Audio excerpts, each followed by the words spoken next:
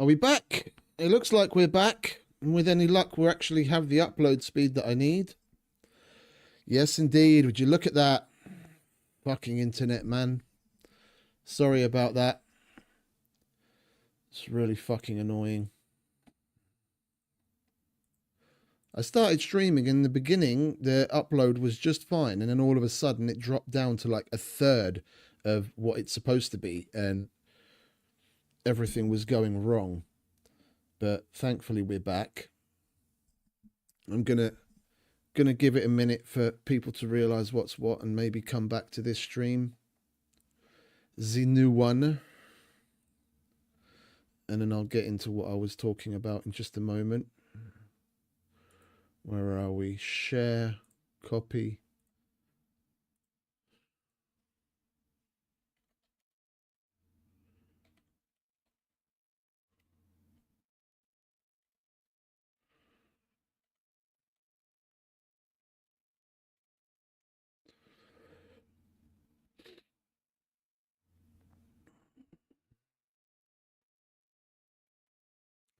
I don't think people are actually getting the info on the stream from YouTube notifying them.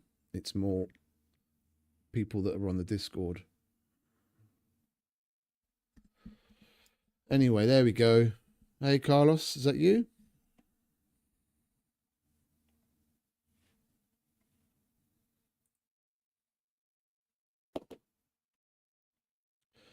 It's much better now. Much, much better. We've got the proper upload speed that we're supposed to have for the stream. Yeah, okay, Coolio, welcome back. Sorry about that. Internet snafu. Can't be helped. Happens from time to time with this ISP. Like 99% of the time it's great, and then every so often we have like little dropouts. Anyway, what I was saying, I was pissed off at yesterday's death. I said I'd go and look at the footage to see what the issue was. Because this is how we learn. And I had no idea why there was no magazine in the gun. That part I figured out. You see very clearly why there was no magazine in the gun. But the other part still begs the question. Yeah? This is when I was running out of the bunker yesterday. And I'm like, fuck it. Let's pull the gun. You see, I went to shoot. And nothing. Here, I go to reload. There, no magazine in the gun. I don't get the opportunity to put the magazine, the fresh magazine, back in the gun. Hence, why there wasn't a mag in the gun when we got back to our body.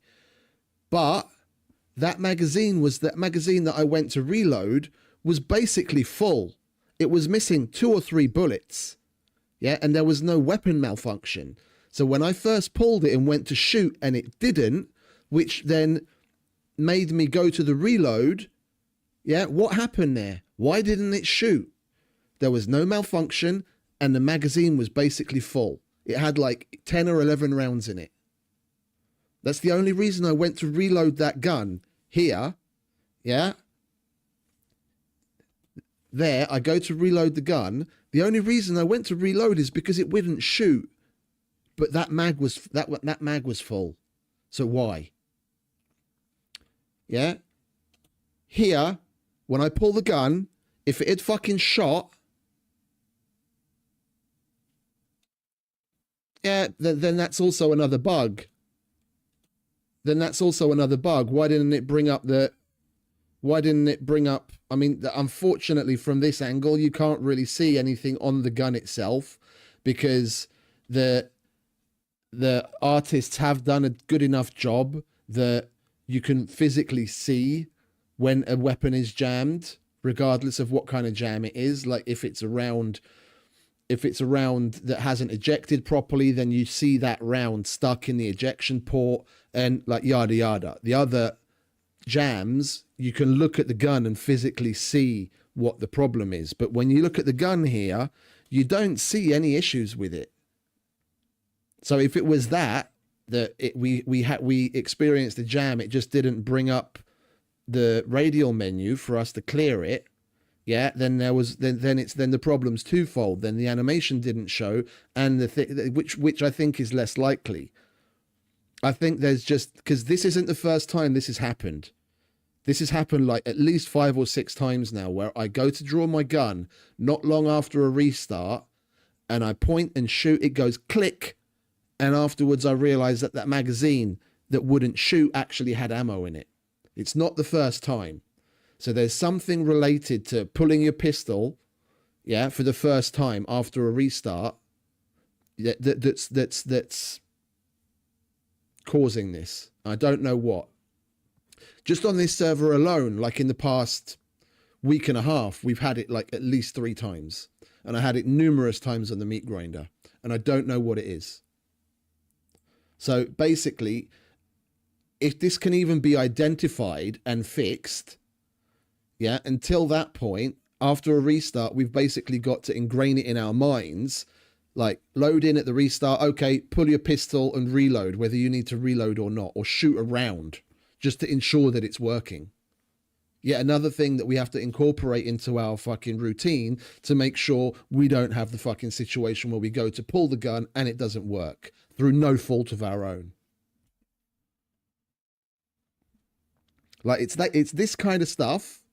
It's this kind of stuff where other people don't care to and don't have the patience to look into it, yeah, that causes them to get frustrated with the game and go away. Yeah, I love this game and I'm interested in what's going on, and I want to help them make it better. So, yeah, and I'm like a dog with a bone. I'm a stubborn motherfucker. I'll go back and I'll look at the footage. I'll see what's wrong. I'll try and figure out what's wrong, just in case it's something that I'm doing, so that I can correct it and not do it again in the future. Because otherwise I won't learn. I won't get better.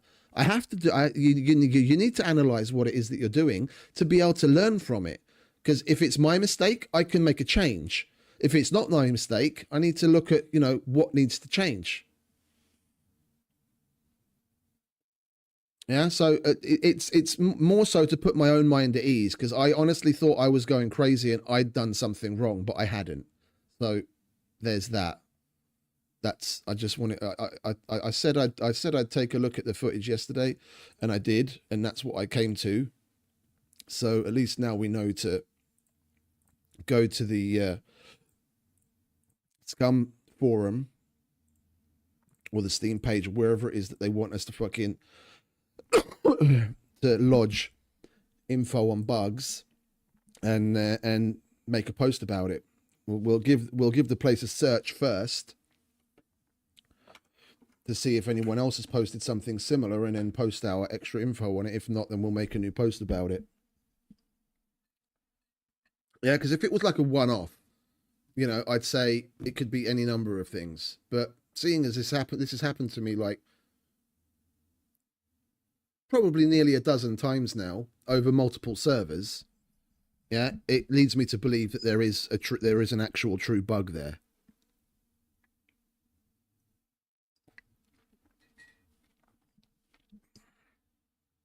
I had the exact same thing happen when we died next to the stream, when we were going after a cargo drop probably about a week ago, and I almost landed in the river.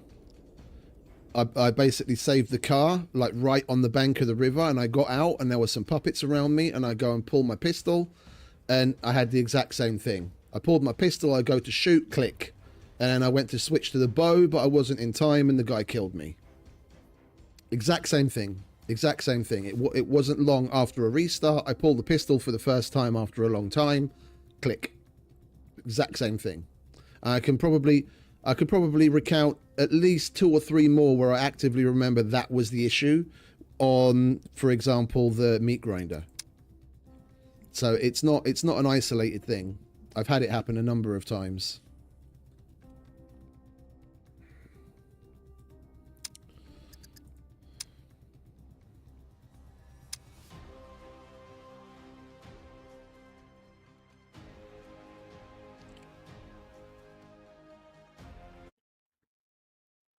Basically, we're going to get the boring shit out of the way.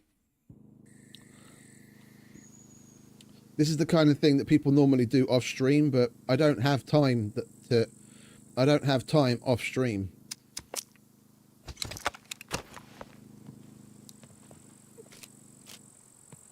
Yeah, I woke up at around midday today, which was like nearly 3 hours ago now. And in between, I had some IRL adulting things to take care of, and I come into stream, and I'm going to stream all the way up until I start my shift at 10 p.m, which is now a little over 7 hours away. And you could say, yeah, but then do a couple of hours off stream, like right now, don't stream this, yeah, and then start streaming once you finish this. But what's the difference? If I'm in game and I'm doing something, if someone's interested and we want to have a chat and whatever, then we can do that while I'm doing this, and then we're going to get to the more interesting stuff later down the line anyway. Like, if I'm in game, I prefer to be on stream. It's wasted potential in my opinion. If someone wants to stay and watch it and we chat, then that's great. If they don't, then they don't. But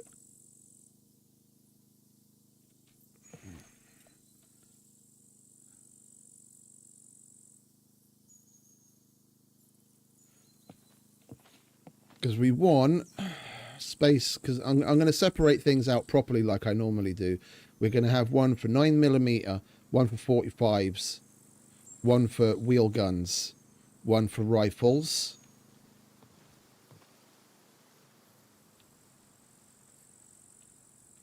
one for bows and blades,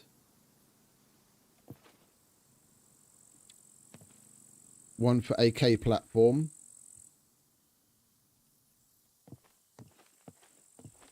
one for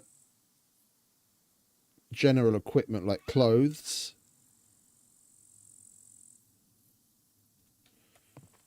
one for go bags, which is hiking backpacks stuffed to the brim with equipment to just grab and go when needed, which is basically just a sub-organized group of the equipment. And then we have to finish a blueprint before it'll let me start another one. Have we placed anything in that? We haven't. All right, let's get rid of that. Yeah, and then one for things like explosives and miscellaneous. So things like our VHS BG, 40 mics, C4 parts, grenades, all that kind of shit. Yeah, and then we've got everything separated out. And then downstairs can stay crafting materials, tools, and other general stuff. Hey, Mr. Becker. Welcome, mate.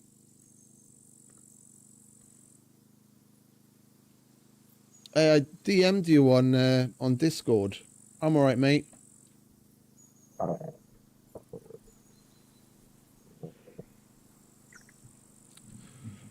No, exactly.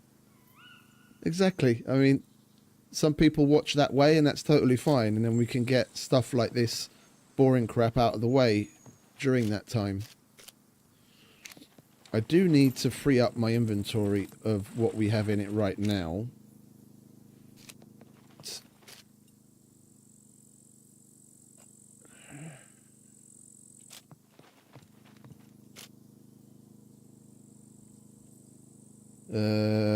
Where are we? Mechanic loot.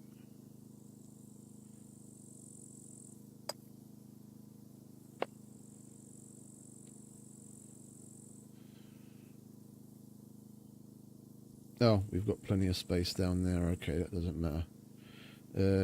Like that.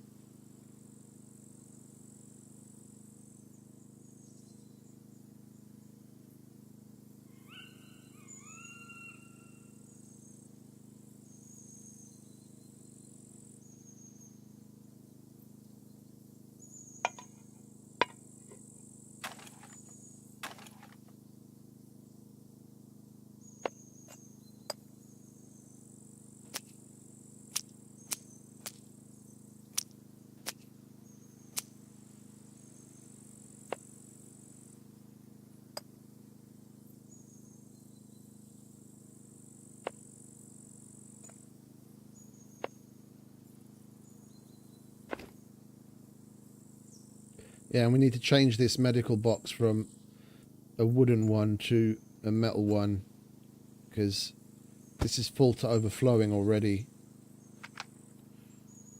We need more space in here.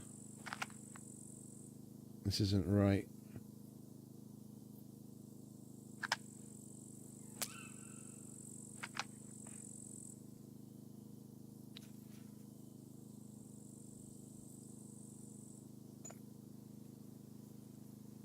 And it's primarily these two boxes that we need to do this for. This loot box, if it would ever load up what's in there, can you hurry up, is just full of all sorts of shit that needs to get organized and put away. And I need to empty it so we can actually go and get more loots, because we've still got, of course, that one expired. We've still got these two cards, the C3 bunker, which is abandoned, and the A0 kill box. And we've still got a yellow screwdriver earmarked to do the Brenner armories in this abandoned bunker. And if we manage to come across some more yellow screwdrivers, then we'll do the kill box as well.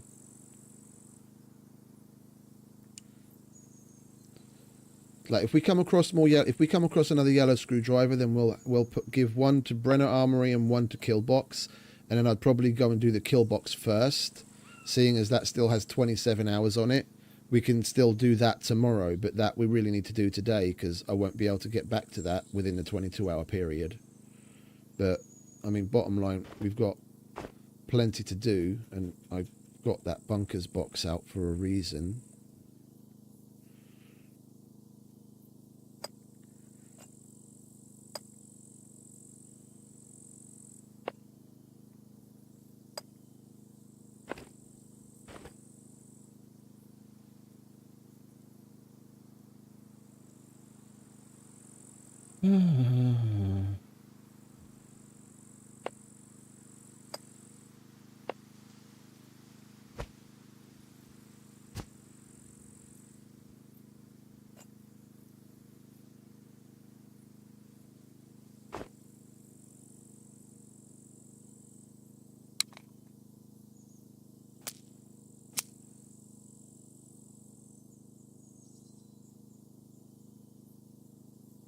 Got 400, 600, another 400, and we've still got that 1,000. Well, hopefully we'll be able to put that 1,000 use to use doing a Brenner Armory later on, but we absolutely need to get this stuff out of the way.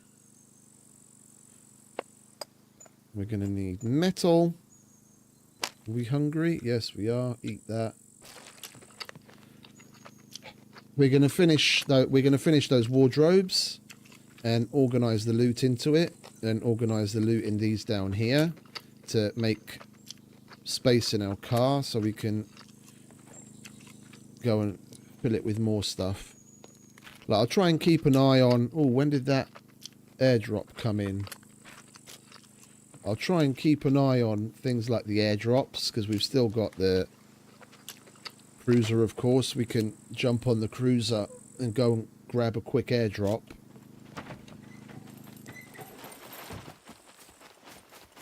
It's going to break up the monotony of building wardrobes and organising loot, and we have the extra added fun and possibility of grabbing ourselves another yellow screwdriver.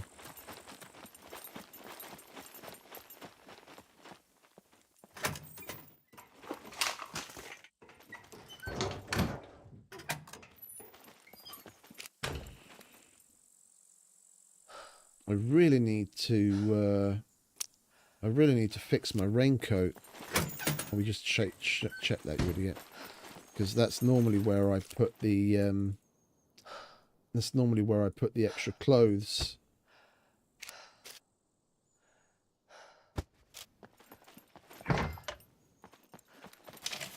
that we need to take off from time to time so that we're not too hot.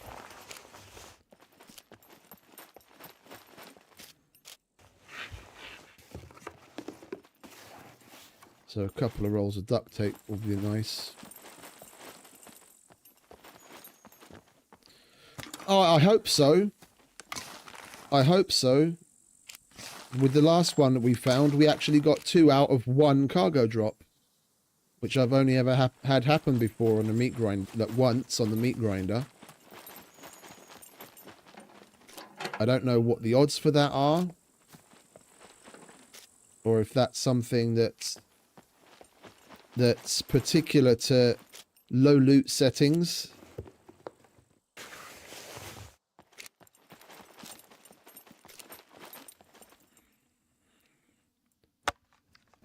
It seems counterintuitive. Like why would it be more frequent if the loot settings were low? But there's a number of things about the equations, like their algorithms and what have you, that don't really seem to add up. And at certain, and not just with the loot, at certain settings, you see rather odd things happen that. It's not exclusive to okay, so then that's not a correlation then. I've never had it happen before. Well, sorry, I just said I had it happen once in the meat group, but before that I never had it happen before. And that was recently. That was like a month or so ago. Before that, in all the 3 years that I've been playing SCUM, I'd never had it happen before.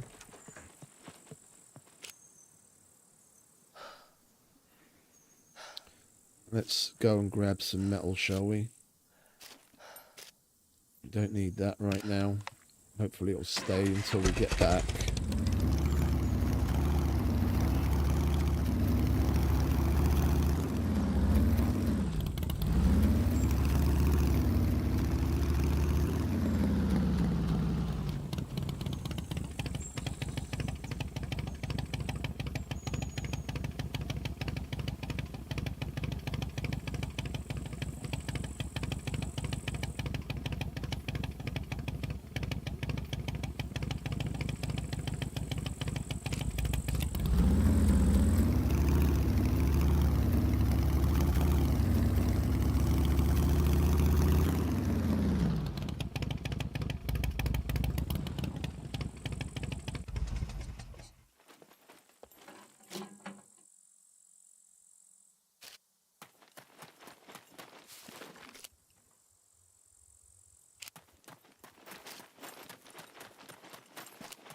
I should have checked how much metal we need for 1 wardrobe. I don't know what it's at with the engineering that I have right now. Whether it's 2 or 3 or 4. And we've got like 10 of them.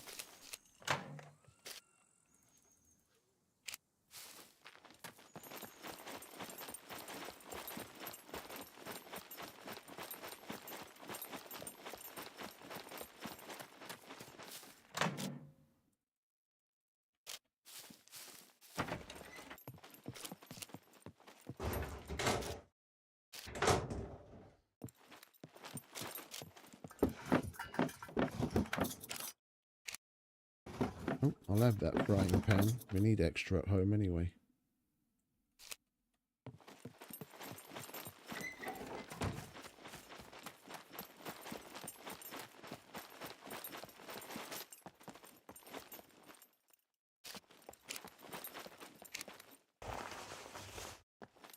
Come on, screwdriver. No.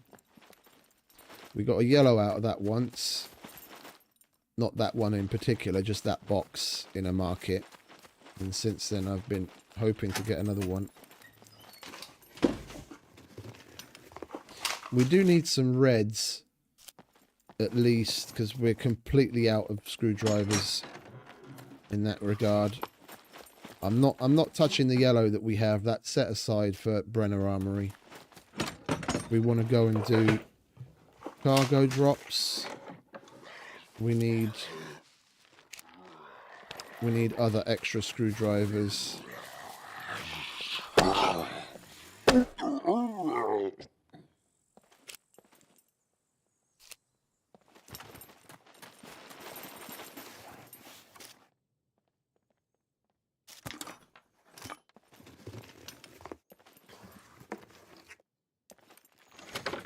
search that. Yeah, I didn't.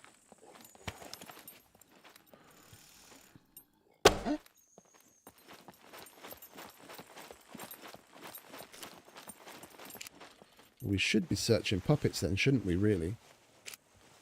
As well. Oh, oil filter. We need that as well.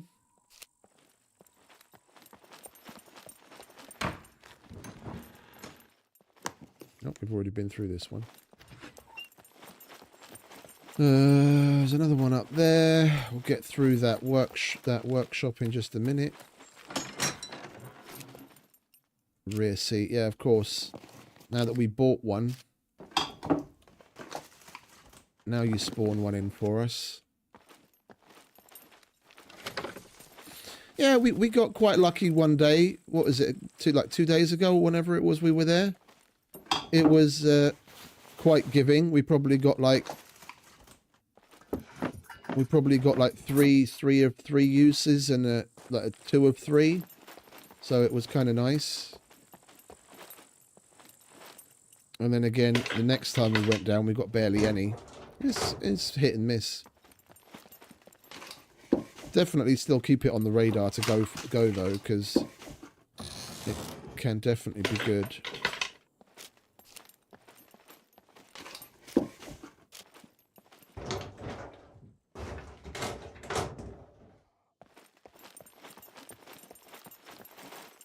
Alright, that was a little disappointing.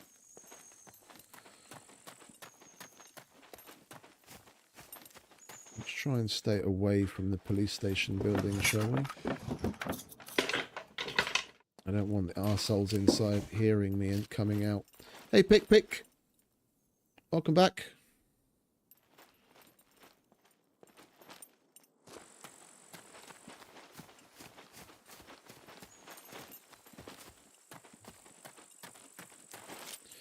Go on, give me some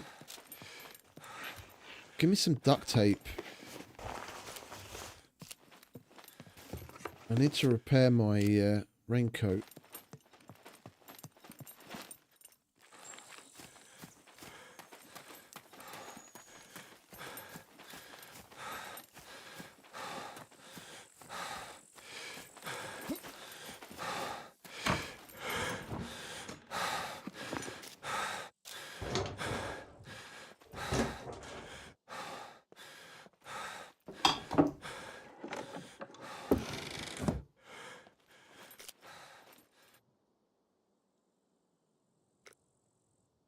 Go and catch your breath.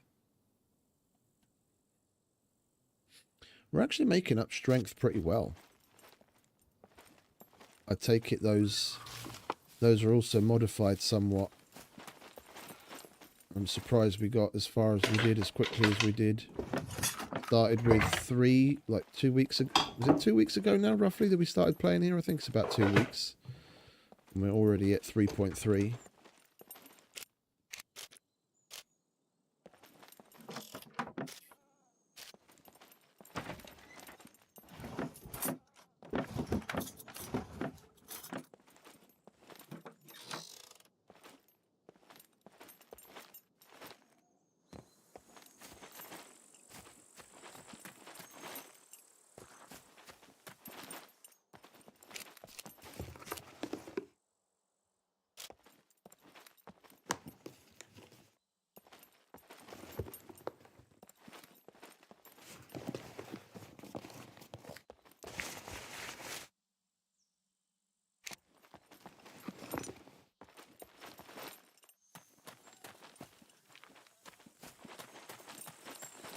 Right, let's get back to the bike and get home, shall we?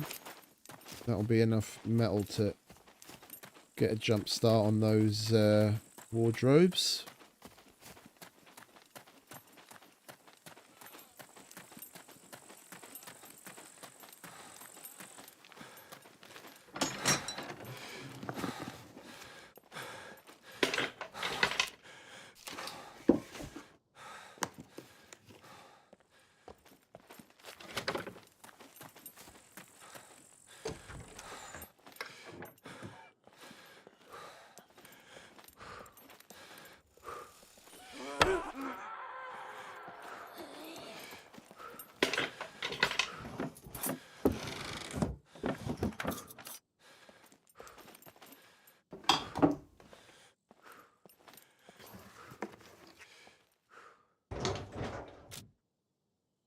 Well, these workshops really don't want to give up the ghost either, do they?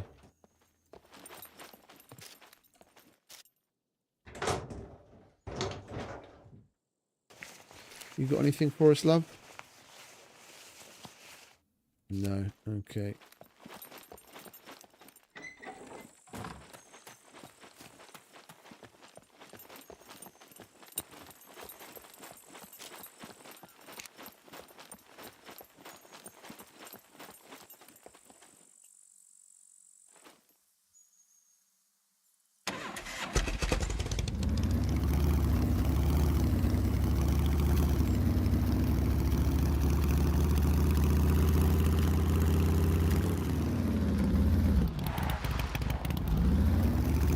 Thought I'd come out and check. I couldn't remember whether there was another vehicle here or not. There's one here. There we go. Lovely jubbly. Yo. Oh, for a minute there, I thought our fucking bags had disappeared. I was like, where the fuck's our bag?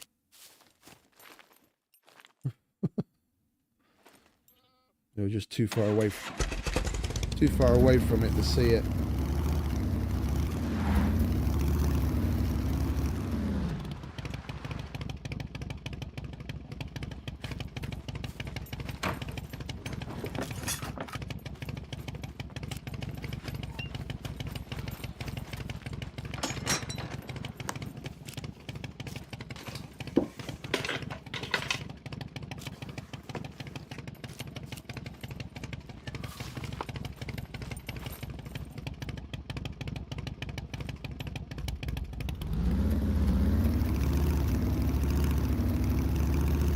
Alright, that should do us for a little while. Hopefully we can actually get them all done.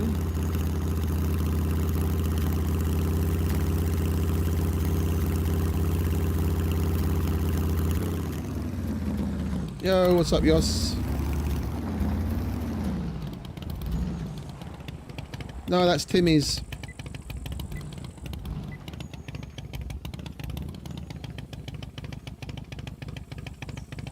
He flew in on that to pick up the Leica I sold him. And he left the plane there in the meantime.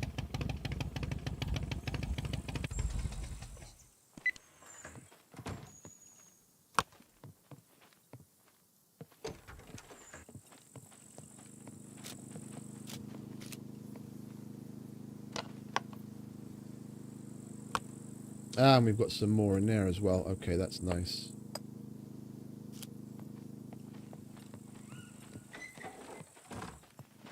Alright, let's get up here and see what else we need, shall we? Yeah, it's 2 per wardrobe.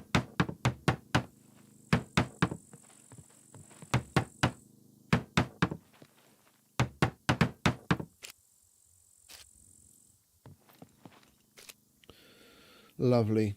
We had enough. So we need bolts or nails, toolbox and the planks, of course.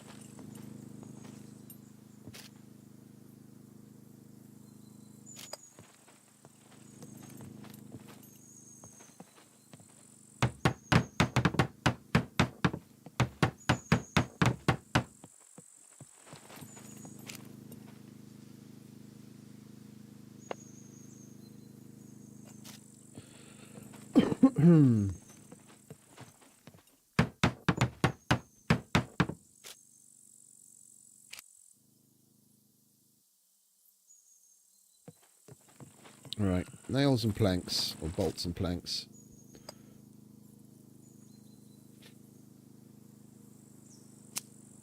I think we'll go with nails. The bolts I'd rather hold on to for for building element upgrades.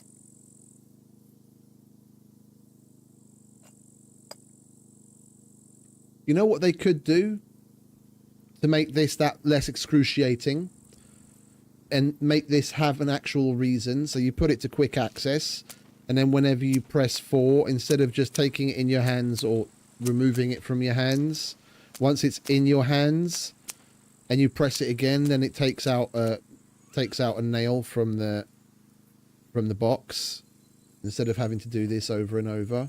Like, don't get me wrong, it's great that they actually reduce the amount of time that it takes to do this already, that we're not sitting there waiting for that little fucking spinny thing every single fucking time. Yeah, but it still has plenty of room for improvement, because it's not like this isn't without its downfalls already. Or just add an option as to empty box. Yeah, and then get the little spinny thing to show up for like 2 seconds, but then it dumps them all out.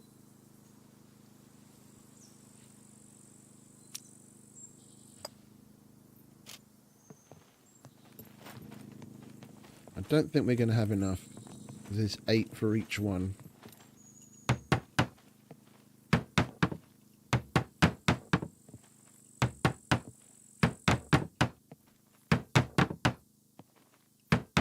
No, see, we're already missing one there. So, where are we? We've still got 3, so it's 8 at 24. Oh, no, sorry, that's that one. 16. We need 17 more. I don't want to use the bolts. I do not want to use the bolt. Oh, we've got duct tape. Glorious. Let's repair that a little, shall we? That's already a help, because then we can at least put that there. Do we have any more nails in our mess of a box here? Today would be nice if I can see what's in my box.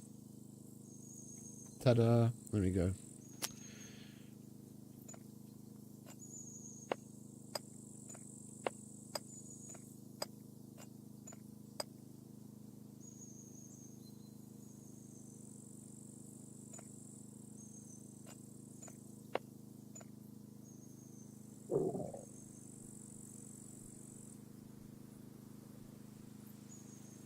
Right, that should do it.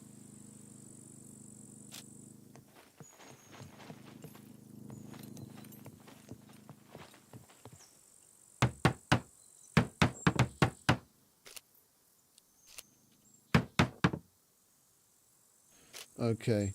Oh, exactly enough. Like, nice. So what's that? We've got 1, 2, 3, 4, 6, 12, 18, 24, 30, 36, 42, 48, 54. I should have just counted off how many we need, because you get 6 planks by cutting it up with a chainsaw. What was that? 1, 2, 3, 4, 5, 6, 7, 8, 9 logs. Much easier. Where's our build box? Where did we leave the build box? Do we even have a build box? Did I make one already or not? So we had a box that we were putting logs and shit into. I think that was it. It just turned into a bit of a catch-all box, didn't it? Oh no, we were using the wheelbarrow. Where is Mr. Wheelbarrow? And we need to move that bike before that door fucks it up.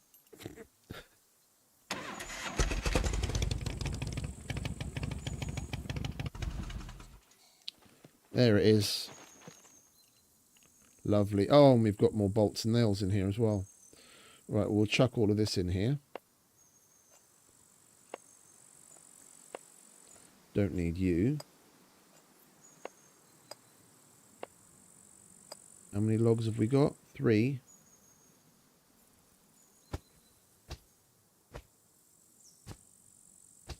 We need 6 more.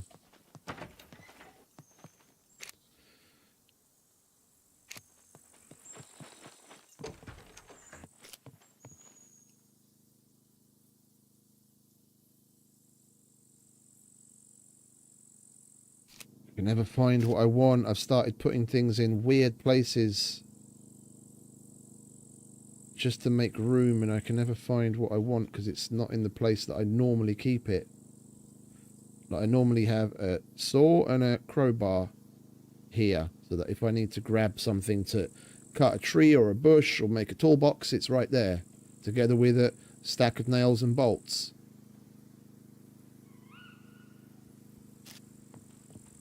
Where's my saw?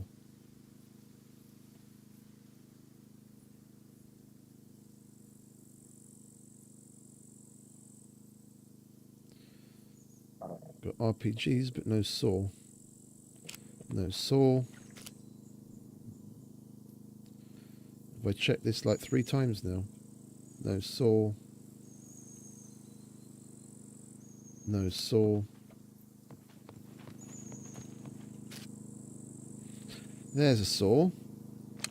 It's fucked up, but we can deal with that. That's less fucked up. Let's not deal with it.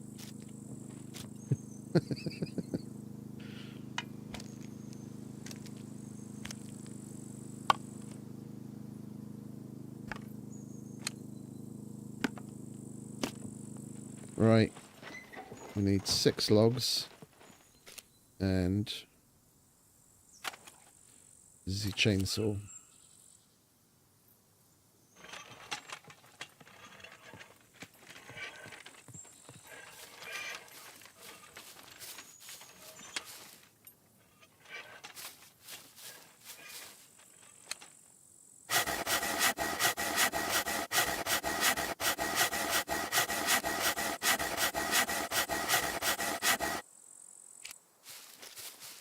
One, two, three, 4.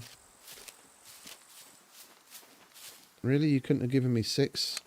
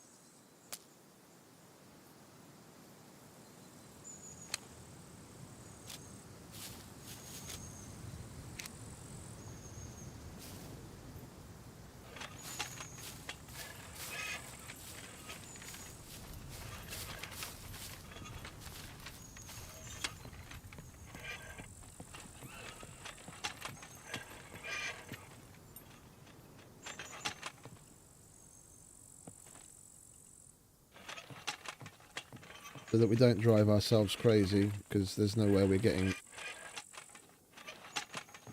the wheelbarrow up the stairs.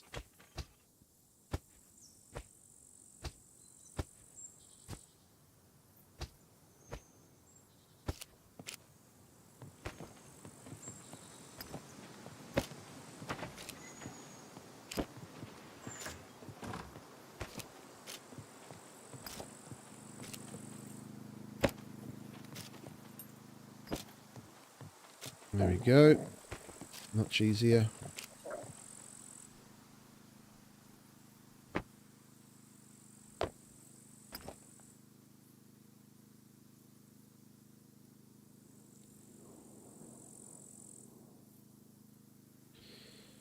Was it 10? 1, 2, 3, 4, 5, 6, 7, 8, 9. Okay.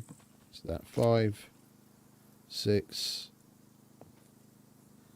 7, 8, 9.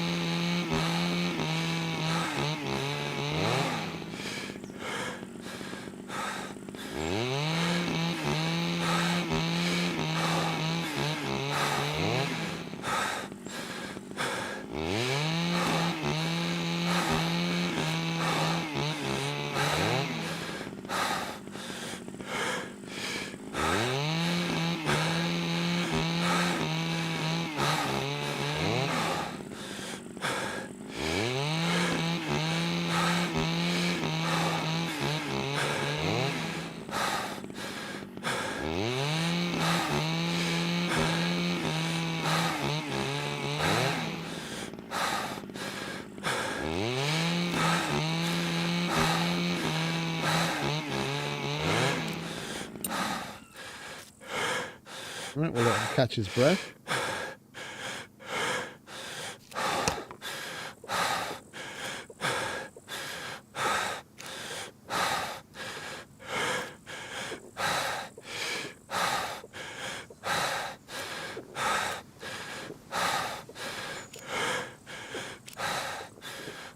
Can you stop panting already, please?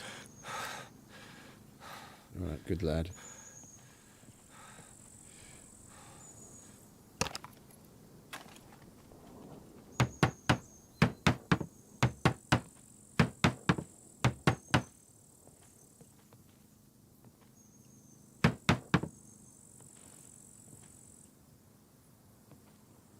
Oh, you've got to be shitting me.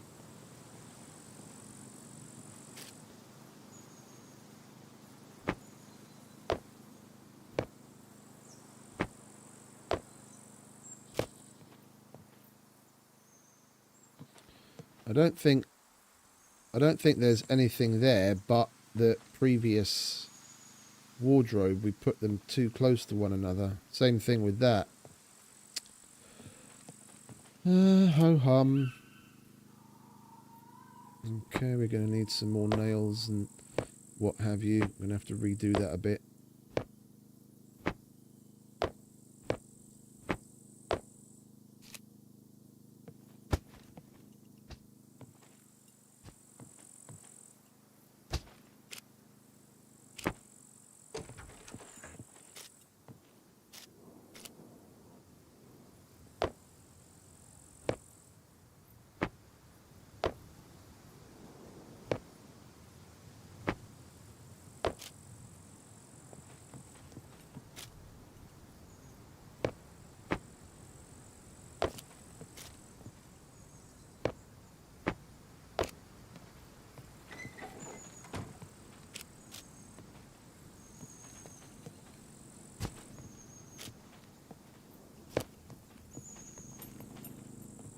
Let's just double check, shall we?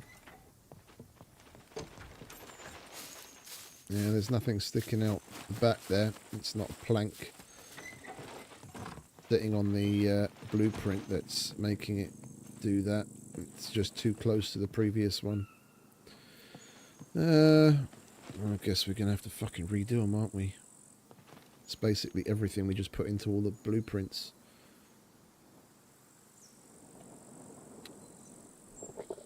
Let's see if we can save it.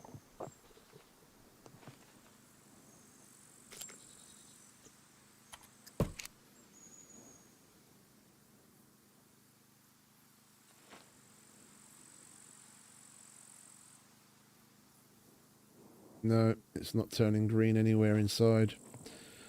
Ah, glorious. Should have just done them one by one, shouldn't I? Place one, fill it. Place one, fill it. Now we have to redo the whole thing. Wasted materials.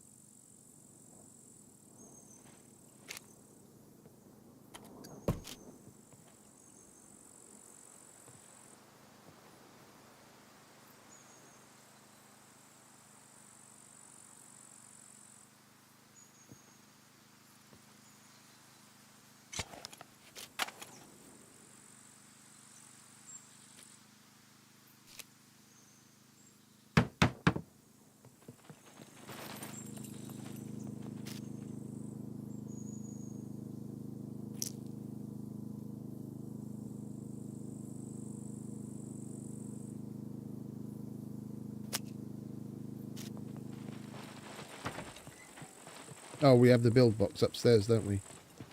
We just need you.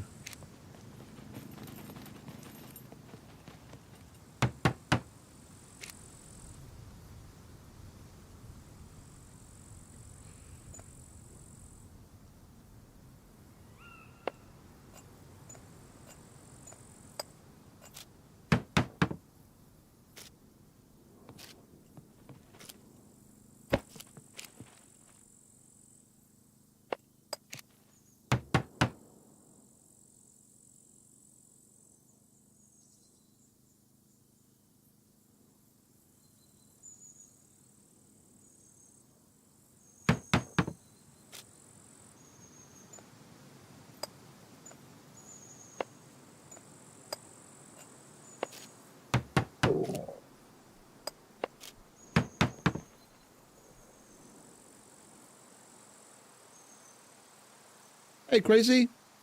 Welcome back. Good to see you again.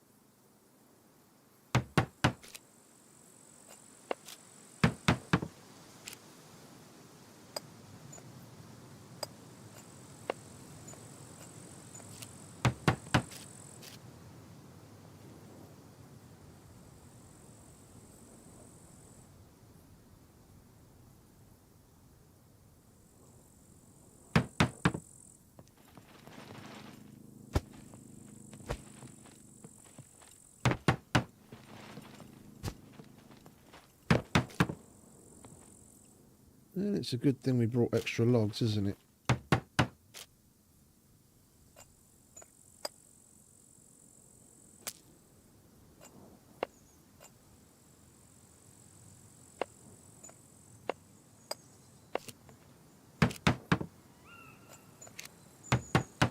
So how many we got? 1, 2, 3, 4, 5, 6.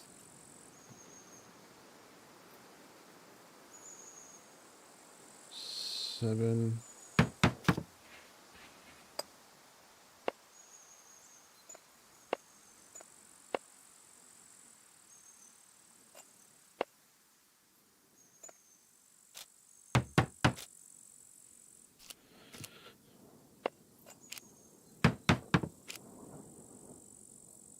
Oh, we've got 1 extra log. Right, so we're going to have to go and get 2 more again.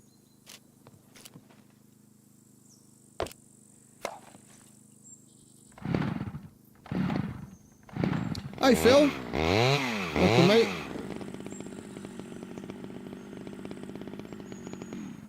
Oh. That's great.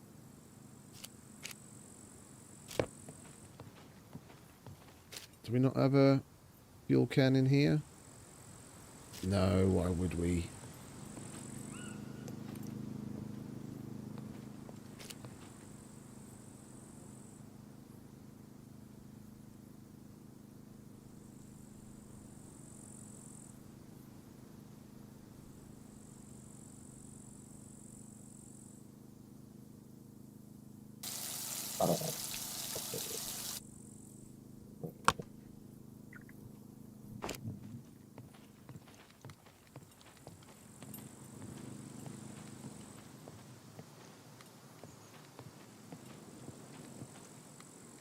Right.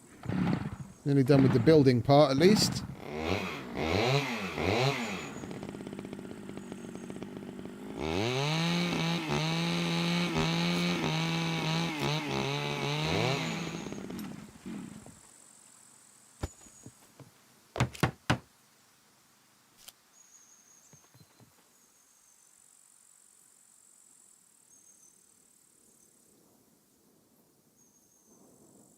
Right, we need to go and get 2 more logs.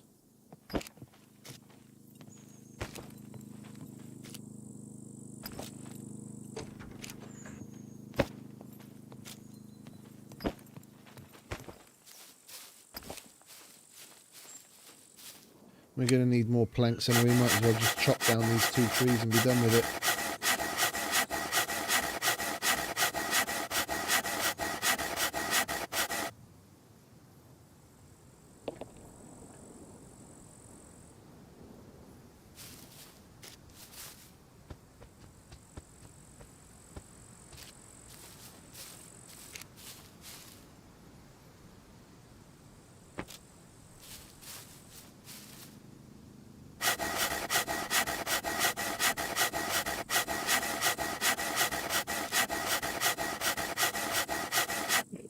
If we're up there building finally, I want to get the bed made as well.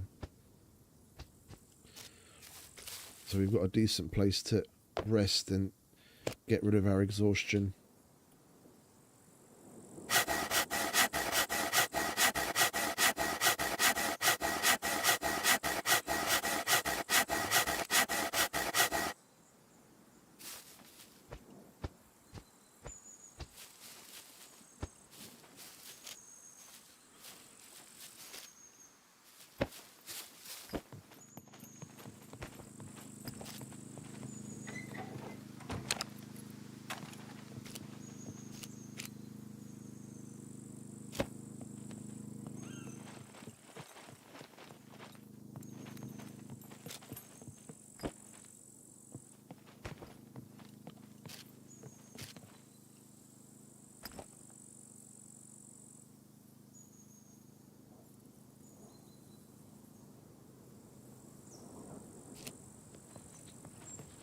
What else did we need for that? We need feathers, we need rags. 2 feathers, 3 rags.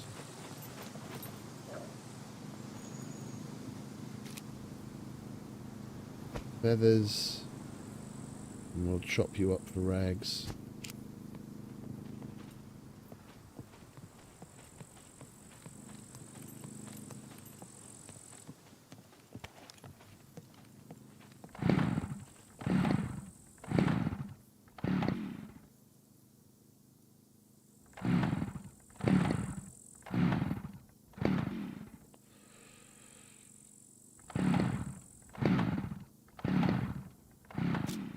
Oh, come on, mate. Don't be a weakling. Get that thing started, would you? 2, 3, 4. 1, 2, 3, 4, 5, 6, 7. Yeah, okay, 1 more after that.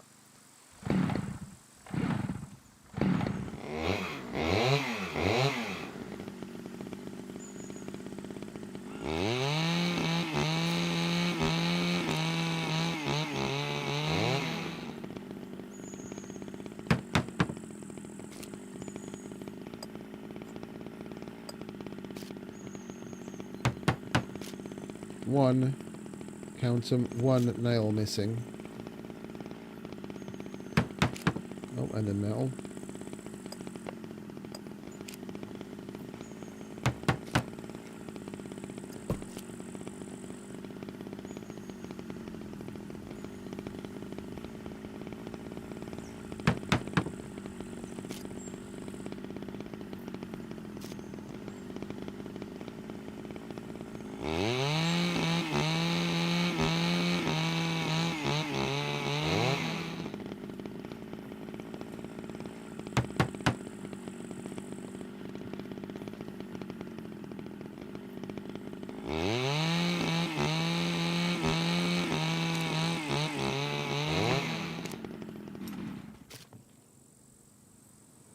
Guess we're going to have to go with some bolts.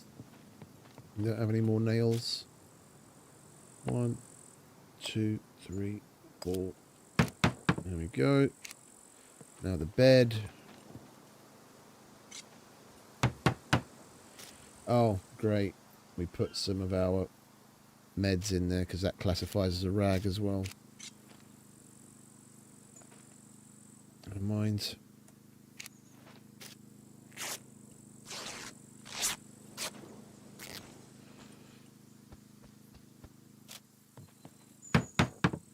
And then long sticks. Oh, and we actually need nails for that. Isn't that marvellous? Alright, please say we have some more somewhere.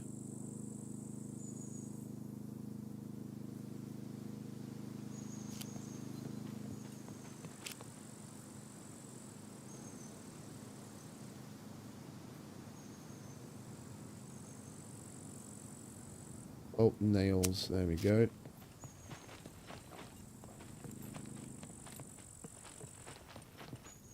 And the long sticks.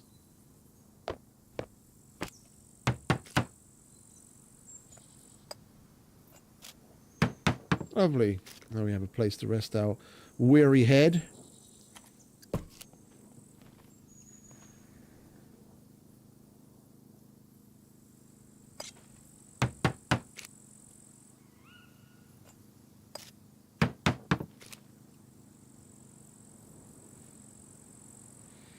Hey Scruff, welcome back, mate.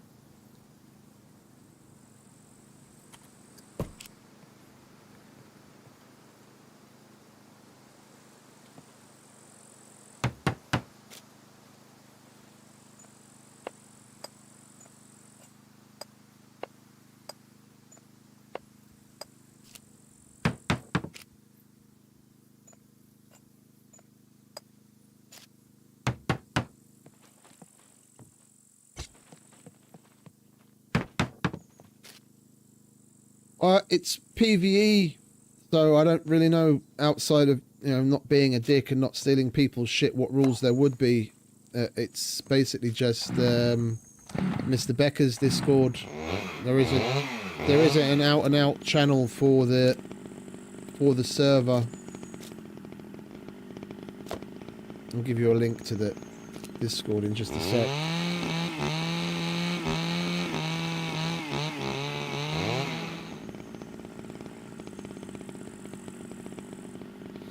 Oh, hang about that. To turn the stupid streamer mode off. There we go.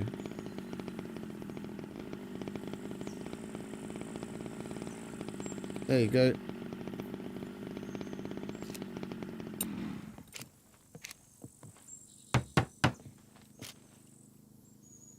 One more plank, really? Well, I'm not starting up the fucking chainsaw for that again.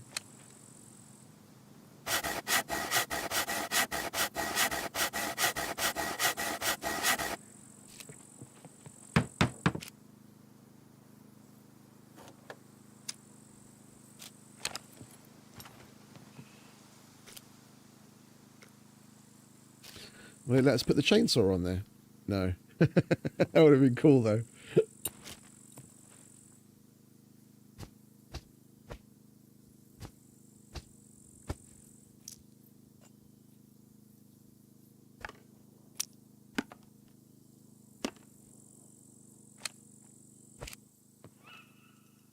Right. Build box can be our footlocker. We've got a little bedroom. Now all we've got to do is get to sorting shit.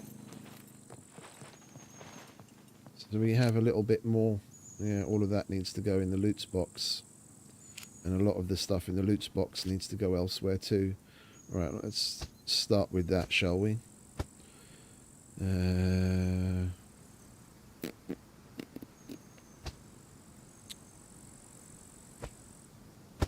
That one needs to go in food. That's a tool. That's a tool.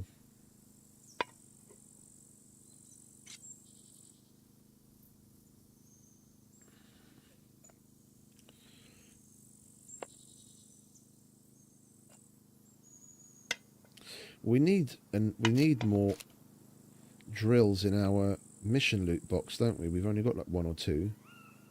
Yeah, I might as well put another one of those in there.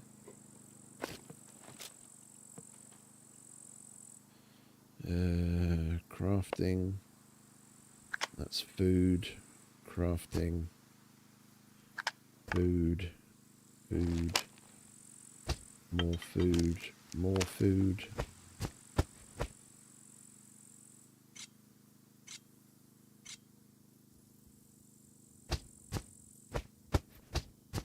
Speaking of food, seeing as we've got so many guts, and we've now got multiple... Oh. You know what? Let's improve on that, shall we?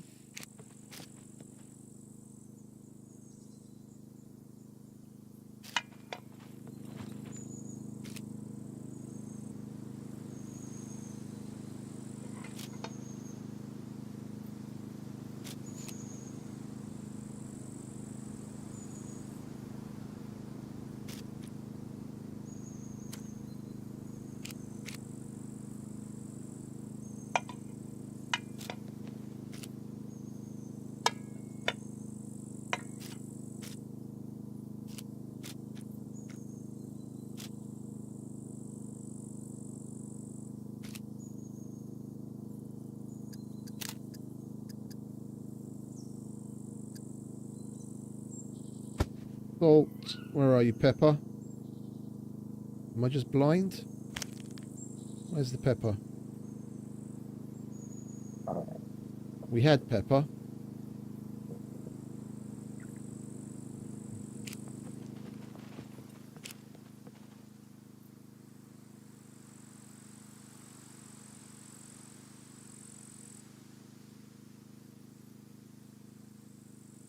There it is.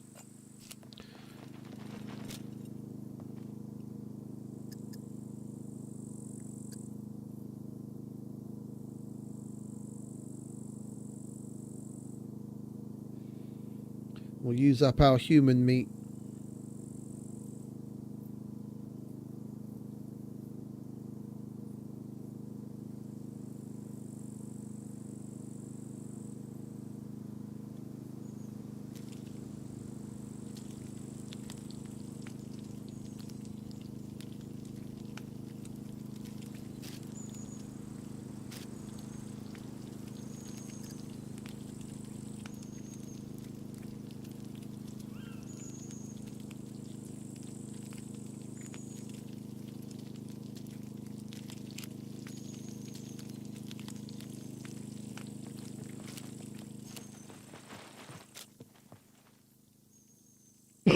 Get something useful done while we're doing this boring shit.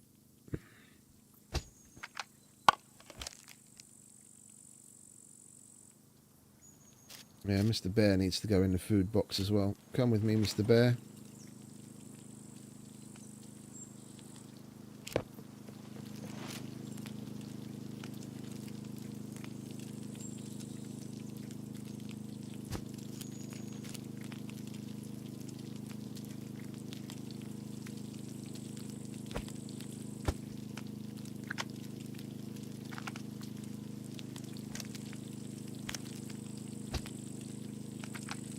If we had the cake book, which we do, okay, that's nice. We could also nip off into town with the materials needed to make some bread, and then we could make some burgers too.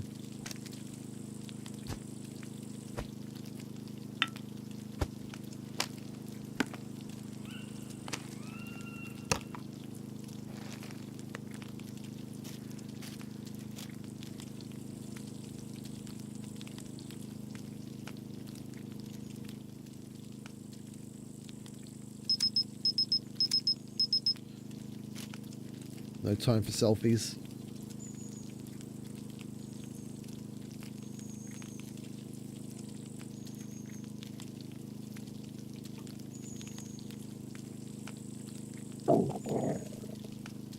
Yeah, I know you're hungry, mate. That's why I'm doing this. Calm your stomach down.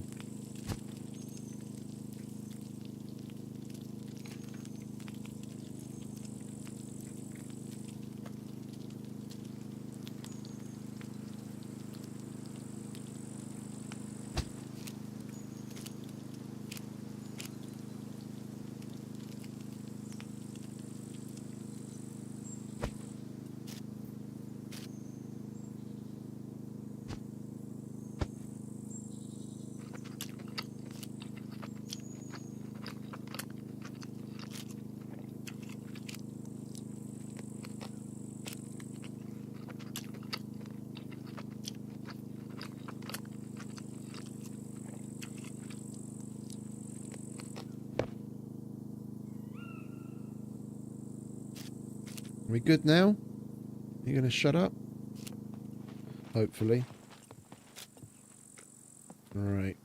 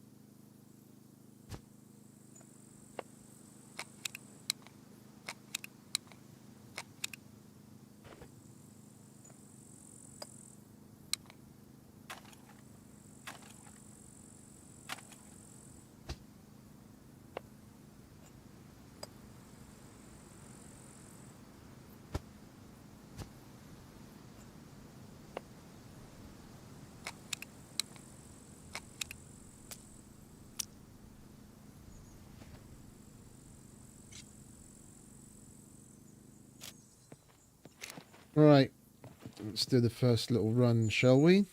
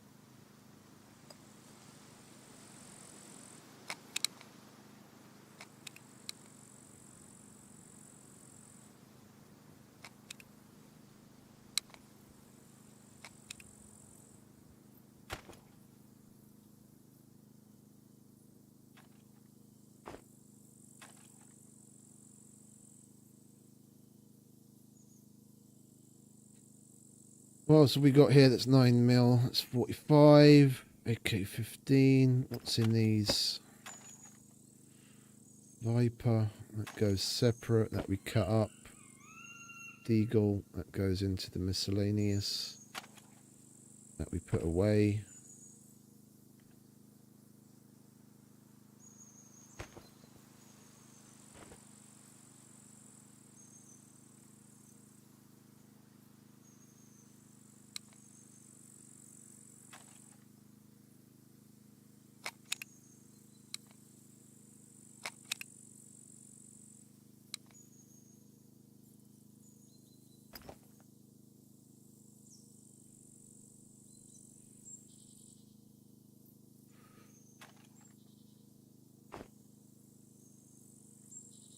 Mac 10's 9mm, isn't it? I'm probably going to end up selling that anyway. I hate that thing. Hate it with a vengeance.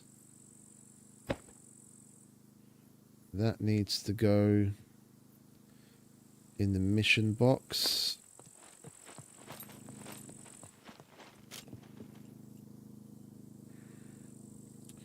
Where it won't fit anymore.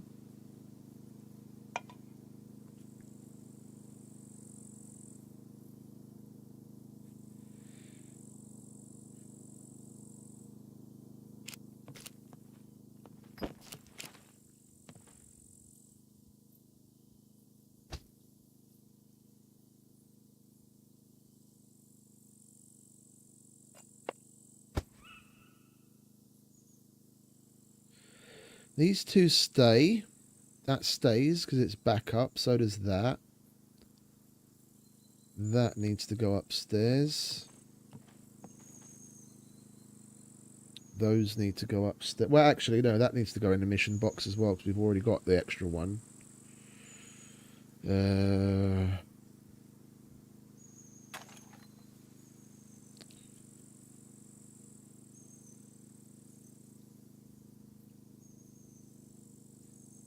I'm going to need to thin this stuff out as well because there's absolutely no need to carry around so many of these at any given time just to do missions.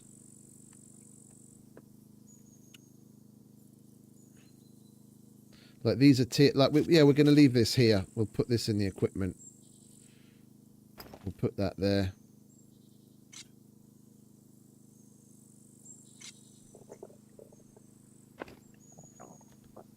And there's the other katanas.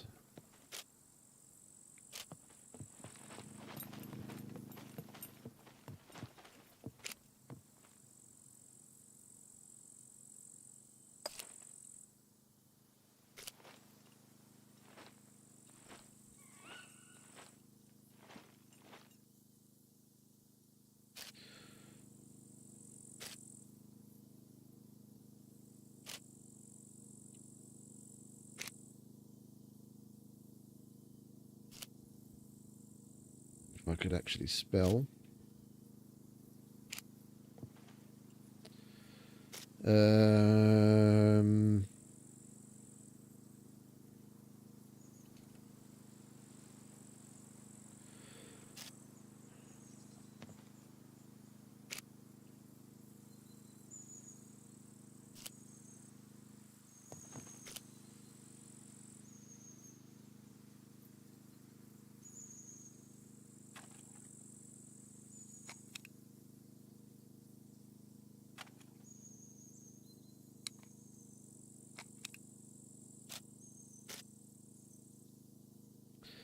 The AKMs also are supposed to go into the mission box.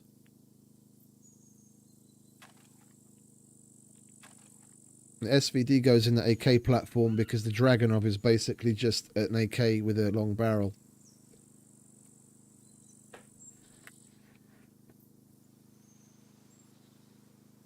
And a slightly different trigger mechanism.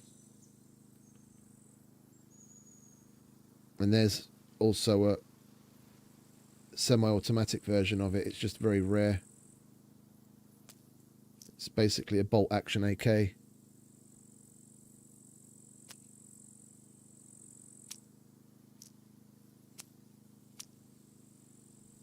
Yeah, that we're going to sell because we're never going to use the baby AK.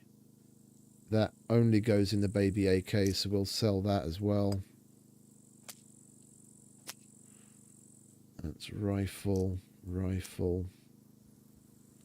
sell, Mark 18. That goes in rifle. Well, yeah, that's new to me.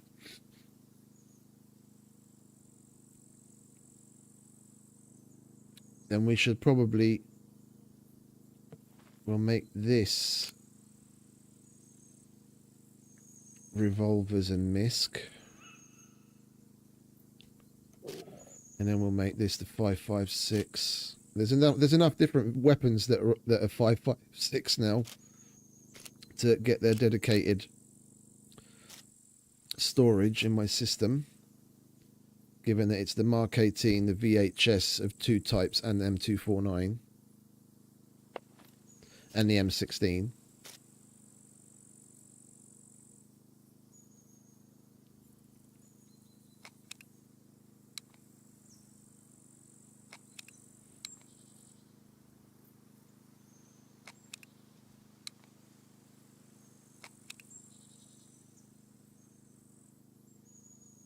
And the SCAR.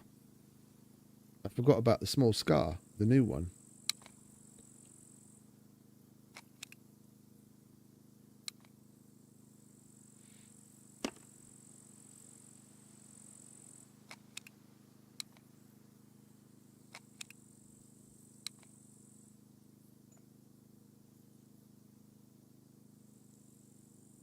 Scopes go in the rifles. Handgun shit goes in the 9mm.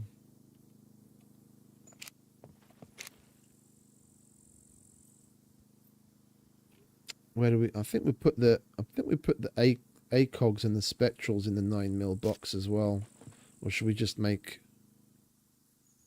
No, I think we'll have a separate box for that shit. Actually, tell the truth, we'll just have a box at the end for things like attachments, but not calibrated attachments. Scopes and sights, that'll go in a box.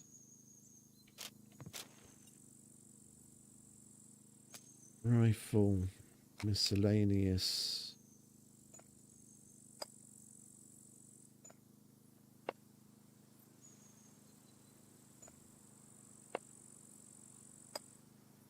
Together with those. Scope, rifle. 308 rifle, 45.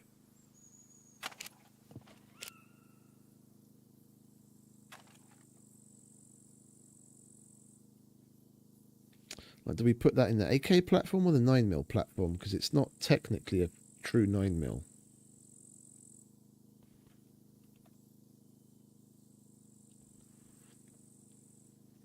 I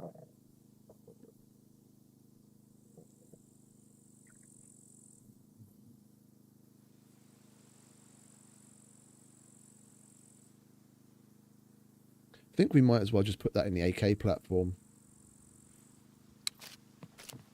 It's Russian.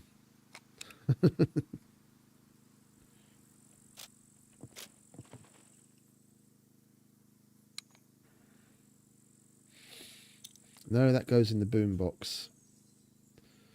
There we go. Rifle. AK. And there's the restart.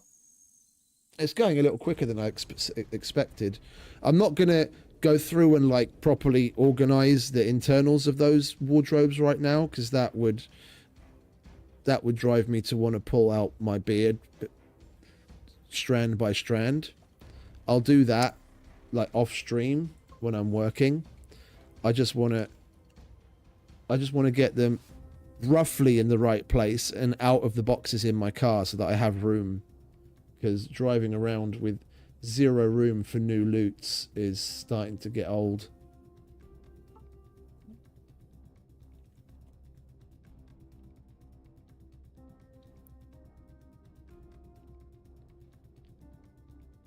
The SVD, or otherwise known by its colloquial name, the Dragunov, is quite an interesting gun. I fired that a couple of times. It's got quite the kick to it, considering it's just a 7.62 with a long barrel. Interesting. I never got the opportunity to fire an RPG, but I've seen it in action, like on the training fields. It was really fucking cool to watch them fire it.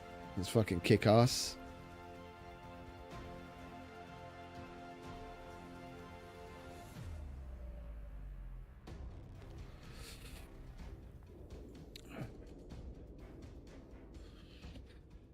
Then we fired like the Hungarian army's equivalent of the RPK. That was fun. Unfortunately, I had to fucking carry them to the shooting range and back again, because of course, what do the fucking COs do? They make like it. I don't know whether this is, if this is, you know, on purpose or there's some trope or something. They always choose the smallest fucking dude to be the fucking rifleman. Yeah, you got some dude that's like 5 foot fuck all, yeah, and you know he's 100 pounds when wet, and they give him the fucking RPK, and it's like, you're gonna be the rifleman.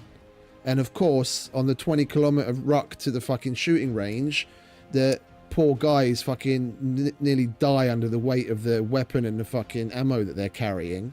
So I'm carrying both of the fucking RPKs all the way to the fucking shooting range and back again.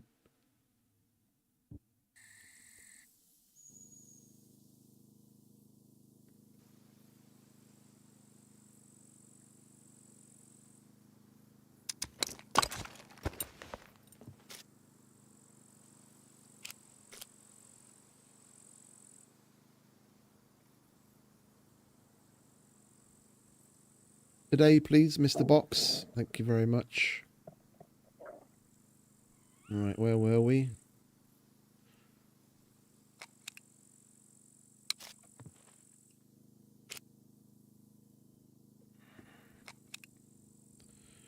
Rifle. Guess that can go in a rifle. That goes in revolvers. What we got in there? Empty. All right, you go back. Are you empty? Looks like it. Rifle. That's 45s. Rifle. That's boom.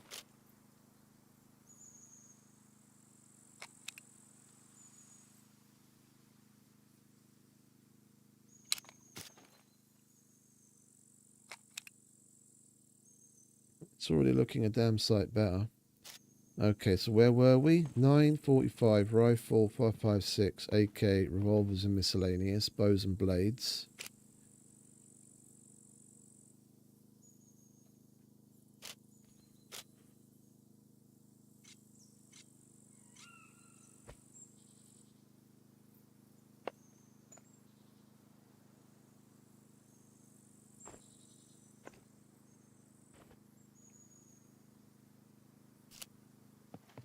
And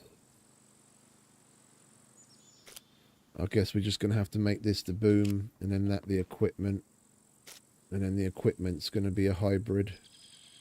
Go bags and extra equipment.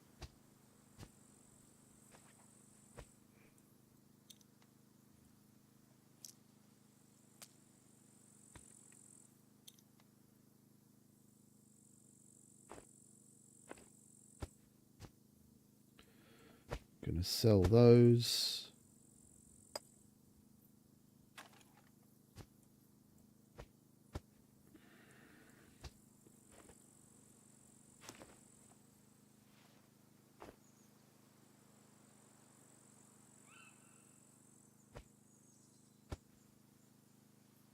Well, that was a lot less painful than I was expecting. I got through that quickly.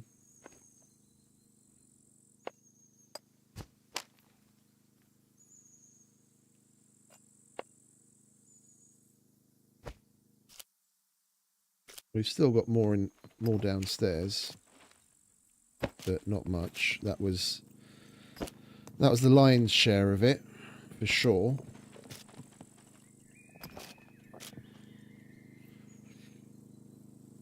Right, we might as well leave in here what we're going to sell.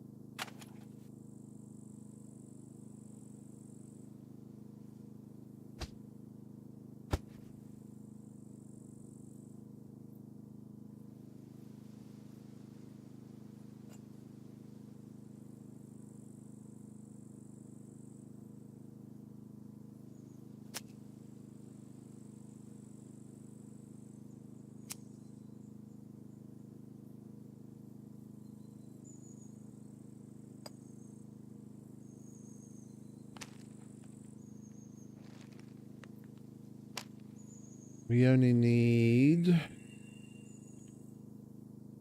2 katanas in there. Or do we?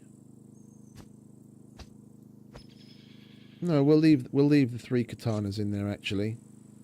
Because I take one when I go into the bunker, and then we'll keep the backups in here as well. That's got arrows in it as well, doesn't it? Yes, okay, good. That's grab and go to solve problems. That goes upstairs. We should have put that stupid chainsaw in the build box.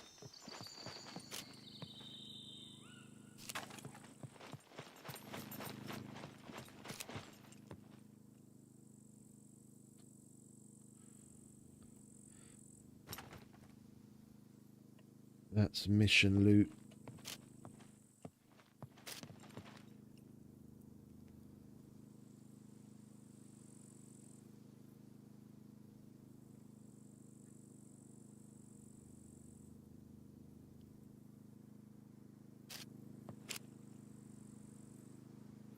I guess we'll leave it there then for now. We just got to remember that it's there. We've got extra bags and an RPK for missions in the bunkers box. That's a backup gun. That's there to kill mechs when we get there eventually. Yeah, okay, that's okay.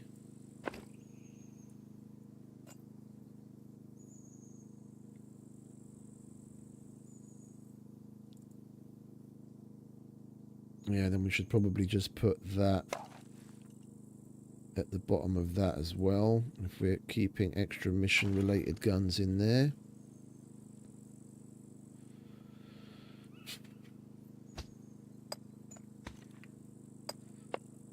That all goes upstairs. We'll sell that because that's shit. That's the boom box.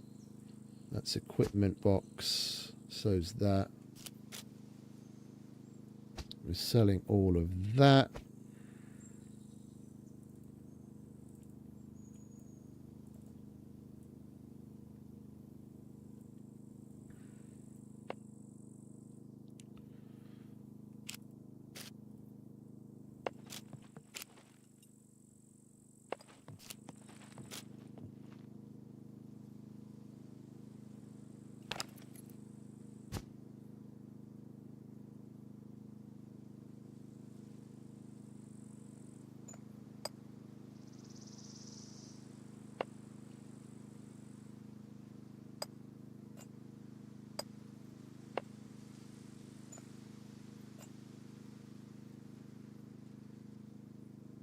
Okay. We actually managed to fucking empty our loot box. I can't believe it. Now we just have to put away everything that we've got in our inventory. And we need a box up here to keep the scopes and shit in.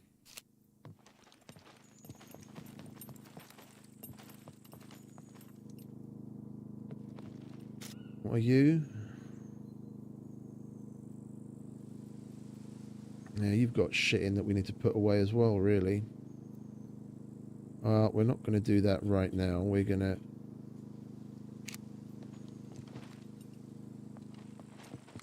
We don't have any other boxes, do we? Did we have one left in our bite, in our wrists? No, we took that out and we took that out. Carla, leave any in here? No.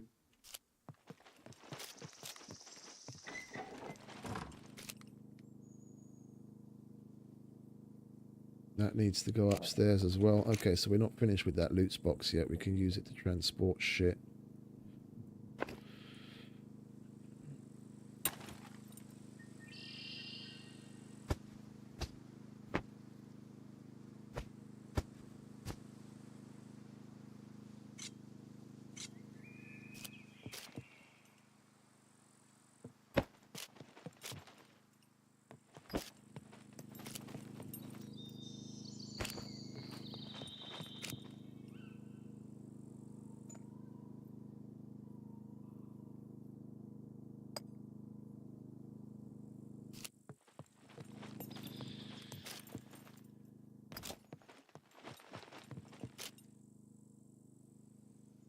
And of course we don't have enough metal left over. Alright, never mind.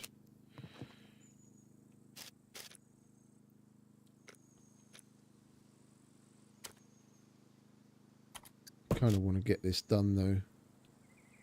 And we don't have to deal with it again. We need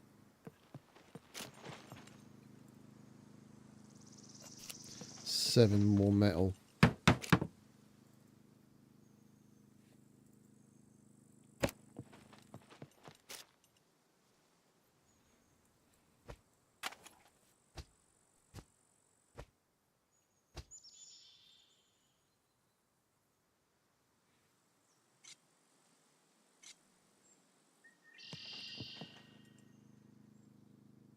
Five, 5, 6, and that's what we're going to sell. Okay. Anything in here that we're going to sell? Yeah. Gas grenades we're not going to use for anything anyway, and they sell for decent money.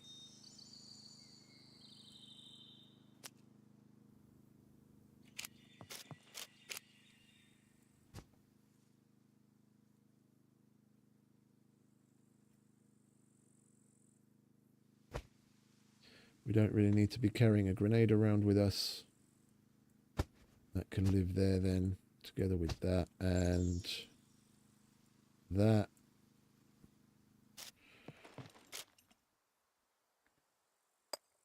Right, we just need to finish that silly box so that we can put all of these scopes and shit away, and then they can live there.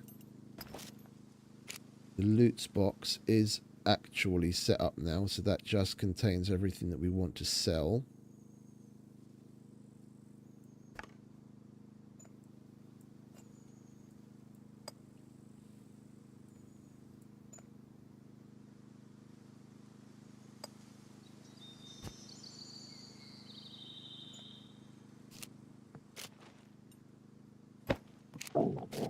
Bunkers box we also looked through. Mission boxes we also took a look at. That should have batteries in it. Oh, it does. Okay. Extra ammo. Dial lock we don't really need.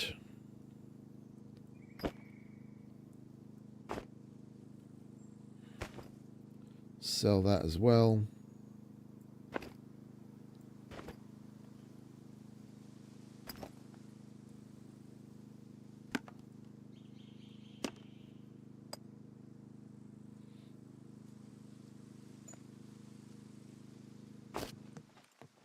It's actually going rather a lot faster than I envisioned.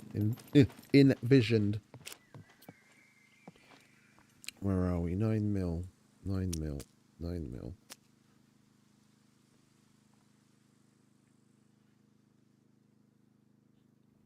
Yeah, we just need some metal. We need 7 pieces of metal.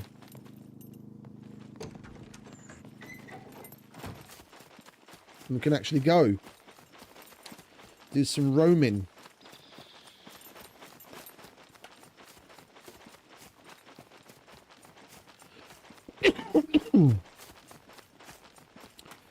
In 4.5 minutes, there will be a cargo drop incoming. With any luck, it'll be near us, and we can maybe even go and get that.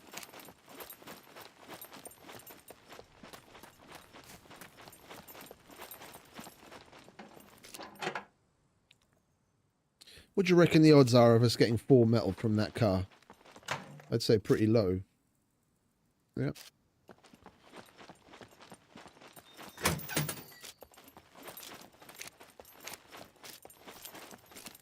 Oh, hello, block mag. I'll have that.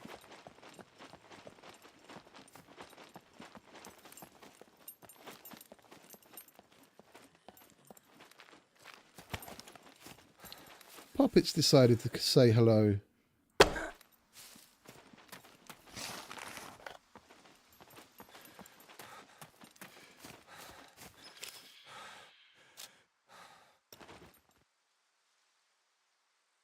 We've still got that stupid fucking M82 on our backs. I forgot to put it away.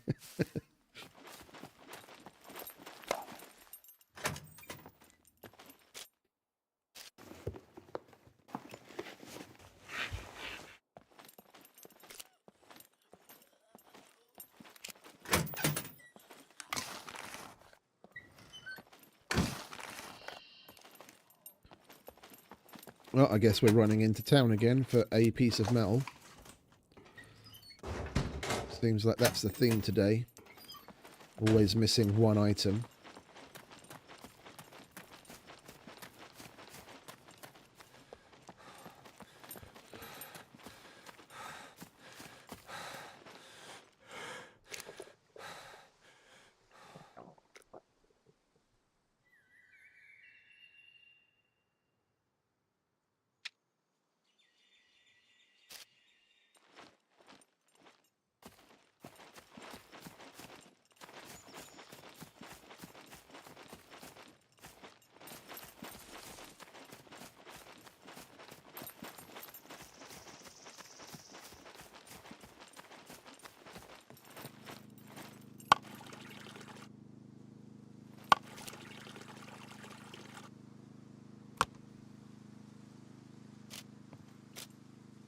Oh. No, it's too heavy. There we go. Do we not have a solitary piece of metal down here somewhere that I like misplaced or I don't know what? Please say we do. Or did we already check that earlier when we were making the wardrobes? We did, didn't we? Yeah, okay.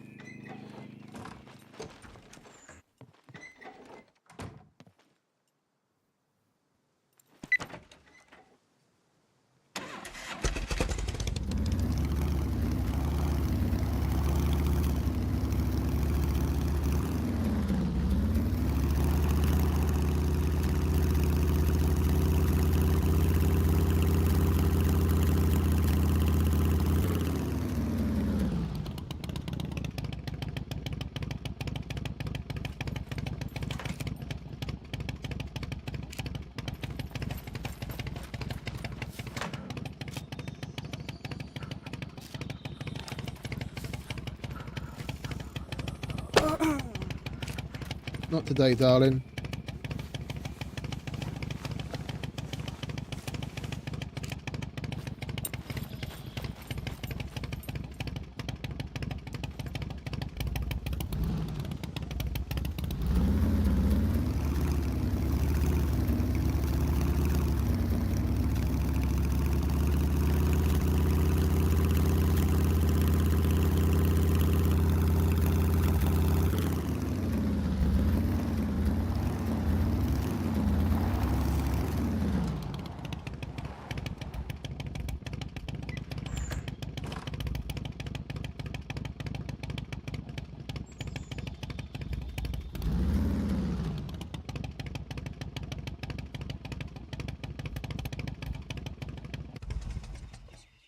Right.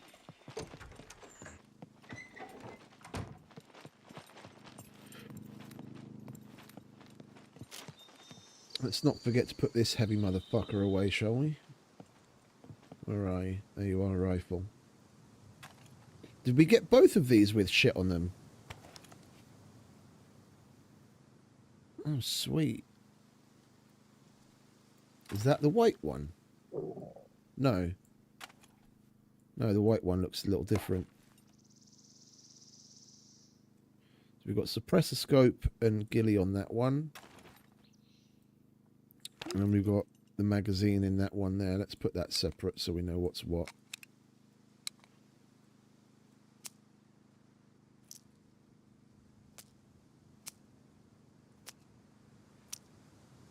Just curious to see how much ammo we've got for it already.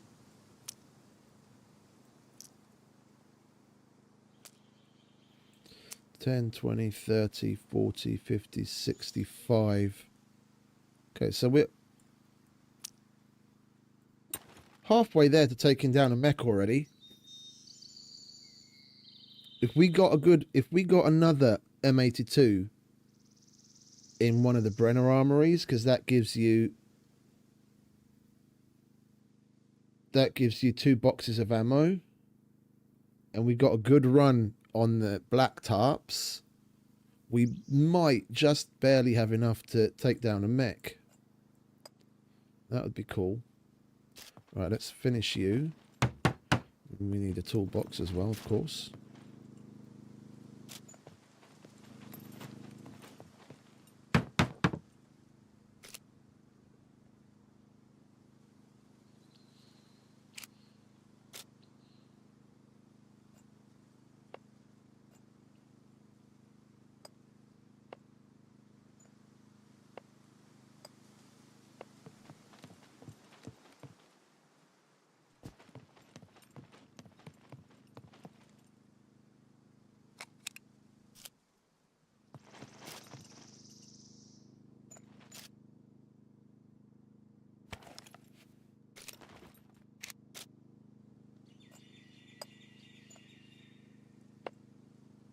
No, we want to hold on to that.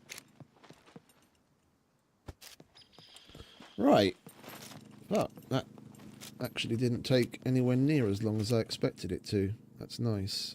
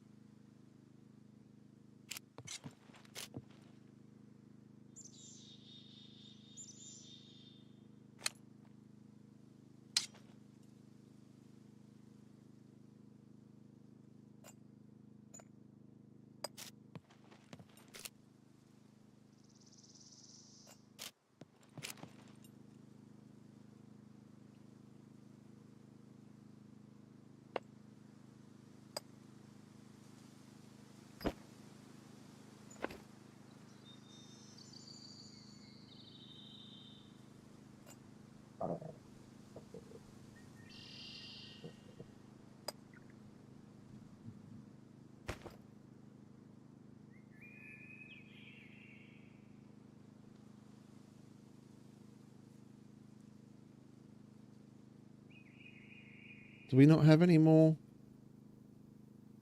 general meds? Like bandages? It's all the higher tiered stuff. Well, I guess we're just going to have to make some then, aren't we?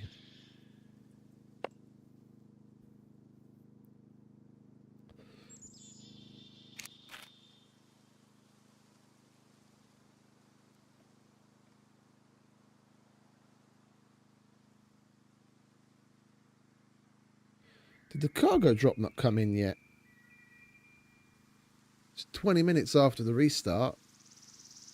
It's usually pretty on the nose. Oh, there it is, A0.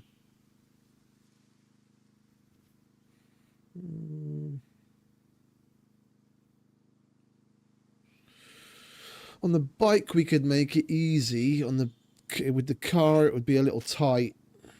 I think I'd prefer, if we go into that, I'd prefer to go with the car. If we're that close to the A0 trader, then we could go to the trader afterwards to do some missions.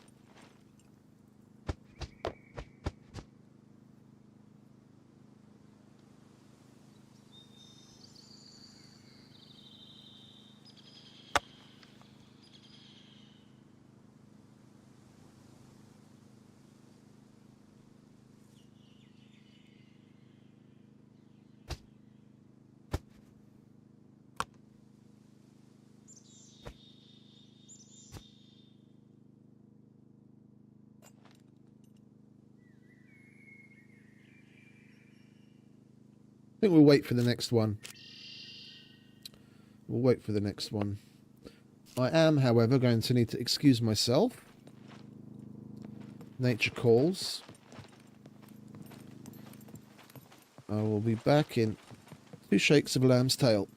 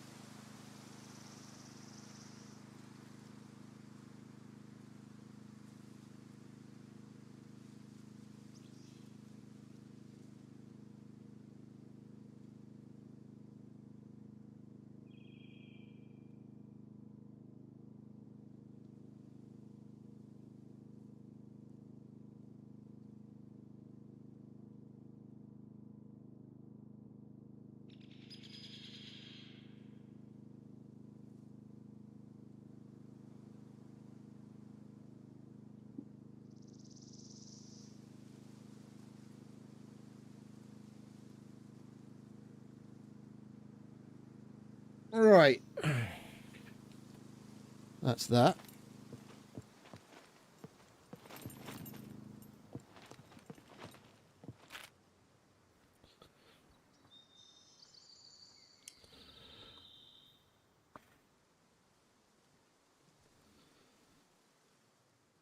We still have a screwdriver, but we have 0 reds. And we've got, what's that, 10-15 minutes until the next cargo drop comes in. What missions do we still have open? We need a pickaxe, we need brake oil. Those we get to do in bigger towns, and we have to locate files. So that doesn't really give us all that much direction. I mean, we could go to the coal mines, but that's quite the drive from here. Like go to C2 Trader, do some missions, see where that leads us. Go to the coal mine, see if we can find a screwdriver, maybe come across a pickaxe. Maybe even go through the mines, see if we can come across a TNT even.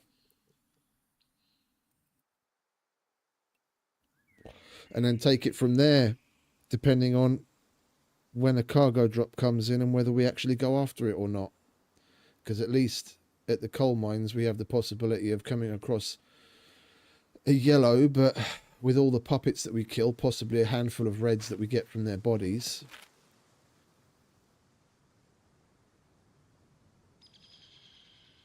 Yeah, we don't have the general trader at C2 up to the level where we could possibly get the missions. Oh, we do. We have unlocked tier 3.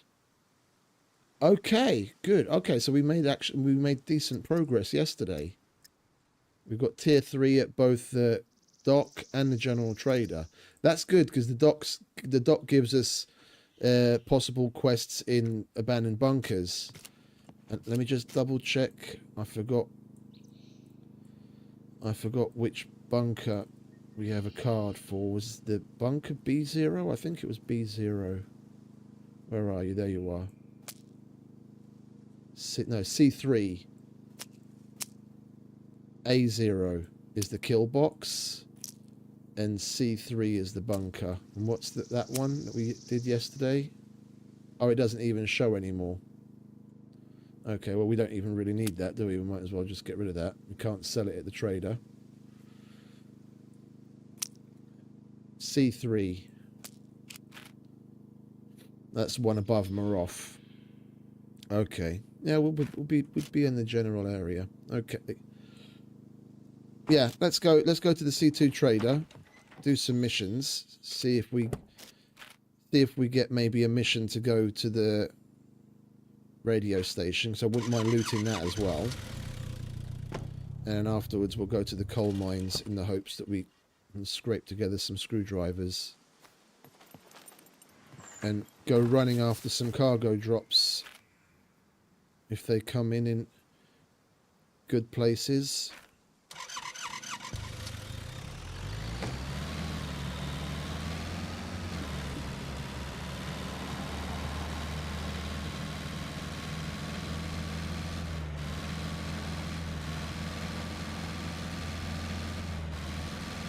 Past that, going to the big city would be a good idea as well, seeing as how many of those billboard quests, we've got 2 of the billboard quests to complete, and one of them needs quite a number of billboards. We need 5 on that and 4 on that. Then we could go and visit the gun shops, hunting shops, and the hardware store yet again, in the hopes that they have something nice for us.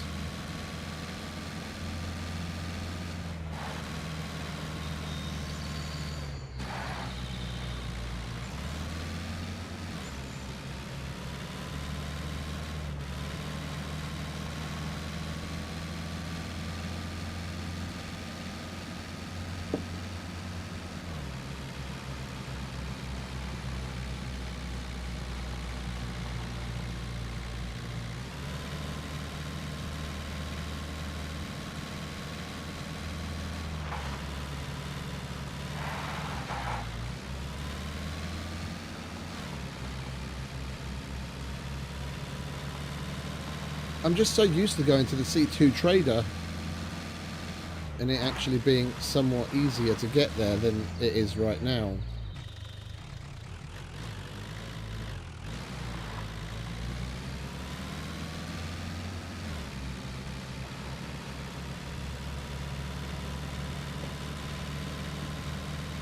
living up here has been my go-to for so long.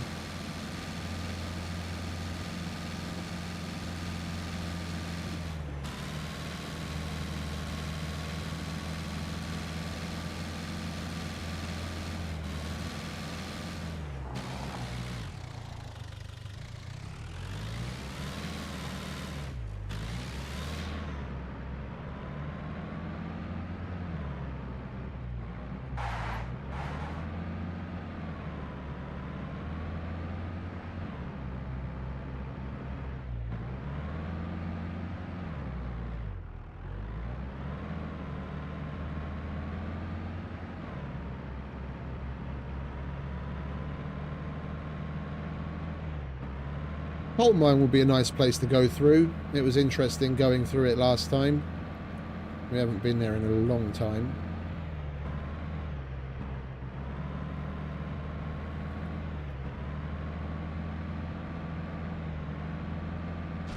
Whoops. We still have a bumper at least.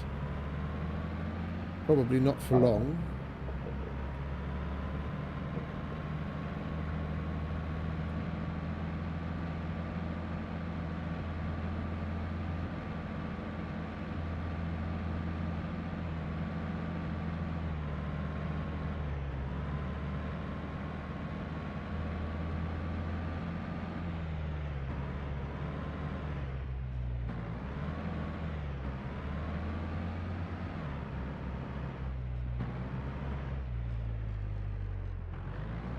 Let's stay on track.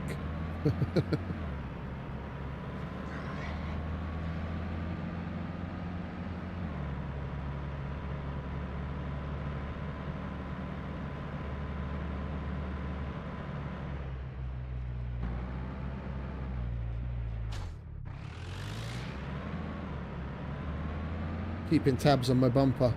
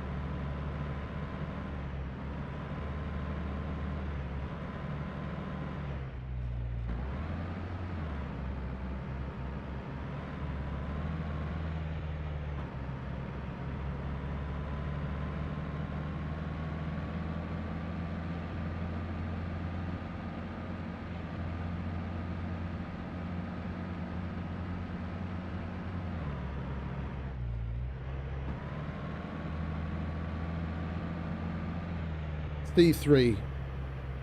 That was the abandoned bunker, wasn't it? C3. That's what we've got to keep an eye out for in case the doc has a bunker specific quest for us. We'll take that for sure.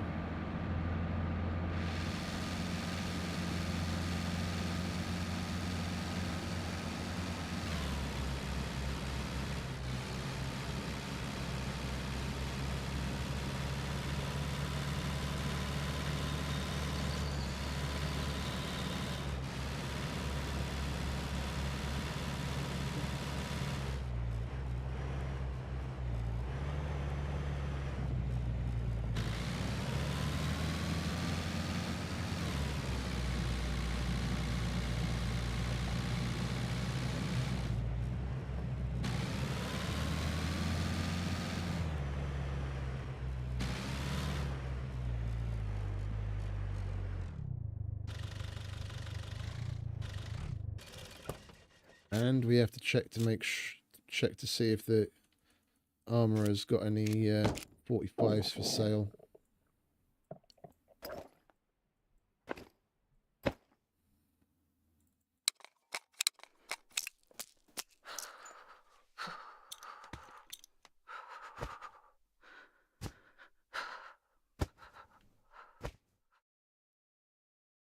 Okie dokie, mate.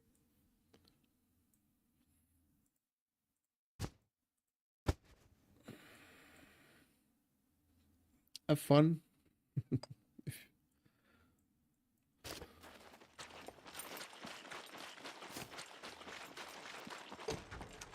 up. So, That thing registered? Kidding. Nobody cares.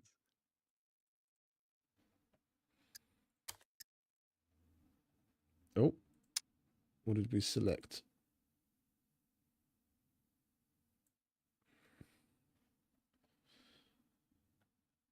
What did we select by mistake? Oh, it's the traders' funds.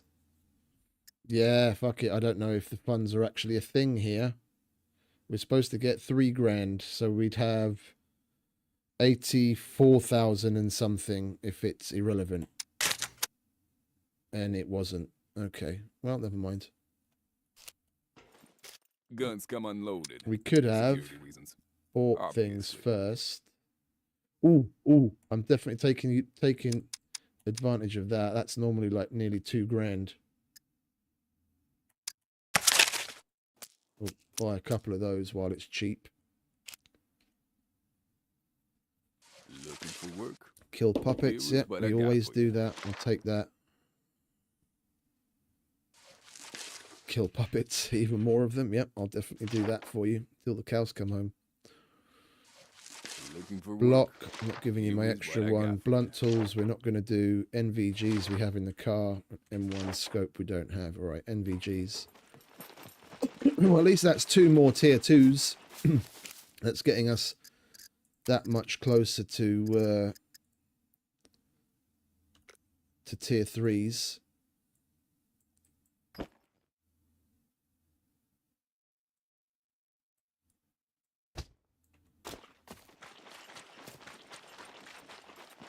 Welcome, stranger. Looking for work? Here is what I got for you.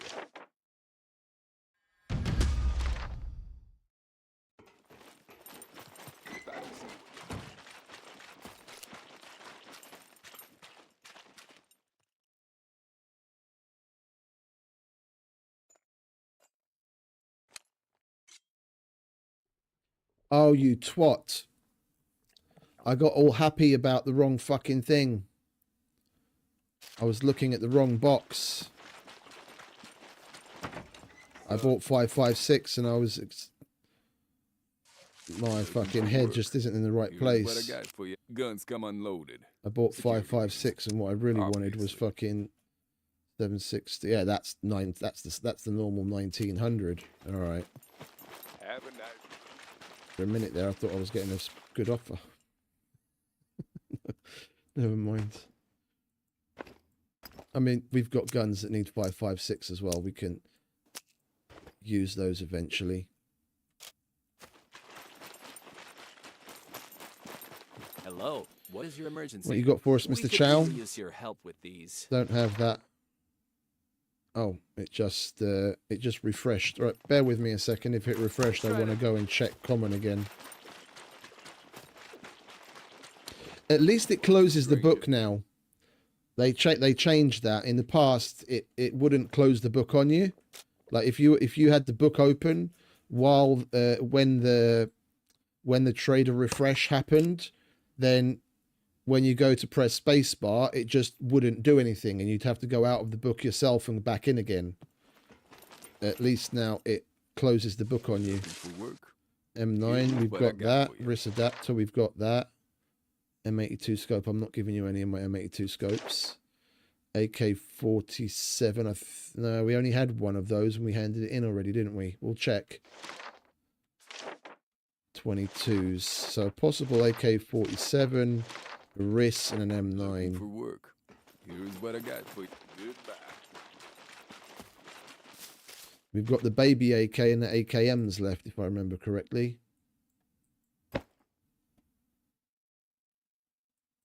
M9, yeah, baby AK and the AKM. The AK-47 we handed in yesterday. Yo, hold up.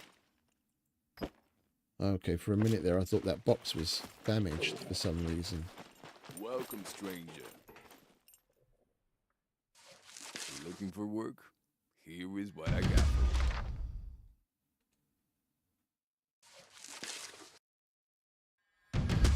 All right.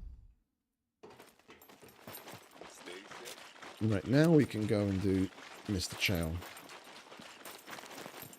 Hello, what is your emergency? We could really use your help with Burn these. gel, I've got that. Scalpel, scissors, syringe, rags, alcohol. I can do that as well. I'm not doing that. That's too much. That's too much high-tiered stuff for not a good enough reward. Like, it's not even just the money that I'm thinking of. I mean, like the reward itself. So, like the 5 times tourniquet, 1,000. To hand all of that in, I would much rather see something like 5 times hemostatic dressing and 5 times pressure dressing, each at like 500 or 600 each. That would be worth more to me than the tourniquets at $1,000. You can use the hemostatic dressing and the pressure dressing in more situations than the tourniquet, and they're almost as good. And for buying those for 500 or 600, you get as a reward on some other quests as well.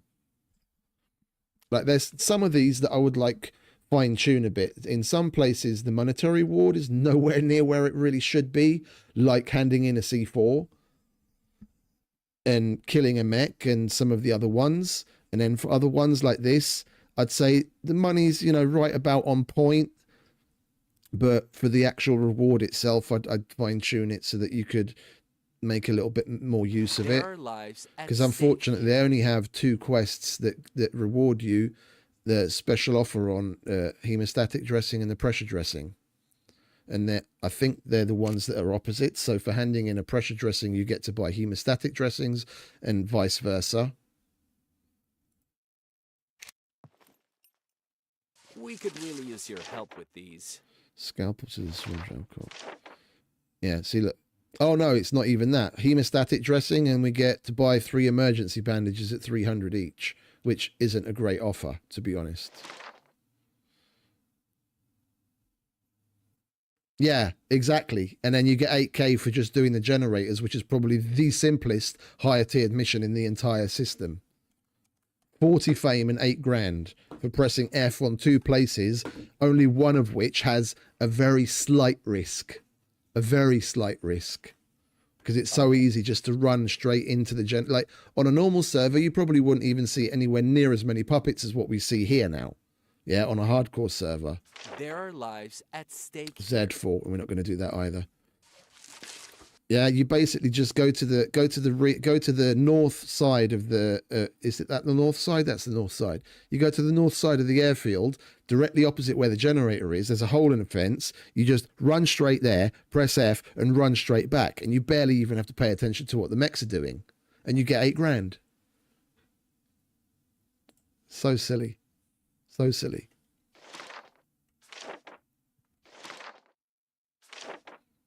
Like, I'm sure if they expanded like their play testers to include more people that are in the general community, like Luthius, like, you know, other people that have been playing it for fucking it, or even like myself, let's say, if you had an application process you could go through and get access to it, I'm sure doing that would come with its own challenges and just cause them a lot of extra work. But I so wish that they do something like that. I so wish that they do something like that. Like the guys at Icarus, that's exactly what they do, basically. Yeah, you've got the release game, and then you've got and then you've got the beta version, which anyone can get access to. Anyone. If you've bought the game, you can get access to the version that they're still currently working on before release. And then give you if you play that, yeah, then you can give you 2 cents on, you know, the changes that they're being made and report bugs and what have you. Yeah. And it makes their entire bug killing process and actual feature development process that much better. I so wish that they'd integrate something like that into here. Like, even if all I got to play was single player, I would fucking do it. Like, I would probably make 75% of the content that I stream, I would simply play in that like unstable branch, yeah, and be actively reporting bugs and looking at the features that they're working on releasing. Why they do it like so close knit, I don't know. Like there's got to be some, you know, legal reason or whatever in the background outside of it, just adding extra work onto them. But it would be so nice if we could get that kind of opportunity. I think the game would be all the better for it. There are lives at stake here. I'm sure.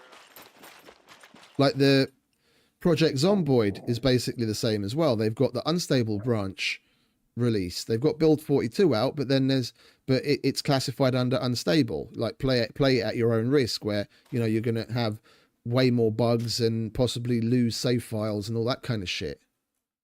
This is the same thing that the Icarus dudes do.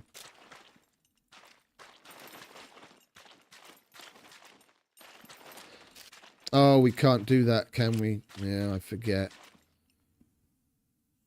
What was it? Scalpel, scissors, mask, syringe. Hello, what is your emergency? We could really use your help with these. Oh, it's not even a mask. It's just syringe, rags, and alcohol. Try not to get it. Syringe, rags.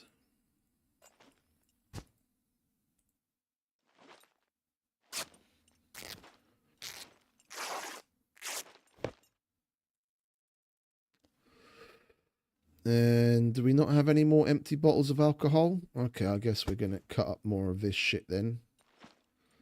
So we have extra rags to turn into aseptic rags. That's basically what it is. Dousing a rag in alcohol. It's basically creating a rudimentary aseptic rag.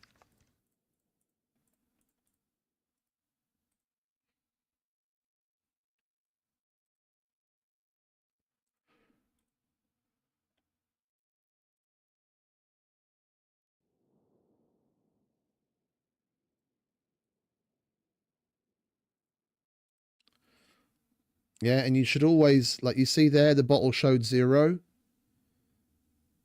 Yeah, but it doesn't mean it's completely empty, because you could have like just a fraction of percent, and that's still enough to make the aseptic rag. So even when it shows 0, try disinfecting another one. It's probably still going to have enough for you to do it.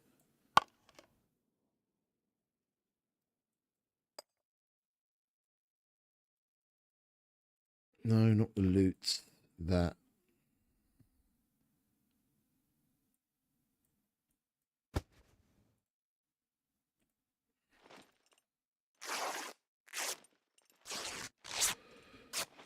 Well, actually, I'm an idiot. I shouldn't have done it with the isopropyl alcohol. I should have done it with a normal alcohol. Because when it just says alcohol, you can use any alcohol. But when it asks for isopropyl, you can only use isopropyl. So we're going to empty the tequila instead.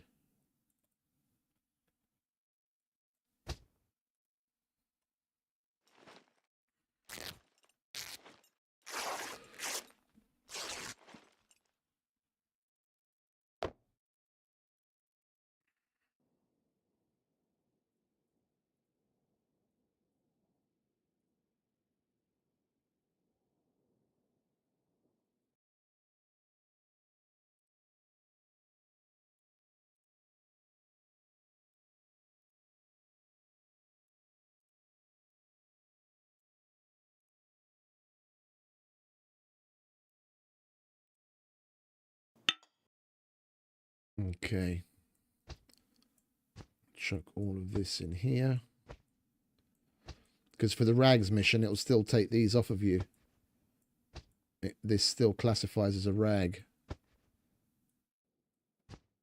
That's why I put them away before doing the mission, so I don't lose it.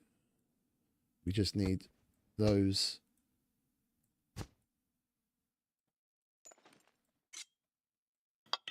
That's one mission.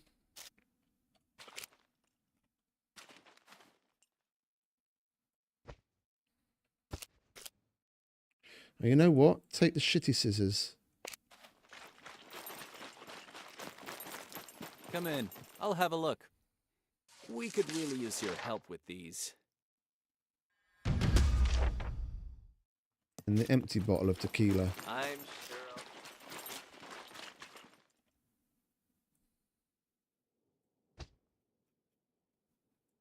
Burn gel. Where did we put the other scissors? Over here, wasn't it? You can go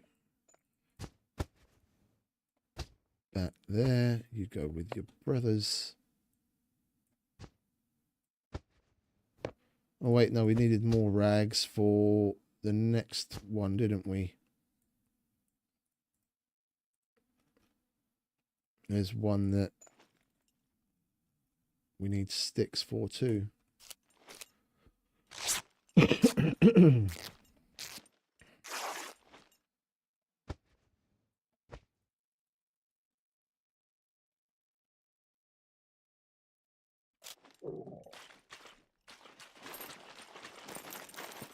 Come in. I'll have a look. We could really use your Burn help gel. with these. Not that. Yeah, there it is. Alcohol, There are wooden lives sticks, at stake rags. We need to I'm- empty yet another bottle of alcohol.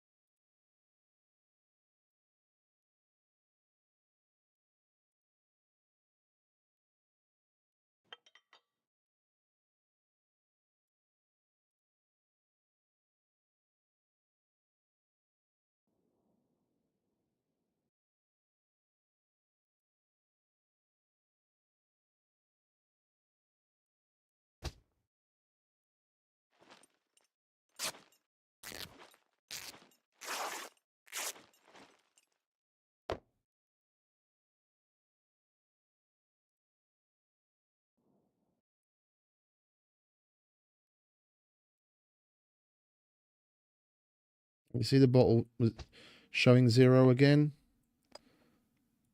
And still gave us one more.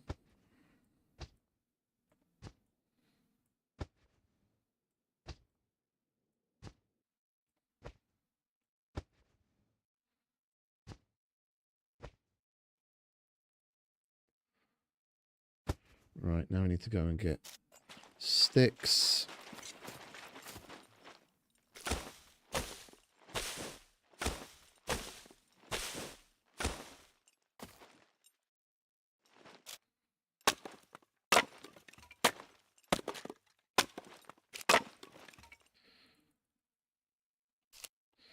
Could probably do with cleaning my shit.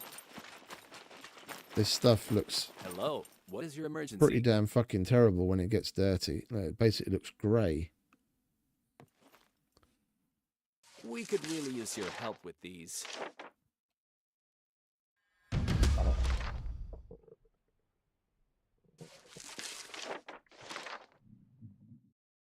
That would take us to C0. That would give us a reason to go to the C0 C0 police station. We'll pick it up, and if at some point Lives depend we on actually this, go there, so then please we'll do complete it. But as soon I as don't know if possible. we're going to do that right now. Try not to get in.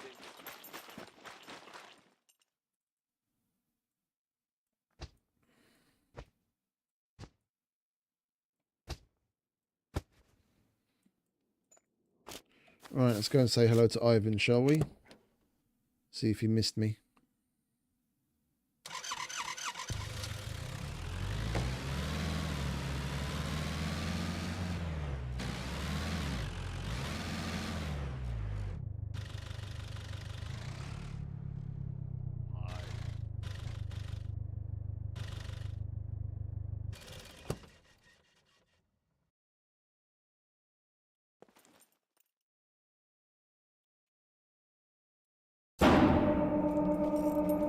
All right, mate.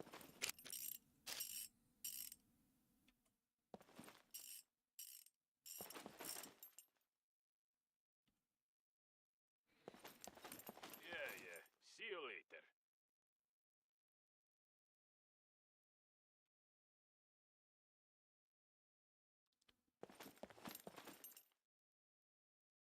Hello.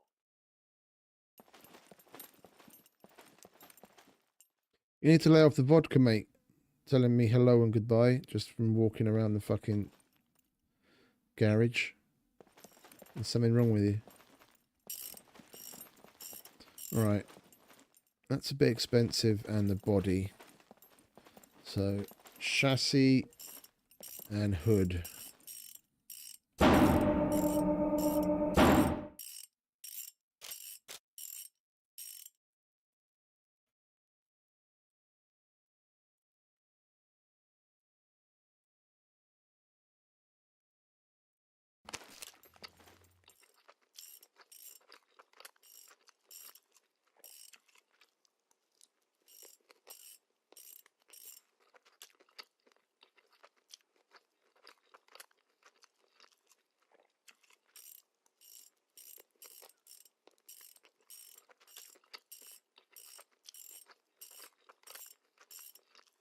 In your own time, mate.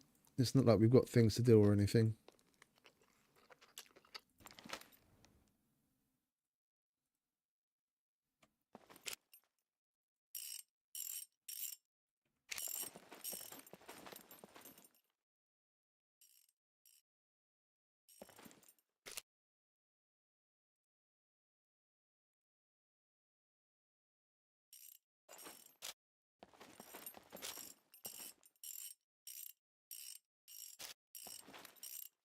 Right, what you got for us today, Ivan? Disable generators, that's walkabout.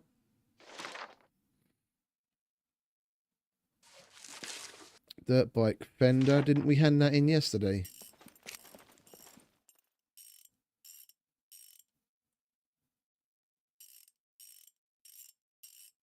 No, I think we did. I don't remember seeing it in one of the other boxes while we were... No, it's not there.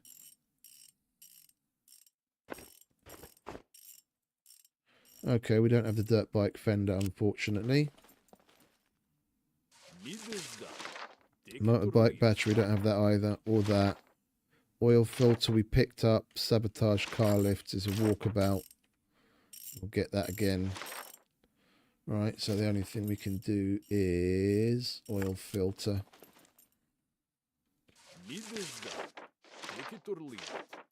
Good trip to the junkyard, wouldn't go amiss either.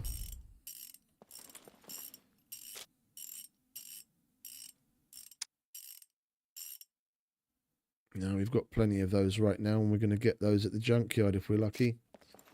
Right. Late as you crazy Russian.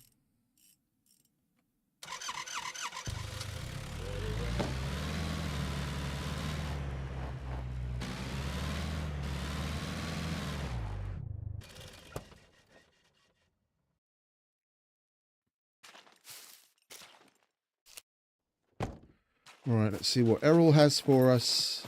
Please say you have a quest at Duga. I kind of feel like going to D0. Bedroll, we ran out of those. Yeah, there's that. The ominous 8 grand. I'm going to take it because it's silly. Silly easy. Batteries, we can do that. Duct tape, we don't have. Adjust listening devices. Yeah, that's only at D4. I don't feel like doing that right now. So drill and batteries. Hope you change your mind. Stay safe.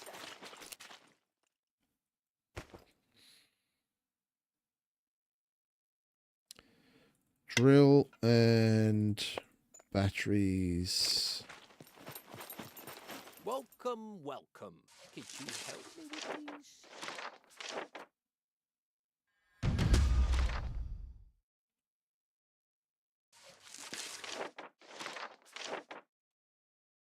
I would be really grateful if you could do it with haste. Right. That's everything done here. Where did the other airdrop come into? Or is it gone already? Oh, it was Z4, wasn't it? Yeah. 2, 4. Okay, so we've got another 15 minutes before the next one comes in, roughly. We'll go to the coal mines like we planned. Check out the TNT building up top. The dynamite building, or whatever the guys call it. And then we'll go through the coal mines. We haven't done that in ages. We'll stop off at the little workshop on the hill on the way, because we have to sabotage car lifts anyway.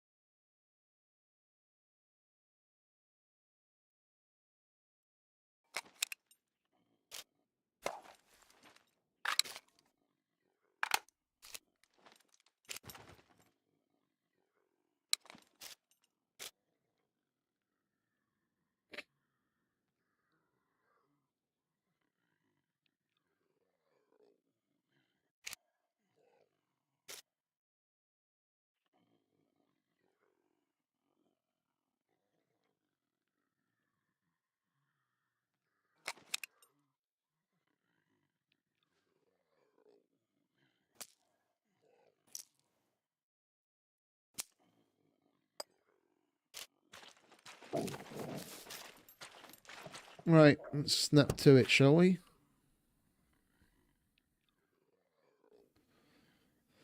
think we'll go the slightly longer way around just so we can stay on the roads.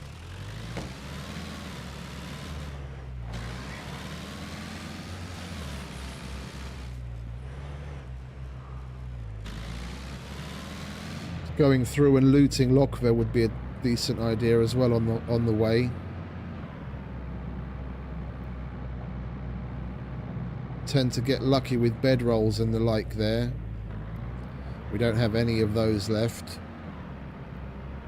And we might even come across some screwdrivers.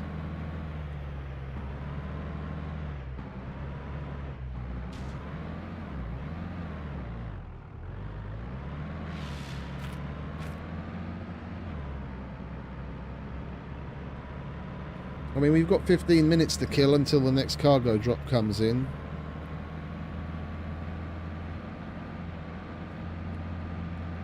We might as well.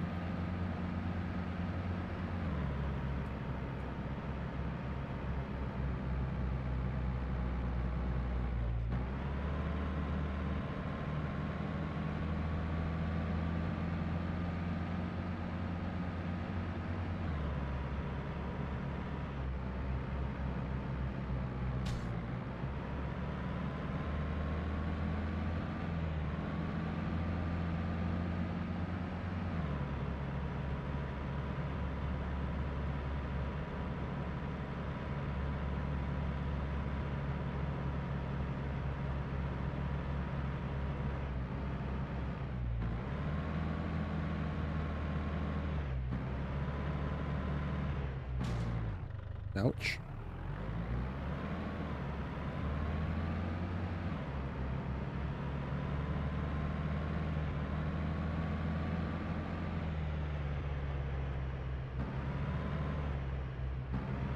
We haven't received the check phone booths. I didn't mean to go that way. We haven't received the check phone booths quest from the general trader in a while. There's quite a few we haven't seen in quite a while. Seem to be getting the same over and over.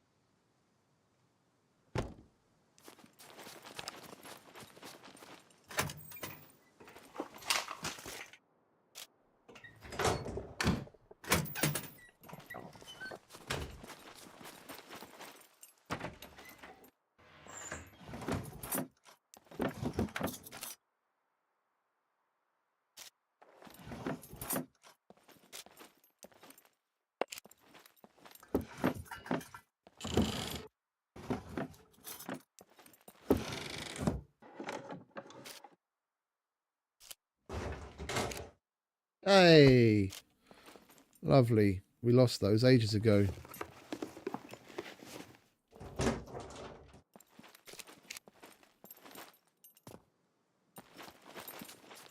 It's funny how something as simple as a pair of sunglasses can make you so happy. The little things in life, you know. Got to get the fit to look just right.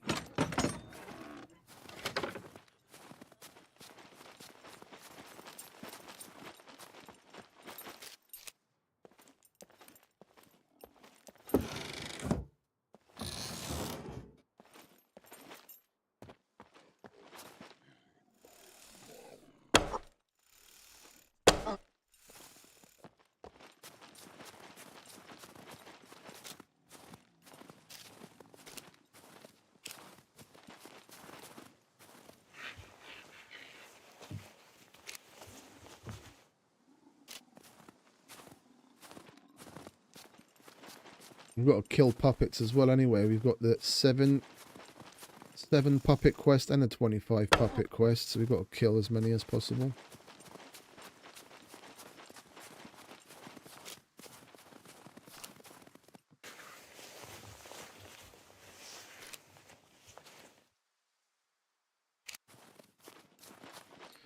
I mean, you got any cigarettes on you? I could do with having a fag. No? Alright.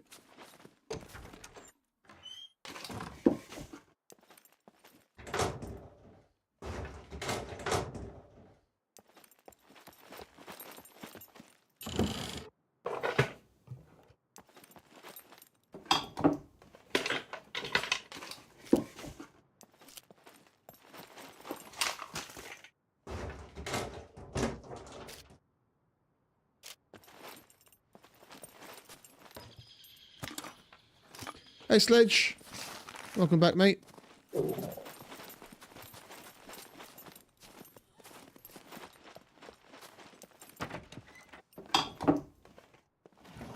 Come on, we want bedrolls. Don't want a pot. Not right now. Ah, it's all good, mate. All good. Monday, unfortunately, but yeah. That's usually what happens after Sunday.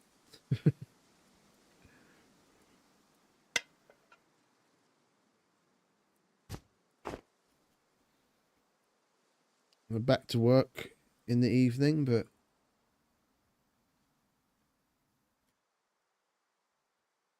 fill up with as much fun between now and then.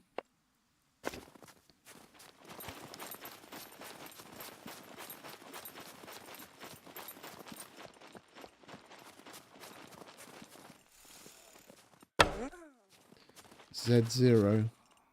Yeah, it has to be like the exact opposite end of the map, doesn't it?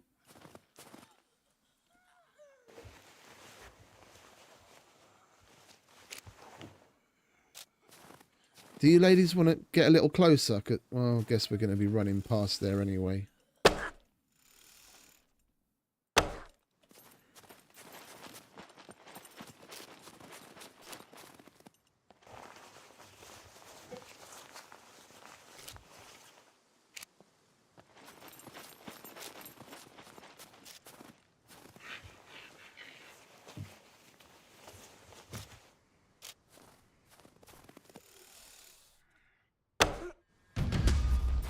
That's the 7 puppets.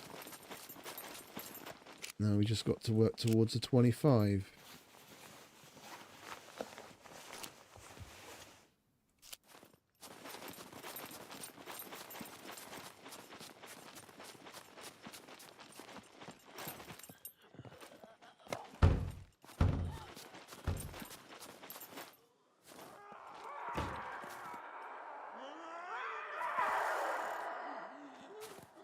Come on then, love.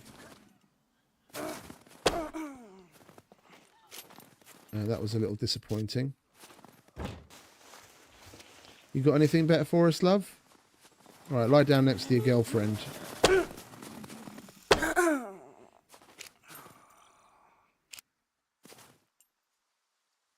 it's twins. Just wearing different clothes.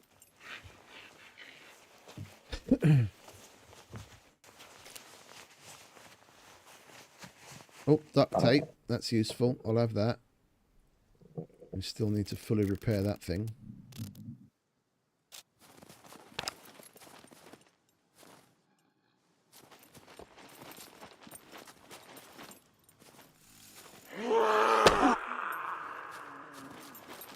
Yeah, we managed to get it up to 85 pounds.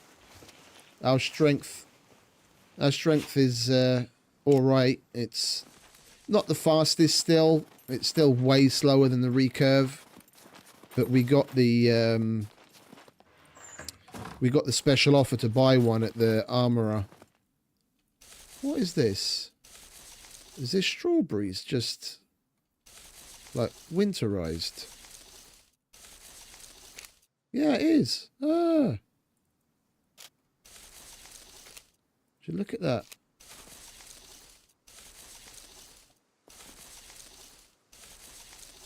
Yeah, we got the special offer at the armourer where you can buy one for 1,000. So I was like, why not? Let's go for it.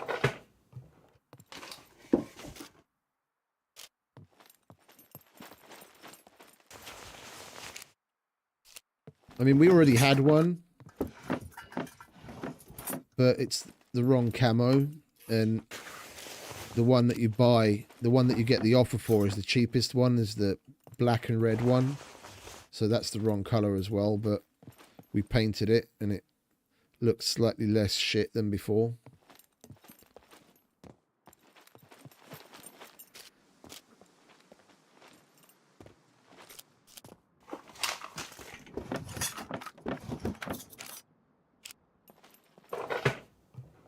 Hey, Keychain.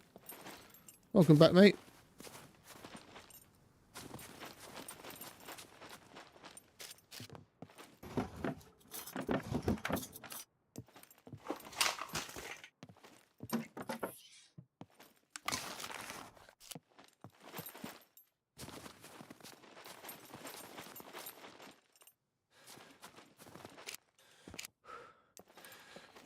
We already searched that.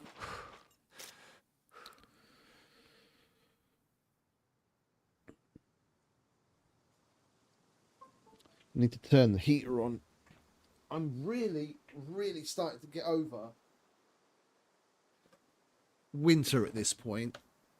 Fucking spring should better hurry up and come along. It's still way too cold outside.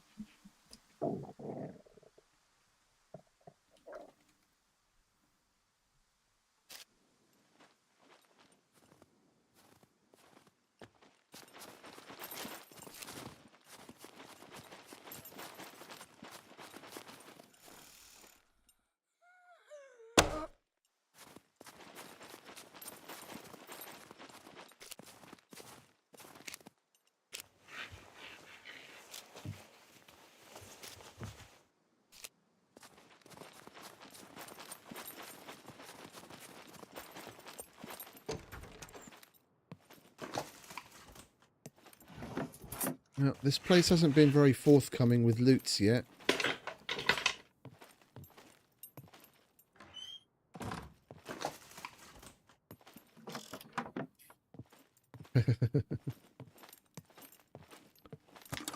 It's the winter version. Granted, it is a bit of an Americanism.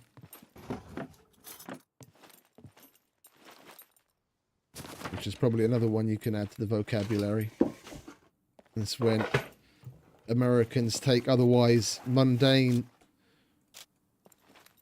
English words and then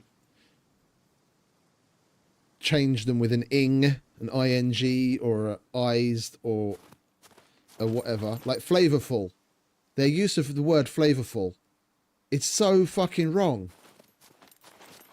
Yeah, there's no such that maybe it's been added to the American, whatever version of the American dictionary they have over the past 30-ish years, but the word flavorful was never a thing. It's just a lazy way of saying something that's full of flavor. Instead of putting a sentence together in a different way, they just make up a fucking word to fit.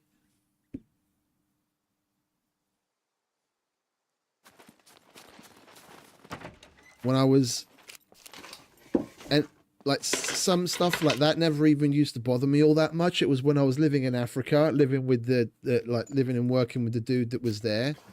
Like, it's the kind of thing that is a bit of a peeve for him, and he would always mention it. Like we'd watch the guy, was it Guy Fierce? Is that what his name is? Or Guy Pearce, or whatever his fucking name is? The dude with the fucking spiky blonde hair.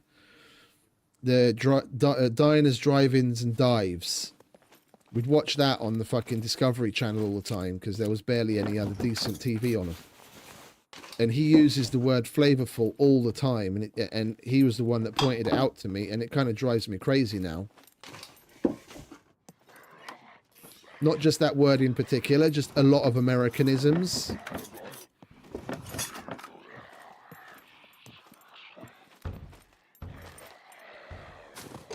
I'm over here now, friend. Oh, we already did this. Well, it does. It does. There's a reason why...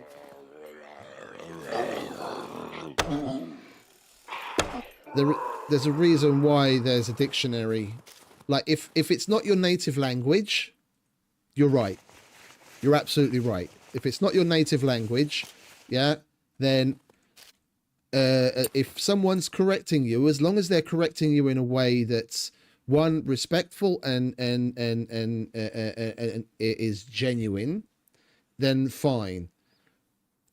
But some people do it like out of spite because they're looking down on you, or they're just trying to have a laugh at your expense. That's wrong. Yeah, being someone that's multilingual, and I've been in situations with people from all over the world, yeah, where the vast majority of people around me, English isn't their first language. Yeah, to be a dick like that, that's wrong. Like that people shouldn't do whatsoever. So if English isn't your first language, then yes, you're correct. But if English is your first language, then you really should be better at certain things. Like I'm terrible. Like I'm not going to stand here and be the hypocrite. There are certain things that I'm terrible at, but I still have, certain levels of peeves of my own.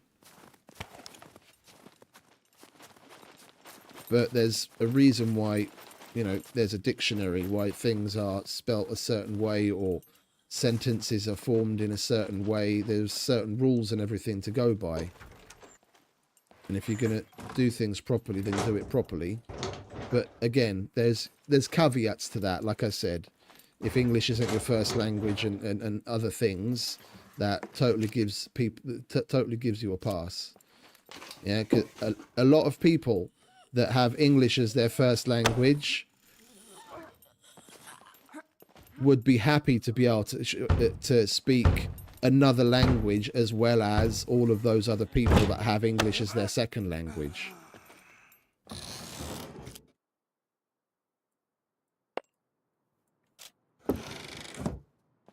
Yeah, there's a funny saying. It's like, you speak English because it's the only language that you know. I speak English because it's the only language that you know.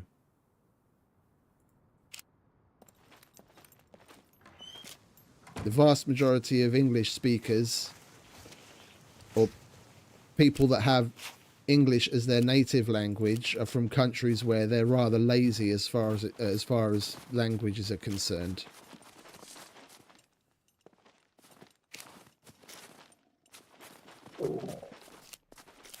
Which is changing, thankfully. Which is changing. Like, it was most definitely the case for, like 20 plus years ago, but thankfully it's changing.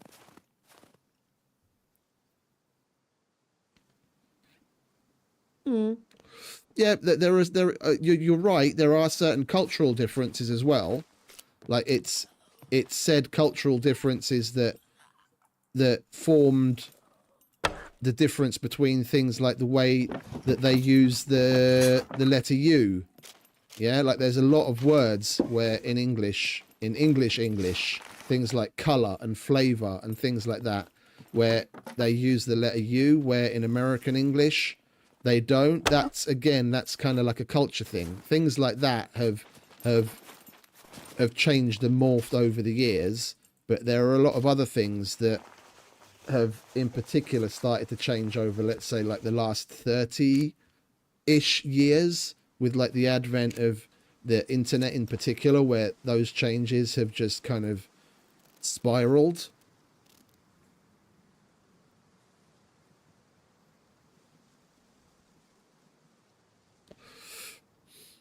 Well, that also depends on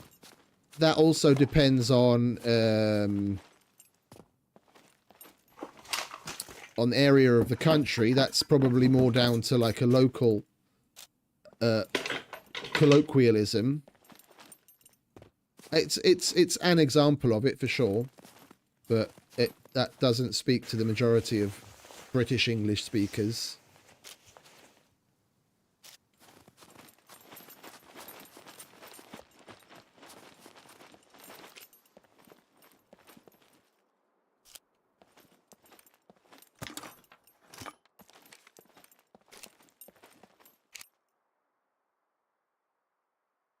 Oh, you have to here. If you're going, because they changed it over the years. In the past, there were two different levels of high school. There was one level of high school that you would go to if you were going to be going on to college or some other form of higher education, and there was another form of high school where you'd go on to like a trade school, even if that was part of some other higher education. If it was more in connection with a trade, there'd be one level, and if it was more just for like general collegiate further education, then there was another level. And if you were going to that second level for the collegiate one, yeah, then already in high school you would have to take a second language, yeah, which a long time ago in the past was Russian because of communism, but then that changed to German, and they've expanded where it really depends on the school and how many people choose to take a certain subject. But that's again changed to usually being English. But for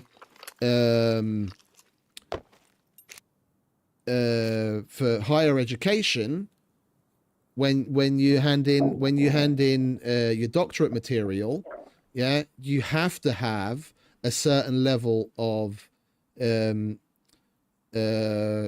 like you have to go and take a separate language, a separate language test for at least 2 other languages. Yeah, so next to Hungarian, English is basically the go-to because it's the language of business, it's the language of science. Okay, French is the language of politics, but that's different. Yeah, next to the Hungarian and now what standard English, you still have to do another one as a third.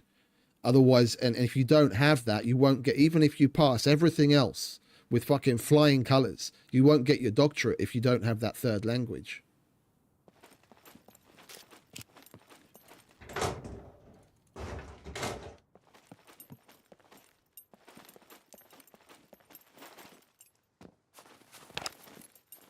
Oh, we can hope to slow it down. We can hope to slow it down. Language is an interesting and beautiful thing, and it can be as much of a weapon as a tool, and you can do some beautiful things with it. And cheapening it by, you know, simply not caring and watering it down with all sorts of, you know, gibberish and colloquialisms just takes away from it, in my opinion. So it is something to be nurtured and cared for, because otherwise what's the point of having any of the rules at all?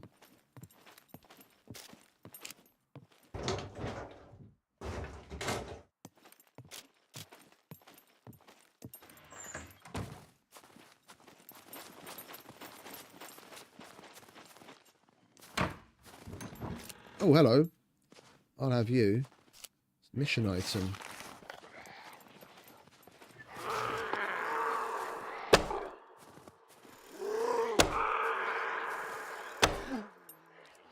Do you want to fucking die already, mate? How many more arrows do I have to put in you?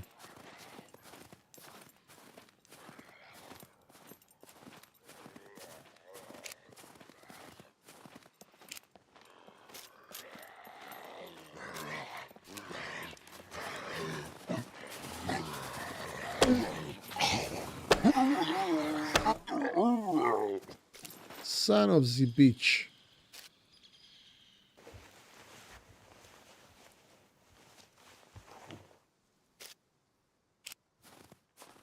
Oh no, I remember, mate. I remember when I was in high school in England in like the 90s, and even just back then we still had, I mean, it was already starting to get phased out, but there was French, German, and Spanish, and you could choose one of them, but you'd have to do at least one.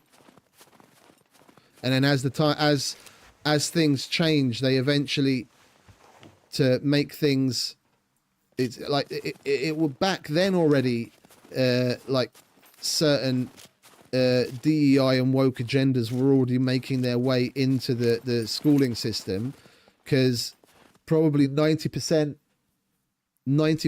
of the student body was from Pakistan or India, and they added Urdu as one of the second languages. That's basically all they spoke at home already with their family, but they added it as one of the compulsory second languages you had to choose. So it was basically, you know, they learned how to read and write in their own language more, because that was one thing that they didn't concentrate on as much outside of what they needed to read the Quran. But they got basically it would be like you know a Mexican American taking Spanish as their second language at school. Like, it's the language that they grew up with at home, you know, speaking with their parents and other family members. It's a bit of a cop-out.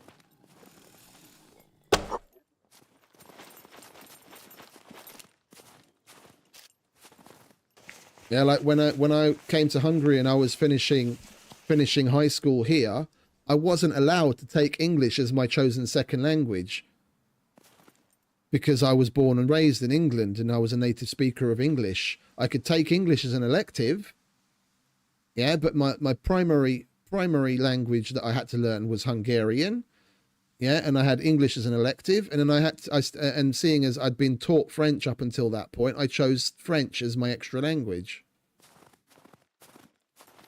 Not that I can speak any of it, but...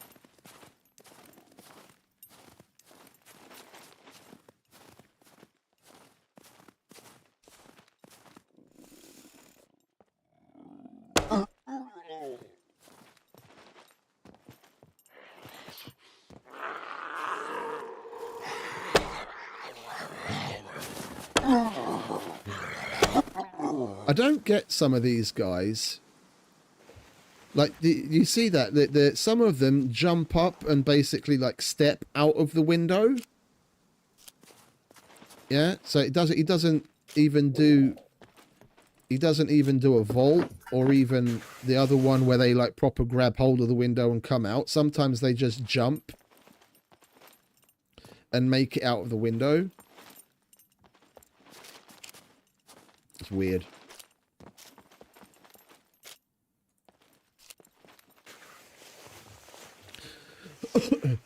That's one thing that I think a lot of countries still need to improve upon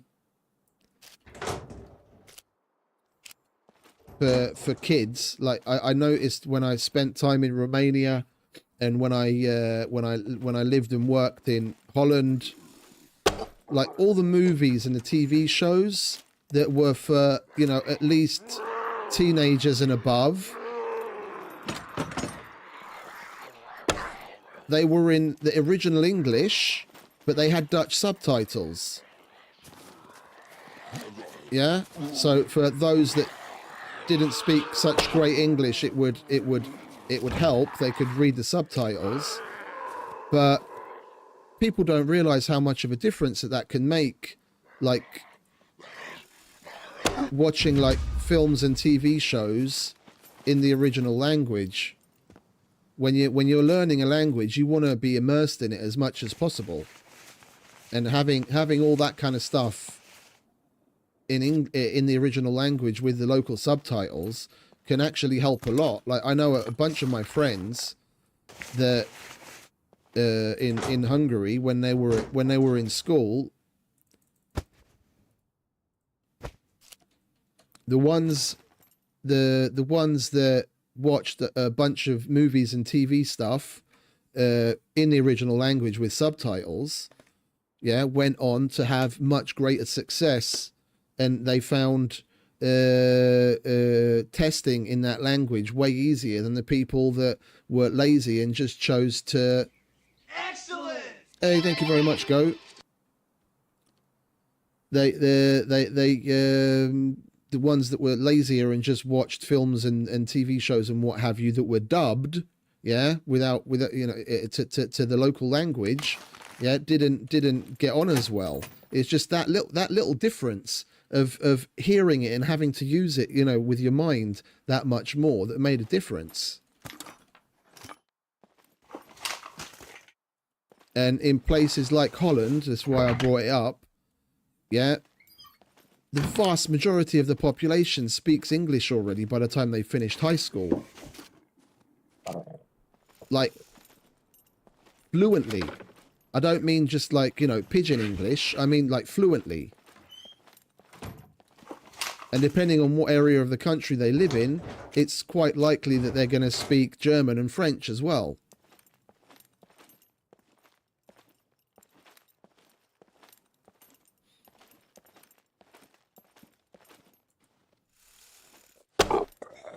Oh, for sure. Oh, for sure.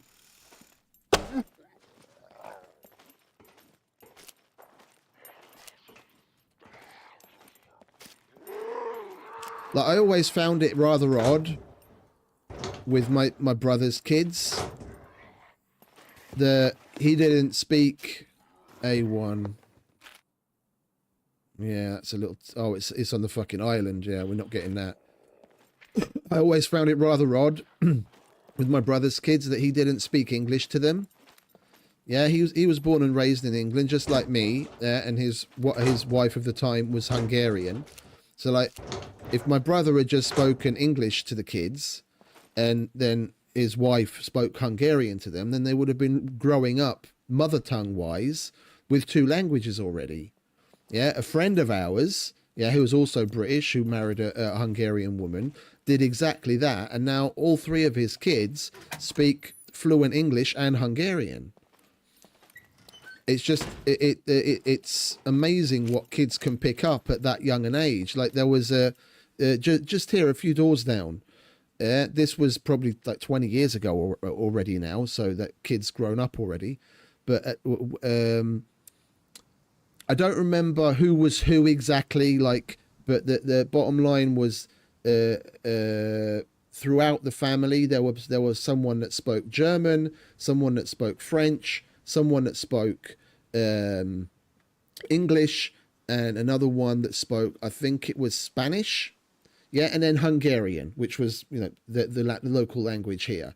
Yeah, so let's say like one of the grandmas was speaking German, and the other grandma was speaking Spanish, and then her mother was speaking this, and her father was speaking that, and then they had Hungarian as like the common thing, and each of them would speak their own language to the kid.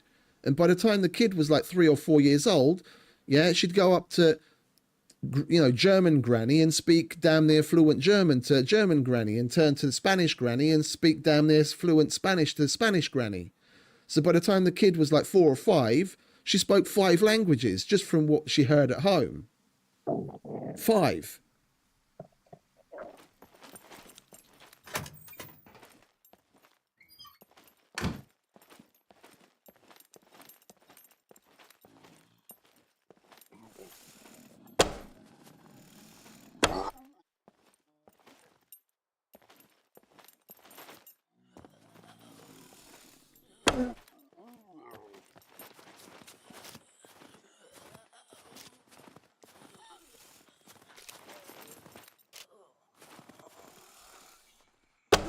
getting so many of these fuckers spawning in, man.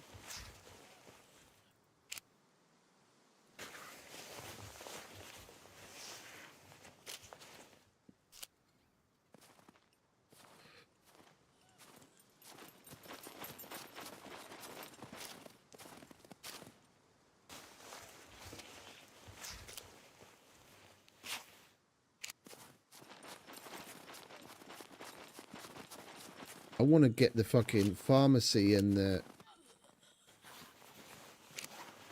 garages and the workshop done and get the fuck out of here already. We've spent too much time here already.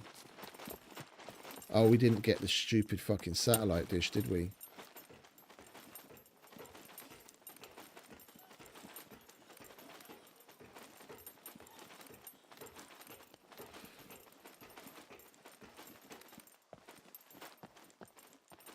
Yeah, and this isn't even the, this is the satellite dish for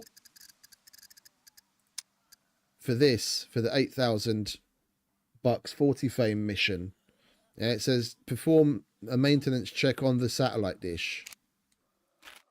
Yeah, and that's that satellite dish that I keep going on about, that's on top of the control tower in the airfield. But it doesn't care. It just highlights all of the satellite dishes, so I don't have to climb up to the point at the airport where I have to be careful, be wary of 4 mechs. I can just get any satellite dish anywhere.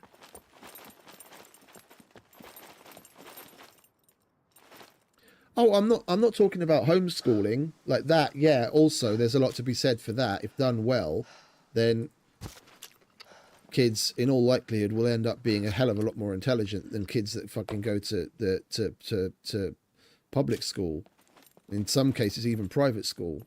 But this is just like on the daily, you know. It wasn't, they didn't school them, it was just that was the way that each of the parents or grandparents would speak to the kid. That was it. They didn't learn it separately, like, you know, I didn't learn, well, I did learn English separately at school because that's different. But, you know, as a baby, I didn't learn English. I just heard it from the people around me, and that's how you pick it up as a kid, obviously. And they just did that. Each of the people that spoke a different language spoke their own language to the baby when growing up, and then she spoke those languages by the time she was older.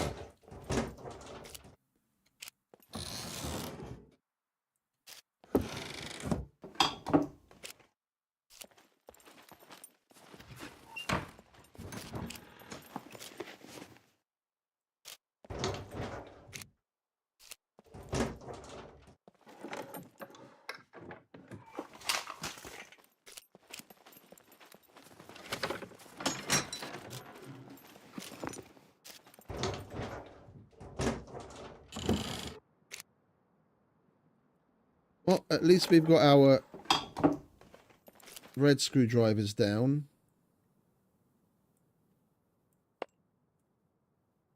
We've got enough to do a... we've got plenty to do a cargo drop. We don't have to break out the yellow screwdriver to do a cargo drop anymore.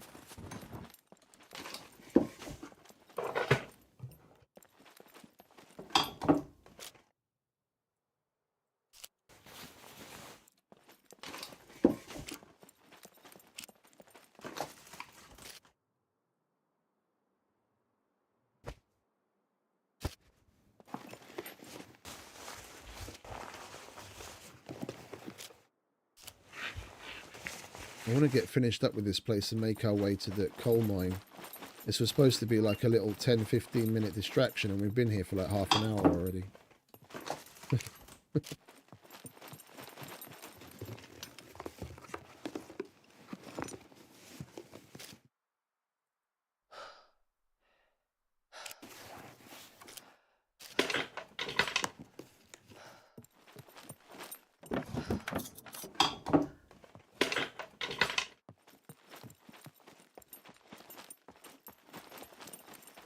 No, neither do I, mate. Neither do I. Like, I don't even have, like... I don't even have any real direct connection like, I don't have kids, and my brother's kids are, like, his youngest is now going to be finishing college soon. So we're kind of like past that point already. But just from what I've seen, and what I've heard of, like, my friends around me that do have kids that are in school, it's it definitely seems like things are devolving significantly, and it's a fucking crying shame.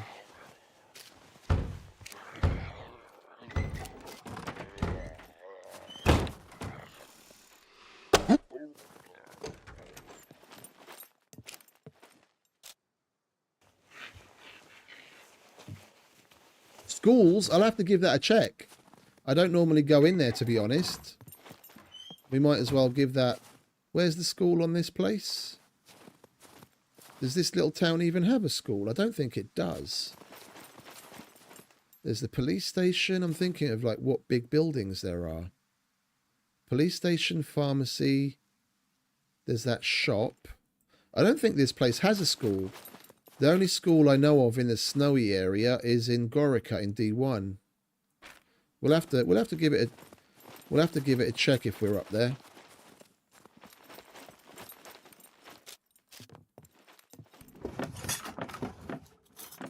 Like Gorica, that used to be my go-to. Like if I wanted red screwdrivers, I'd go to the garages underneath the police station, and probably 9 times out of 10 I'd come away with enough screwdrivers to do like a cargo drop.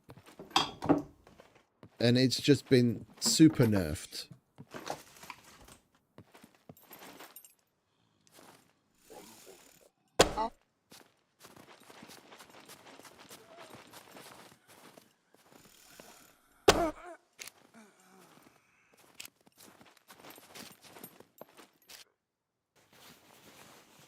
Classroom upstairs. We'll have to give it a whirl the next time we're in that area.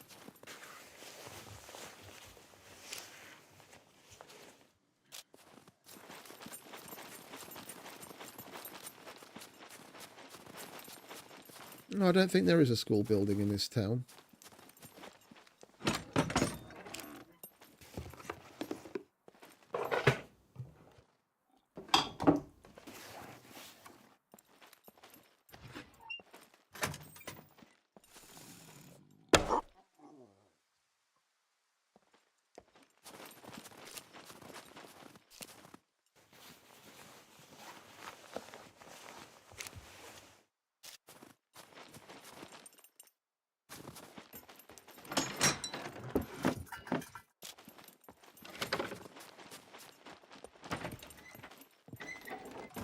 Like this in the buildings where it is searchable, that piece of furniture,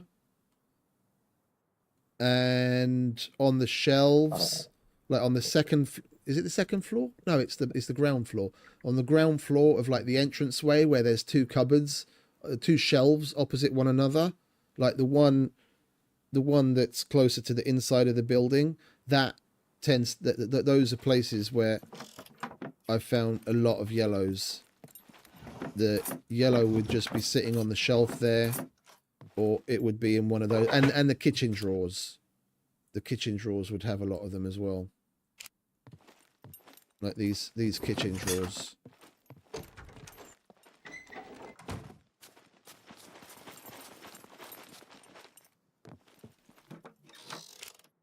And these.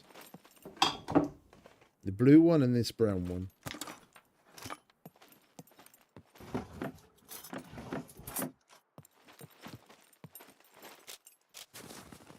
Right, let's get back to the car, shall we? We're already hungry again anyway. I'm kind of surprised we're still able to draw our bow, given that we're energy deficient. I guess we should be happy.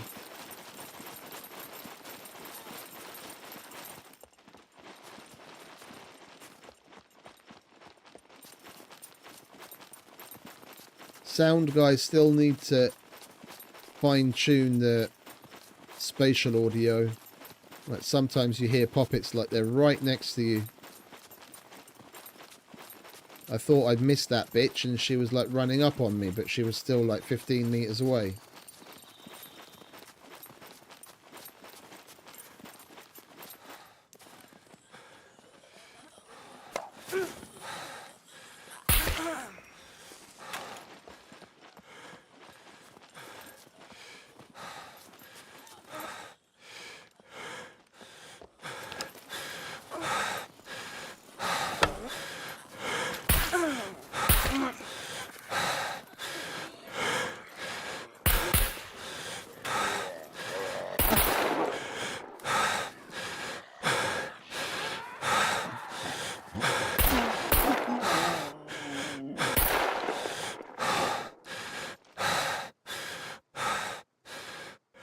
Got them to hoard, unfortunately.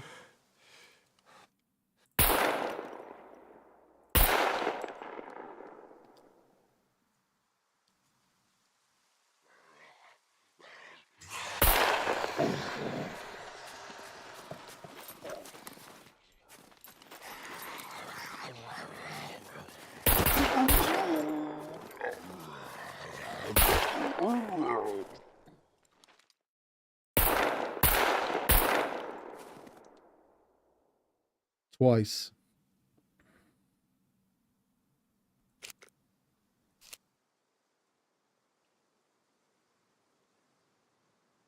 Are we safe now?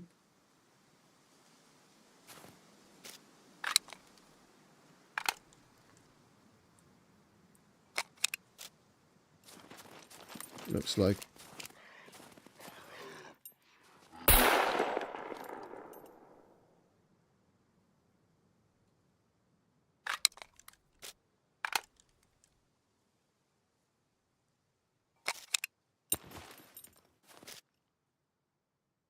Right, what do we want? I wanted to get an MRE.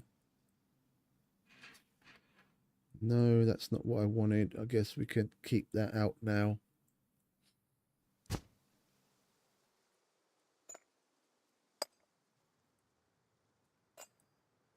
We're going to put things where they fucking belong.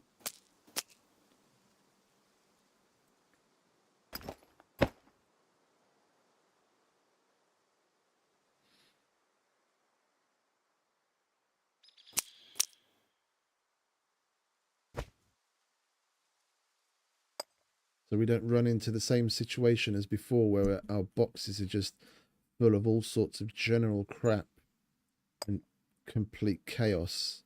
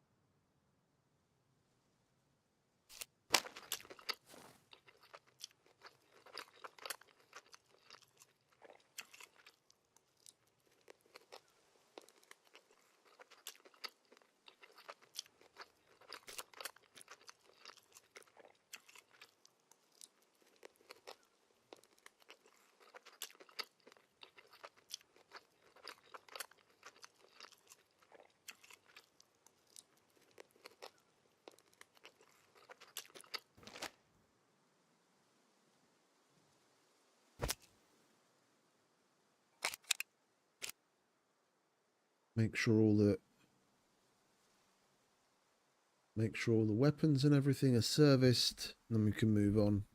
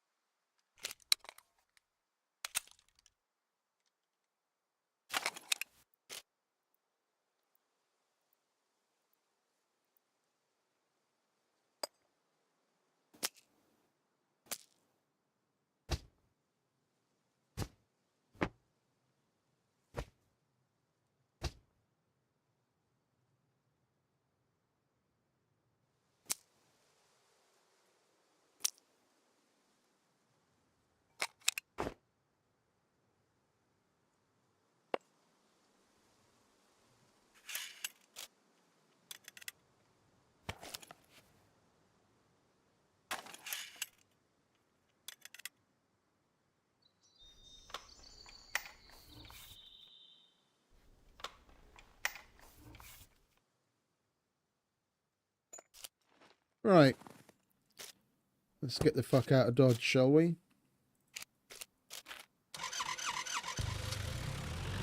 We'll stop at the workshop on the hill. So we have to sabotage.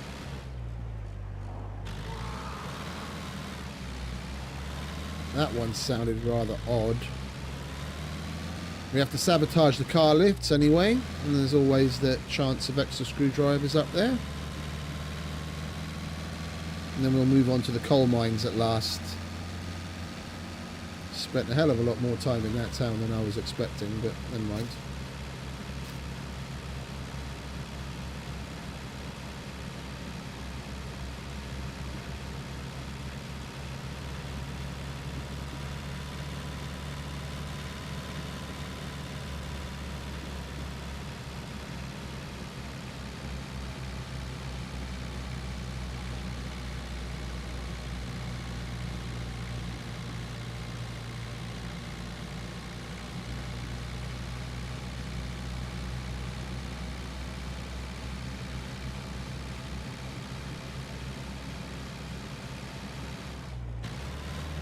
Take a little detour for this.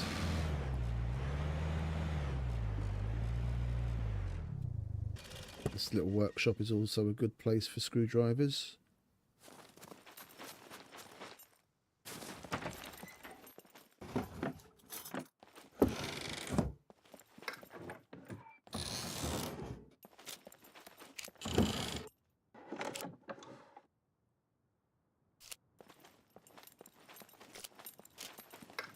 That carrots. Huh.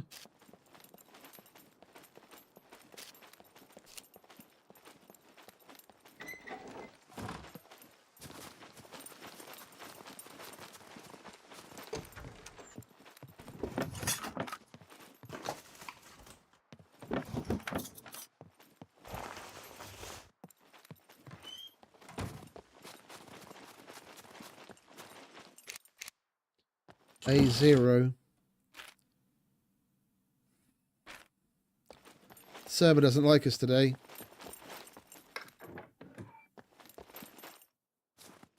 It's putting all the airdrops in fucking horrendously bad locations in comparison to where we are. Not like yesterday with those few that we caught where one was basically 200 meters from us. And the other one that was like less than half a sector away.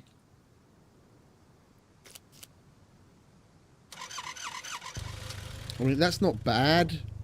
But from where we are now,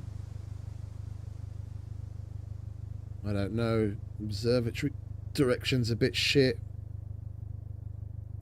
We'd have to go past the coal mines down here. Then it's a fucking windy, windy way. It would take us 15 minutes to get there, even in the car. Alright, 12.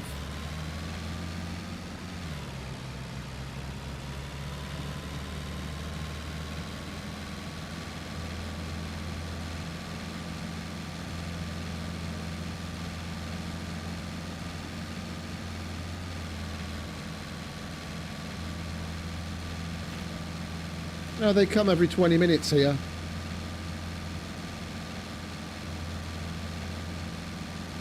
That's why I'm not particularly bothered by how far away they are. It's like, we'll just hold out for the next one.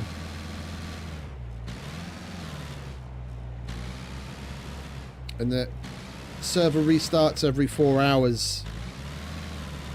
So even with the extra time that creeps in between drops, you've got 3, 6, 9... You're probably going to be able to get to... You're probably going to see like 10 or 11 of those drops in between restarts.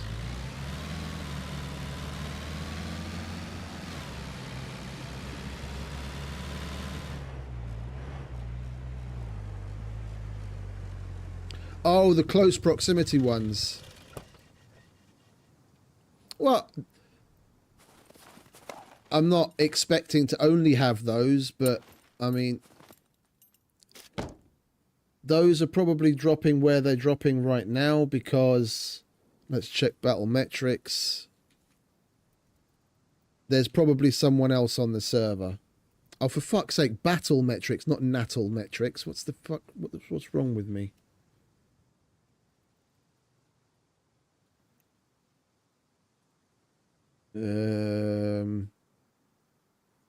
What's the name of this server? Chokeslam. Yeah, there's 3 people on. When you're alone, the algorithm tends to, not always, yeah, but it leans towards, it tends to put the drops within, 1.5, 2 sectors of you, like at most. You'll get the odd one that's like really far away from you, yeah, but, and I know there's some differences in the way that single player and multiplayer is handled as far as those kinds of things. But if you go into single player, for example, just go into the server settings, go into single player and set the max and the min time to 1 and 2 minutes. Yeah, so that you're going to get one coming roughly every minute and a half. And then you'll get a good bead on where it tends to drop them. And you'll see a circle that's usually no more than like a sector and a half away from you. So if you're the only person on a server, you don't really have to go very far. The only reason we're seeing them as far away as we are right now is there's probably someone in either B2 or B1. Yeah, and that's why it dropped it there. Or maybe they're in like Z2 or Z1. Or, it tends to choose a person that's on the server to drop it near.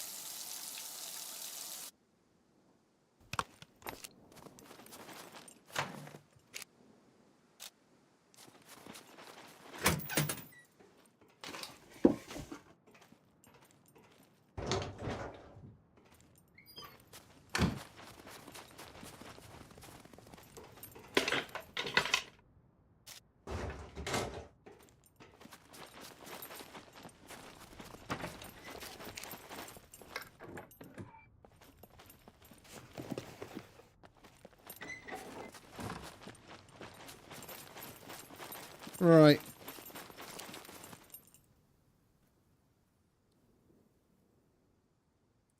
Let's make sure that bumper isn't about to fall off.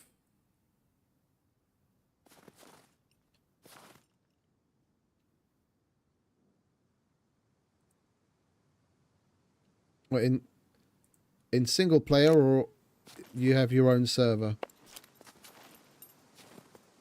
As vanilla, if I remember correctly, if it's bog standard vanilla, it'll be anything between 60 and 240 minutes, which more or less boils down to it dropping them approximately every hour and a half.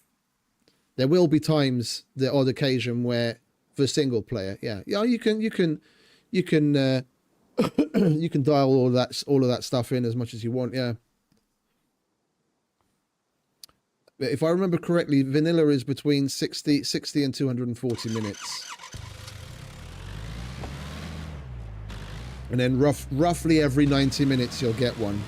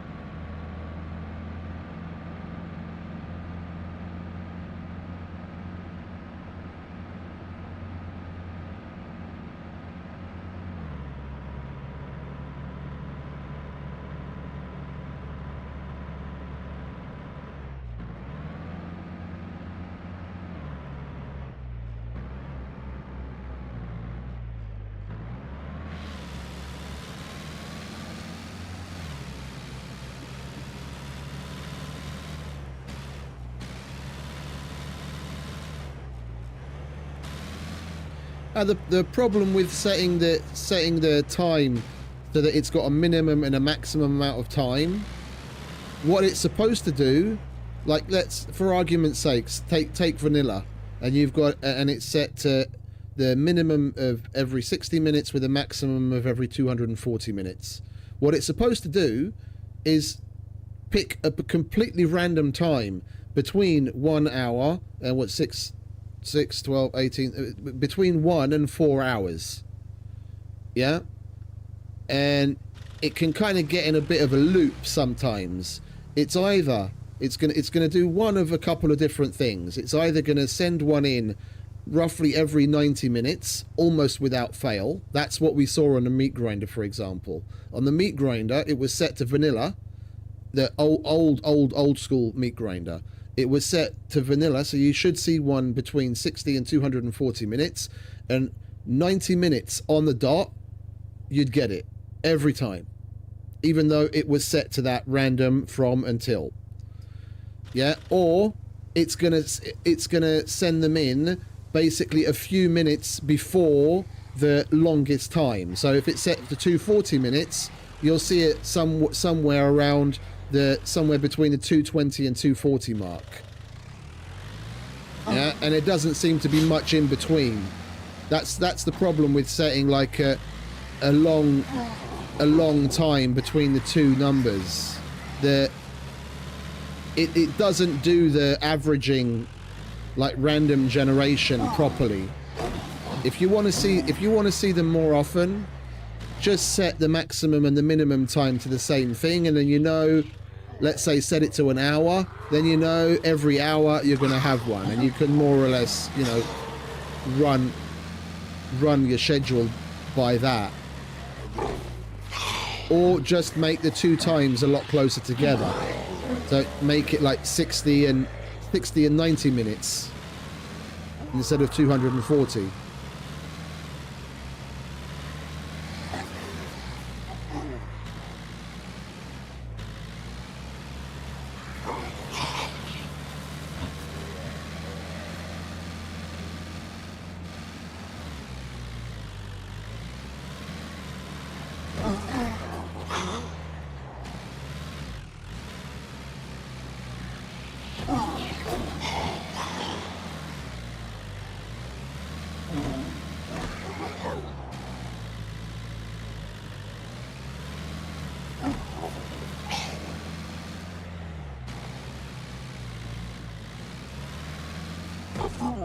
Right, you best be running away, motherfucker.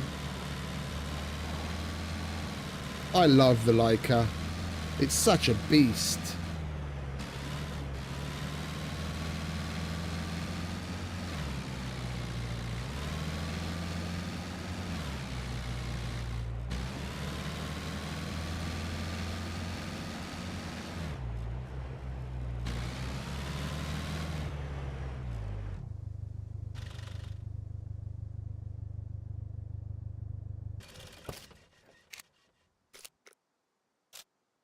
Oh, for sure. But like the handling as well, and how much torque it has. Like, we wouldn't have been able to pull a lot of that off with the Rager. You'd just be spinning out constantly, and the areas where I slid off to like more steep hills, it just wouldn't go up that hill. Or if it did, then it would go up really slowly. This thing, it just gets up there.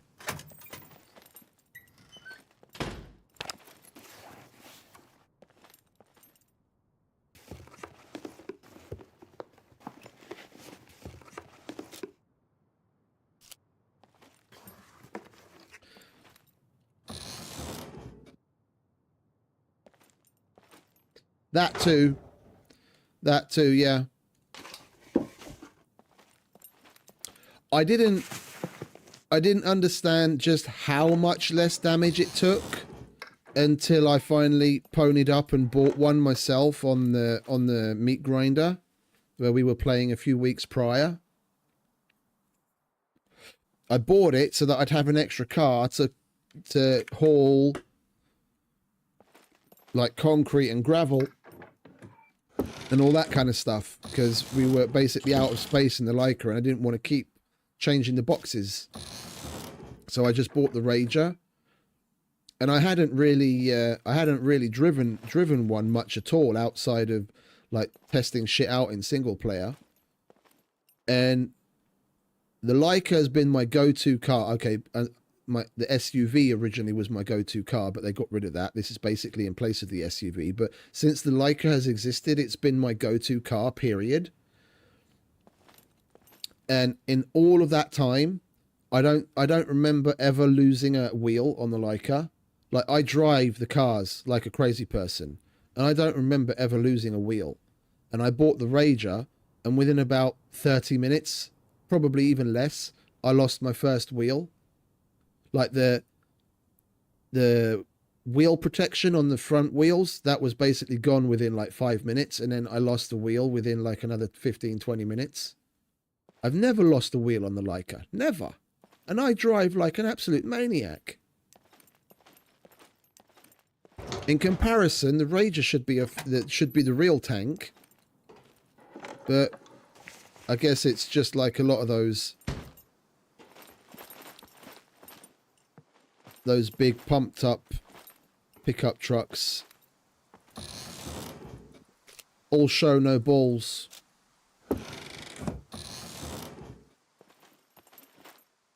Oops. That was lucky.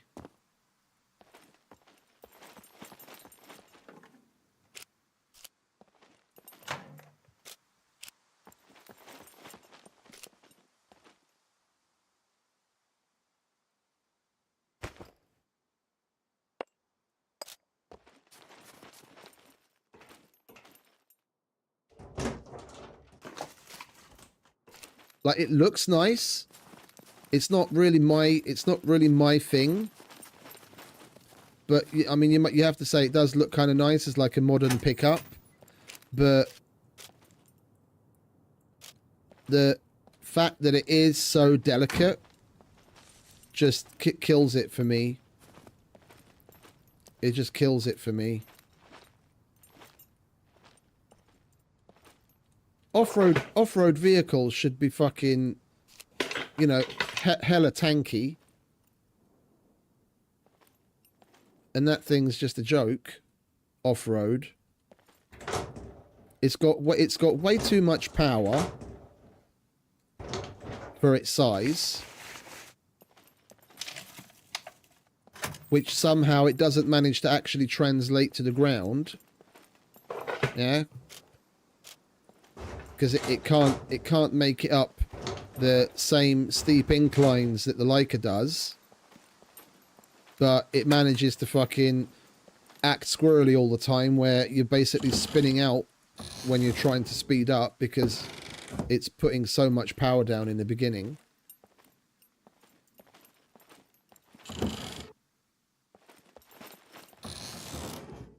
And the wheels are hella delicate.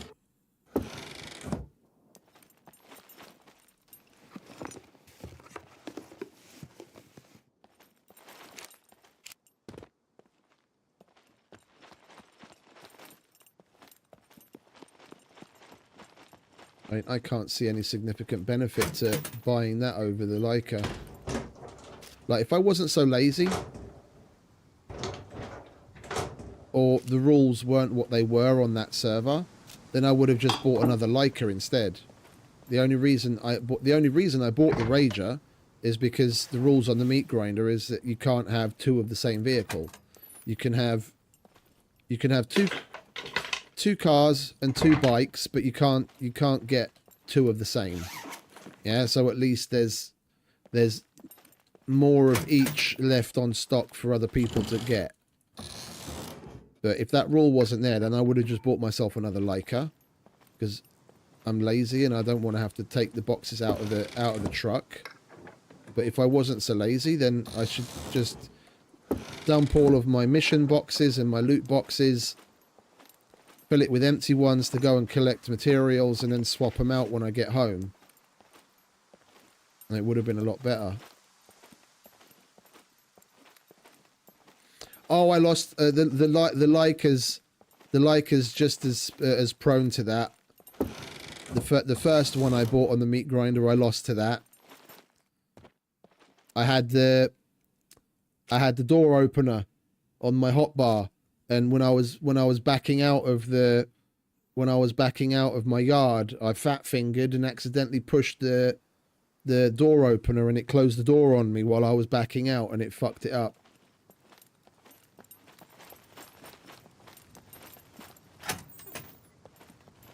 We've already done this one.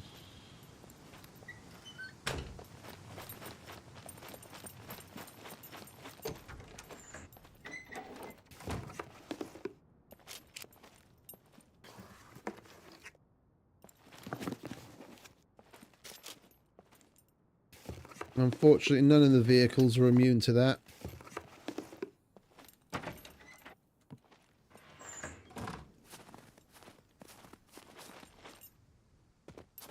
Have we done this one already? I don't think we have.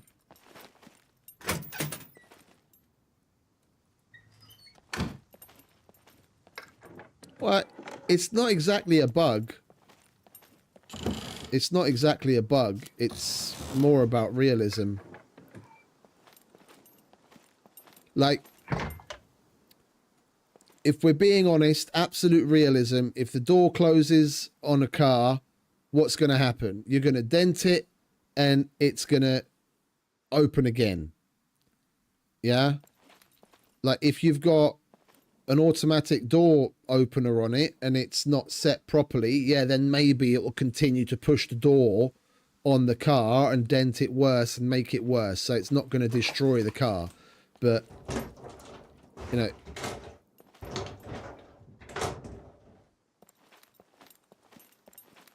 it's not exactly a bug and it's not exactly a feature. It's trying to mimic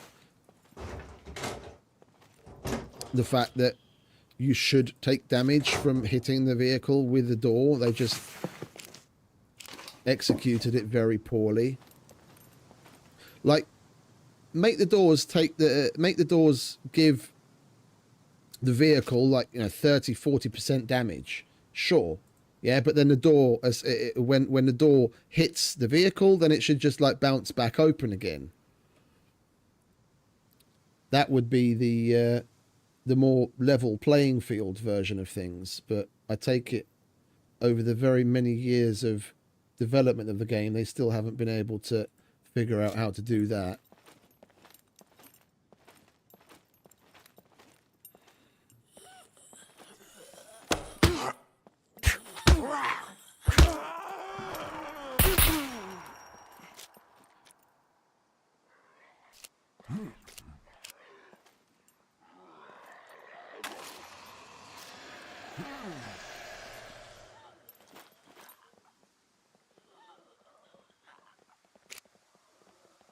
Thankfully, it's only a C1, and we have a choke point.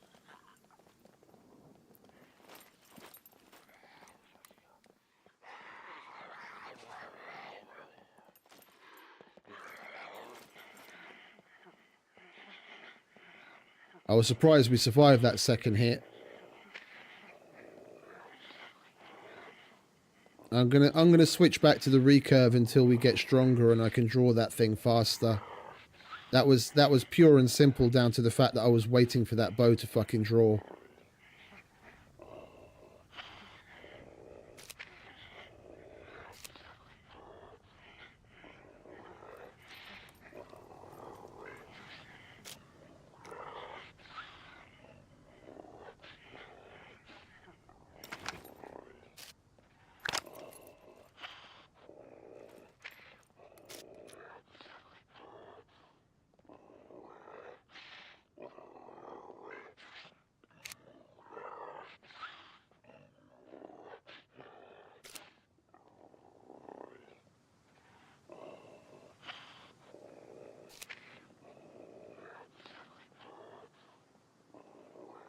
I'm going to have to wait for at least the painkillers to kick in so that we're not limping.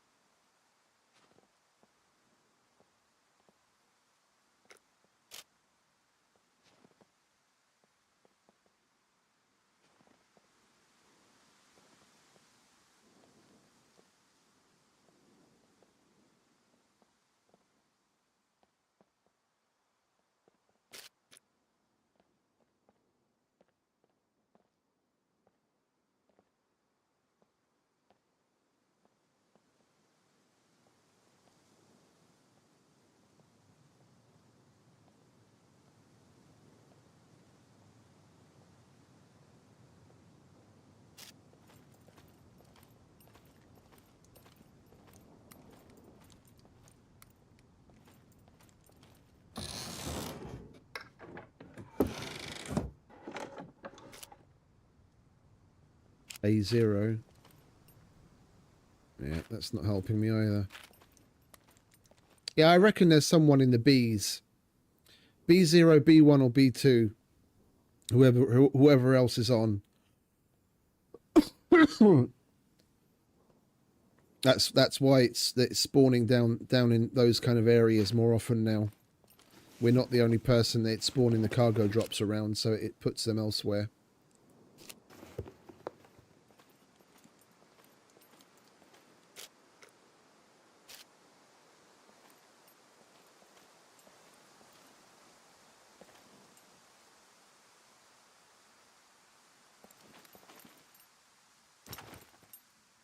Right. Let's wait for this to heal, shall we?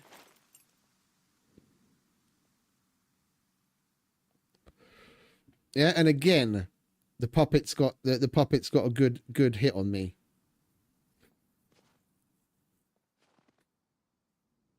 I would love to know how it fucking calculates that kind of shit.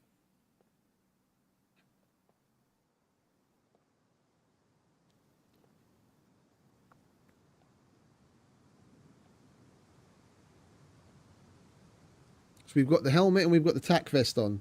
But the fuckers don't go for the head, and they're not hitting our body.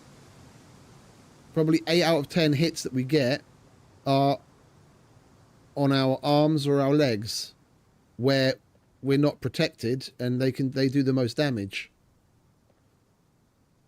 If we could figure some way that, if it was down to like positioning or something, like I know turning.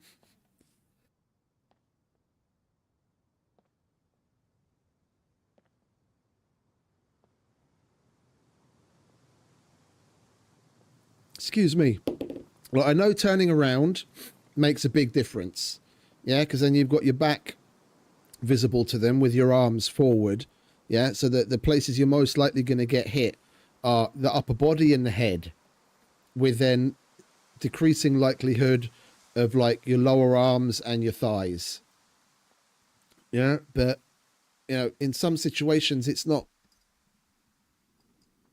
practical or even possible to feasibly be turning around. I mean, plus that takes time.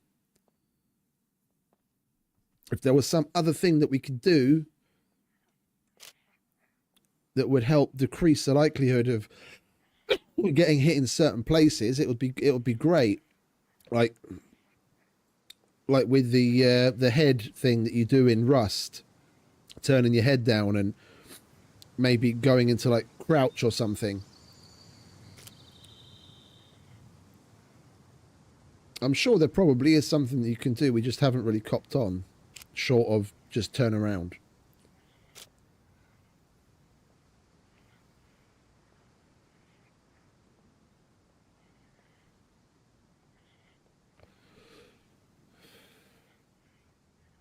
I mean, they're all dangerous tactics, because the puppets, depending on what puppet's hitting you, they do have somewhat of a varied attack pattern. So even the same kind of puppet's going to attack you in like a number of different ways, depending on which aggro animation they've gone through, like what stage of aggro they're at. They've got like 3 or 4 different variations.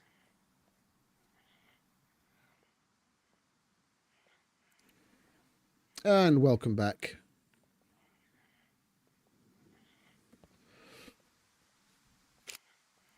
Are we good? Yeah, finally it's in recovery.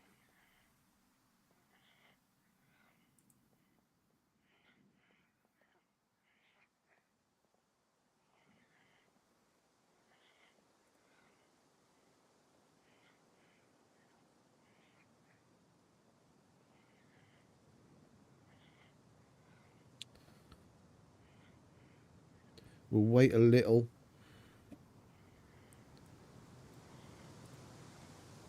I don't feel comfortable with going out into the world with anything less than 80. Given these fucking hard-hitting puppets.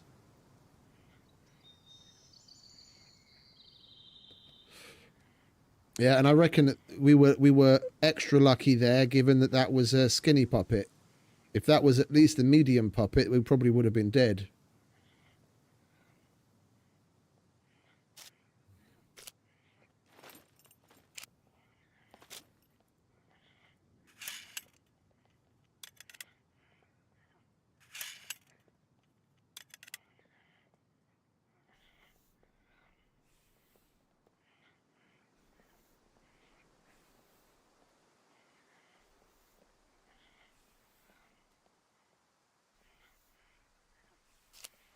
Yeah, until we get ourselves up to 4 strength, I'm just going to stick with the recurve. However much I love the compound bow, the fact that they made it so much slower just makes it pretty terrible.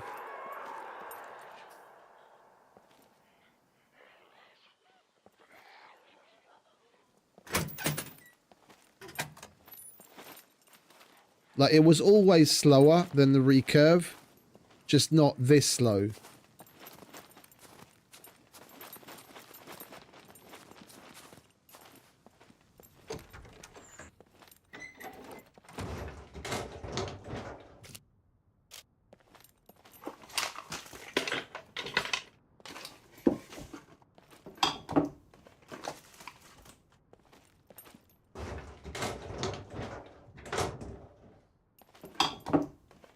The pupper's all right, is he?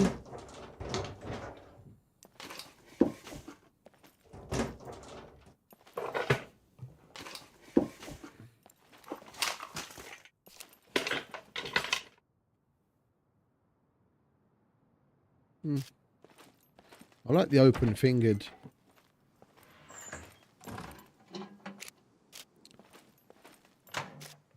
It doesn't hinder you on most lock picking, and it gives you an okay heat, and it's pretty durable, and they look okay as well. The tactical gloves just look a bit too bulky, and they put too much heat on you.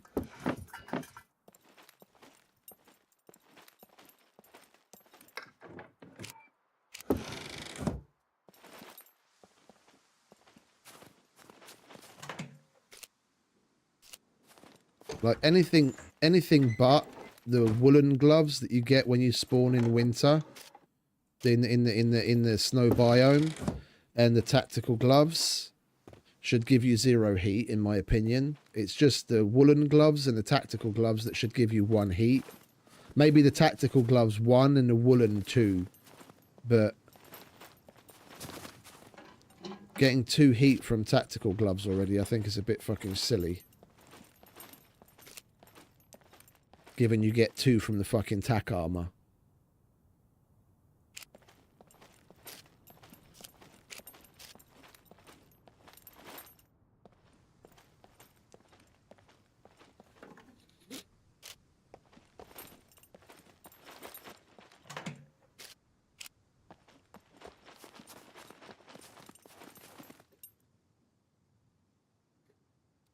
If you're strong enough to reliably pull a ballista, then in my opinion you should probably just get used to the compound instead. Like I used the recurves at like a medium poundage because you can draw them so quickly. But once you get up to a certain strength and a certain archery skill, you can pull the compound bow almost as quickly as the recurve. Yeah, so the benefits you have from a recurve start to get smaller and smaller. And with the compound, you can hold it drawn for a lot longer than the equivalent recurve. That's the whole point of a compound. Plus, you have you have the improved sights, and you have the addition of the stabilizer. So when you're making like medium to long range shots, which for a bow is probably anything past 100 meters, yeah, the compound is really the go-to. If you're able to reliably pull a ballista, then you should probably just use a compound for like general work.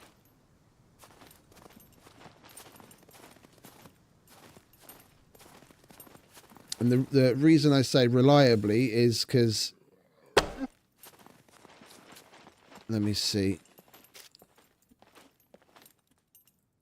The thing with the recurves is you can draw any poundage recurve bow at any strength, which isn't the case with the compound. The difference being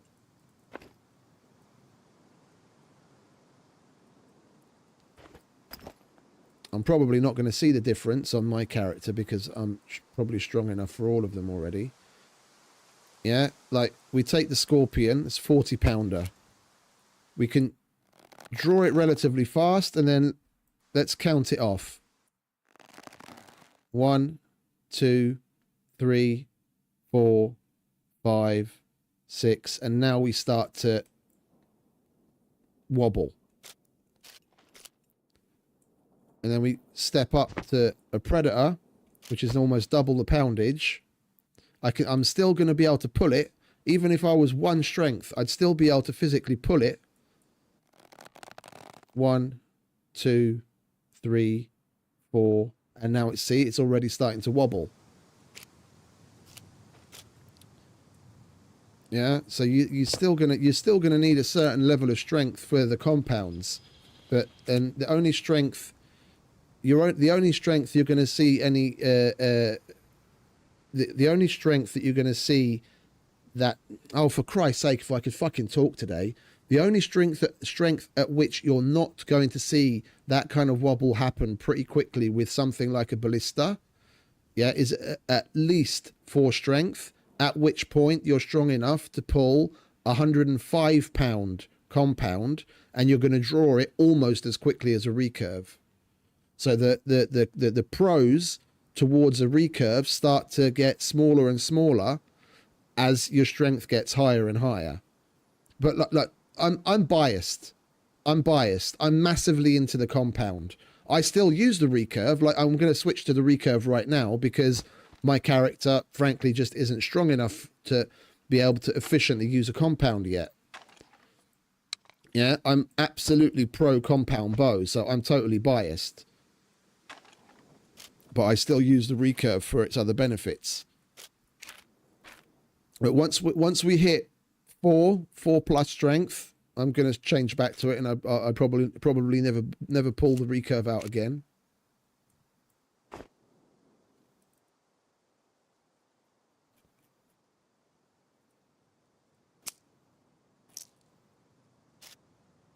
Like the higher the poundage, the farther it's going to go with less drop, so you have to compensate less. And the more accurate, the tighter your grouping is going to be over distance. Yeah, so with something like the 40 pound bow, you're only going to be able to reliably shoot things, fletched arrows. Yeah, I'm not talking about wooden arrows, anything with a fletching. Yeah, so the normal purchased arrows, anything with fletching, you're only going to be able to reliably shoot between 50 and 75 meters. And that's without wind. If you add wind into that, then you already have to compensate a lot.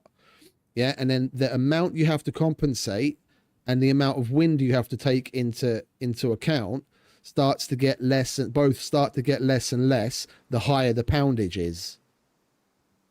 Yeah, that's where the compound really comes into its own, because at 4.5 strength, you can adjust the draw weight of the compound to 120 pounds.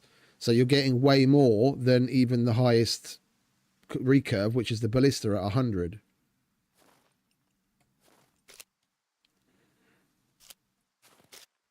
Ours is only at 85 right now because of our strength. But once our strength increases, I'll be constantly adjusting that to get it higher and higher.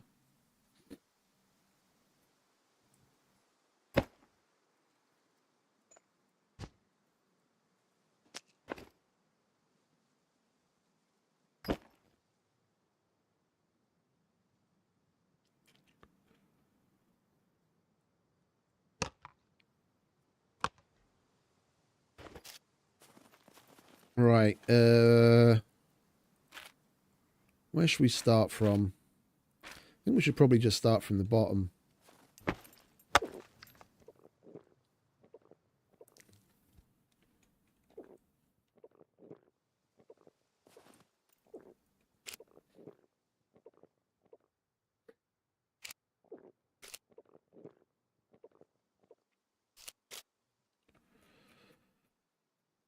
I so wish the devs hadn't removed the fucking statistics page. I wish I could find the fucking stream where we did the bow testing ages ago on the meat grinder.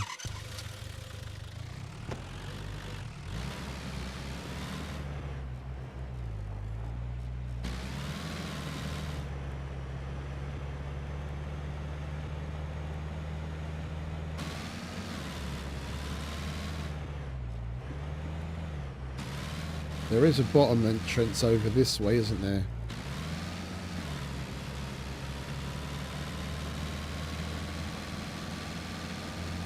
At this junction, we go up this way. Yeah, there it is. We'll go in from here. Oh, I thought it was just here. Where are you? Oh, this is actually taking us up pretty high. I don't want to be up that high. I want to start from the bottom. I guess we're going to have to go to the other side of the mountain then, aren't we? I hate climbing down the ladder,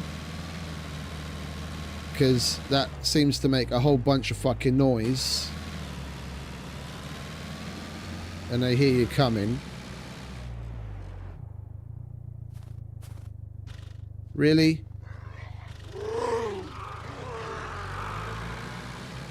You guys have to be everywhere.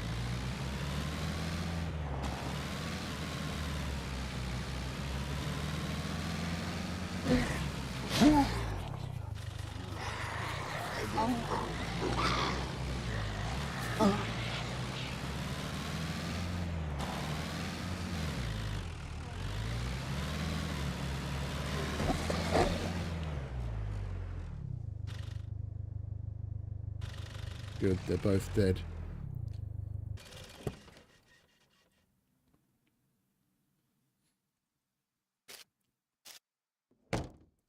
Right, so we're on basically the north-facing side. We can see the power line and the wall, basically looking north. Okay. I think I'll take the MVGs with us this time. Then I don't have to turn the... I don't have to turn the filter on.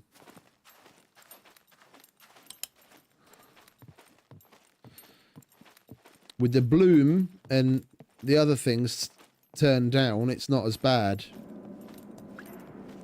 I don't mind using them now. With the bloom and the lens flare set where I had it before, they were fucking terrible. I hated using them.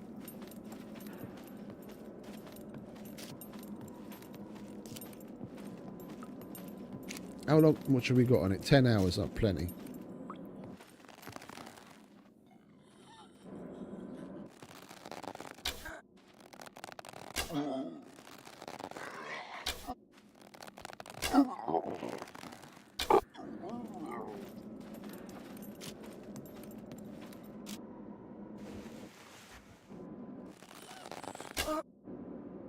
Lie down, love. Take a rest.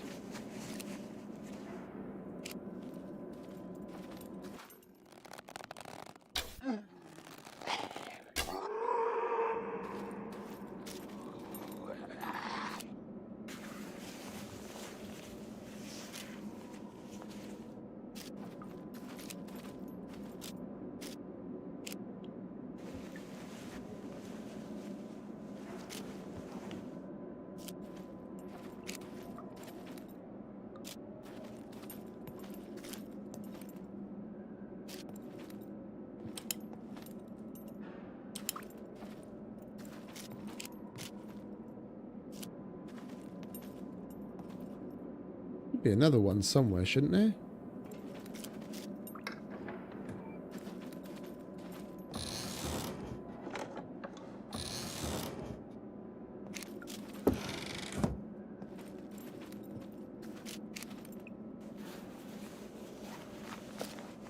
I guess we must have only had 34 arrows. Thought we had another one somewhere.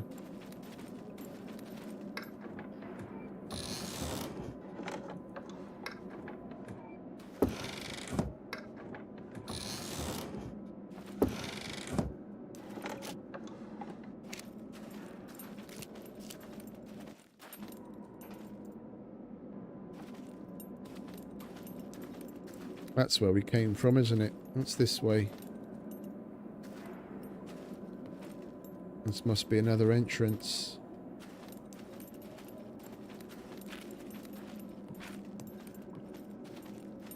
Or, no, this looks like it's taking us to another opening.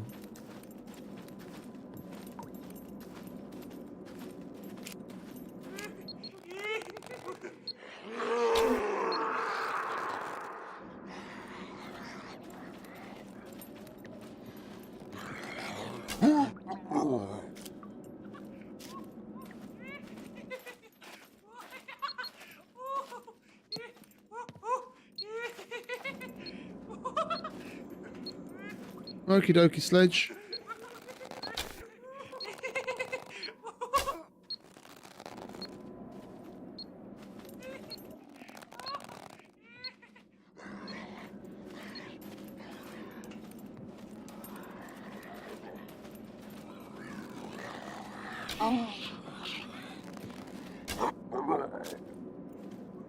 Thanks for stopping by and hanging out, mate. You have a good one.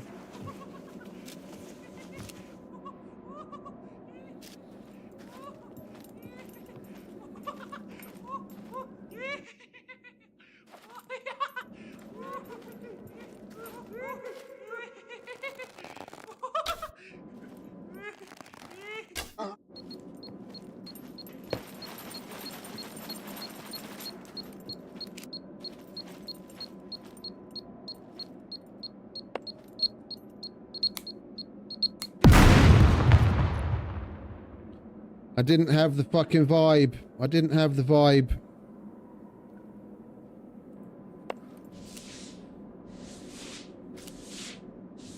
The second I saw it, I knew, shit, we're not going to make this one. It was a bit too disorganized. We got lucky before on like the 4 or 5 that we did yesterday where we got them all. I got relatively easy patterns. The second I saw that one, I was like, nope, I'm not going to make it in time.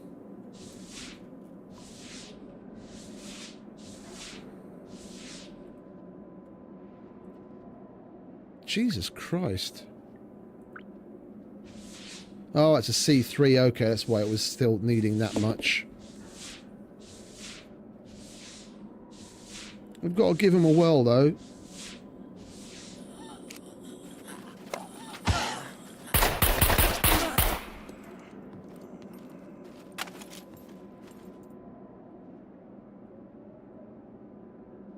Jesus Christ, are we fucking lucky today.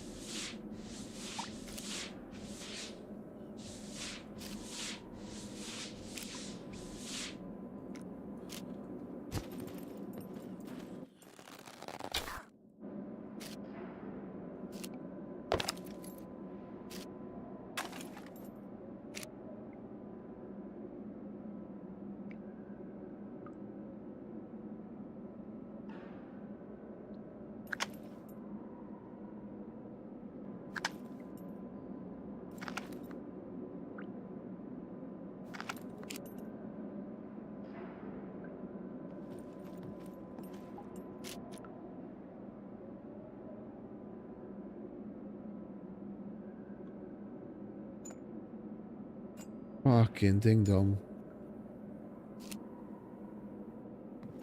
I heard them coming, I just didn't, or sorry, I should say, I heard them, I just didn't think that they were coming at me. It's just that addition of the 20% chance of the random, like the directly aggressive puppet, they managed to find you at just the wrong fucking time. Like, that definitely wasn't from line of sight, because I was lying on the ground, yeah, and there was no puppet here. Like, I made sure to clear the general area before going anywhere near trying to take on the beeper on purpose. And there was nothing there. And we were lying on the ground, so nothing would have had line of sight. That was definitely one of the, like, distance random aggro puppets. Yeah, they'll spawn in and they'll home in on you even though they've never seen you. That's a relatively recent addition. And that was definitely that.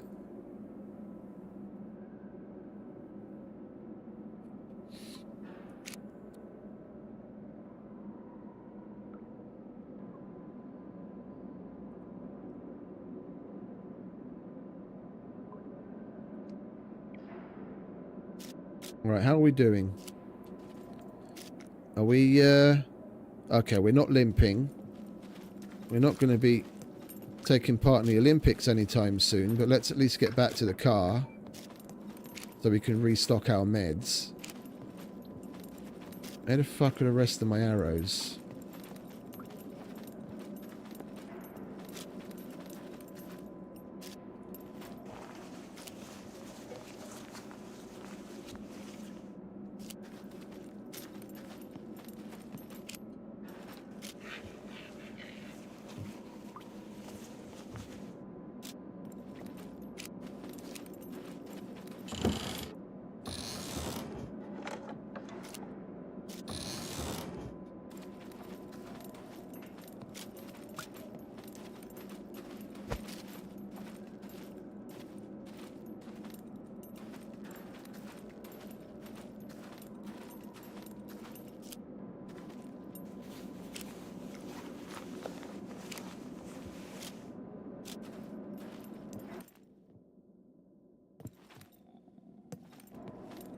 Let's leave them be, shall we?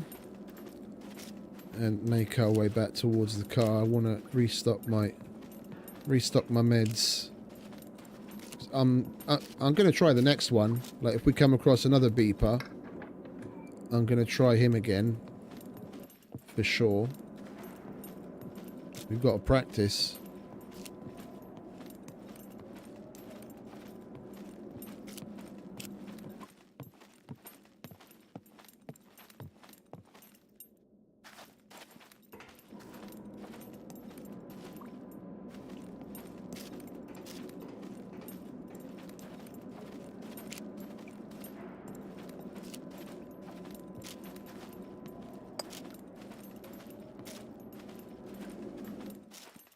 Nope, that's a dead end.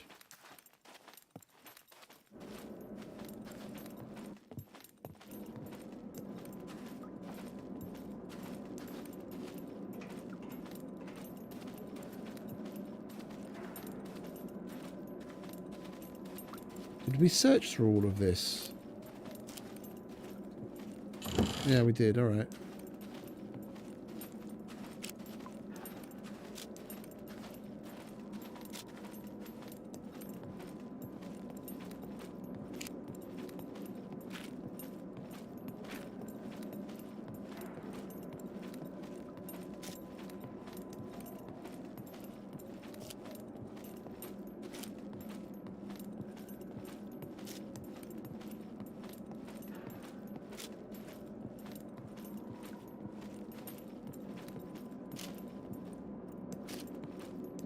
I think I'm going to get into the habit, because I usually walk around with a bottle of some sort of alcohol, and then the meds, and if we happen to come across shit that we can cut up, then great, and then I disinfect those. But I think I'm going to start getting into the habit of taking like 2 bundles of rags and a bottle of alcohol, and then just a couple of prepared meds, so I can use those prepared meds to do the patching to stop the bleeding, and then unbundle a bundle of rags which I'll disinfect and then use as I need it. Because the only reason I'm coming back out now is to pick up more meds. But if I had 2 bundles, yeah, that's 10 rags that I can turn into meds as I need them. Yeah, now in this instance I would have gone through one of the bundles and then I just carry on. I never used bundles because I was always like, yeah, but you know, who's got the time to faff with that? But I think I'm going to get into the habit of using bundles again.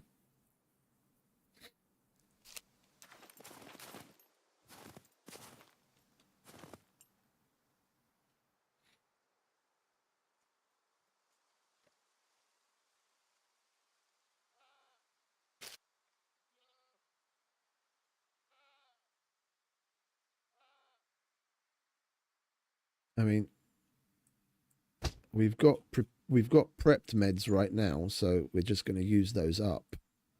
But in the future, I'm just going to use bundles. Yeah, we've got all of these that we've already prepared, so I'm going to go through all of those now, of course, but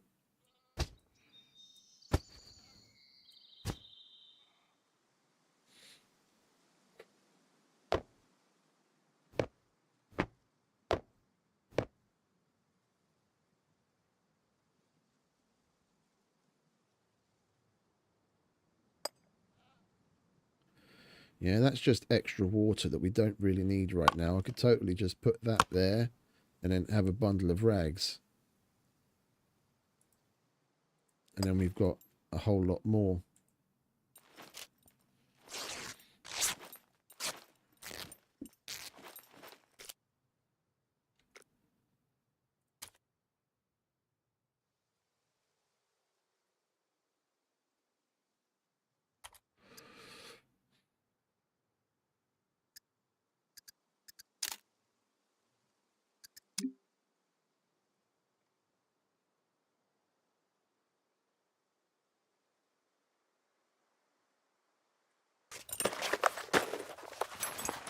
Depending on your medical skill, rags can be okay, but even just disinfecting them can greatly increase their... Why did you do that now? It took rags from here that I didn't even want in the bundle and bundle. Oh!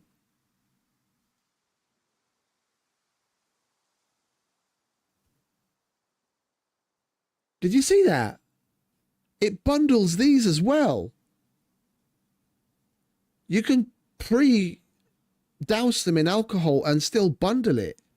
So instead of carrying 2, I can carry 10 ready to go. Dude, I didn't even know that. Because it classifies these as rags in the missions and in a bunch of other places.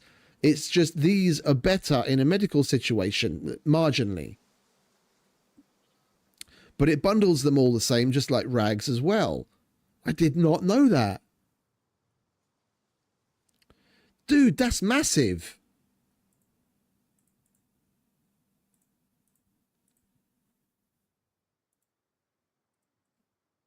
That's massive.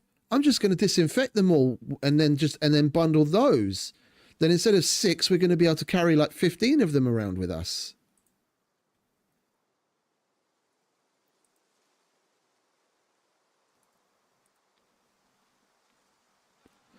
No, I prefer using the disinfected rags. I just had no idea you could bundle those. I thought once you turn them in from plain rags into the disinfected thing, it wouldn't let you bundle them anymore. I had no idea. That fucking rocks. 1, 2, 3, 4, 5, 6, 7, 8, 9, 10, 11, 12, 13, 14. Do we not have one more? 15. There we go. Let's bundle these motherfuckers, shall we?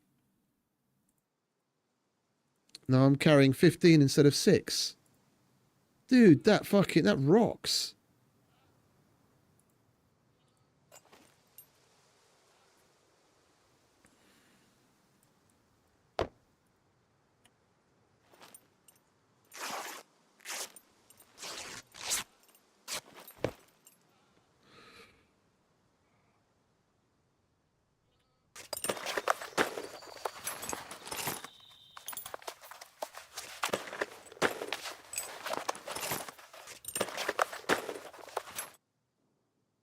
And how quick is it to unbundle? Oh, that's no time at all. Okay, sweet.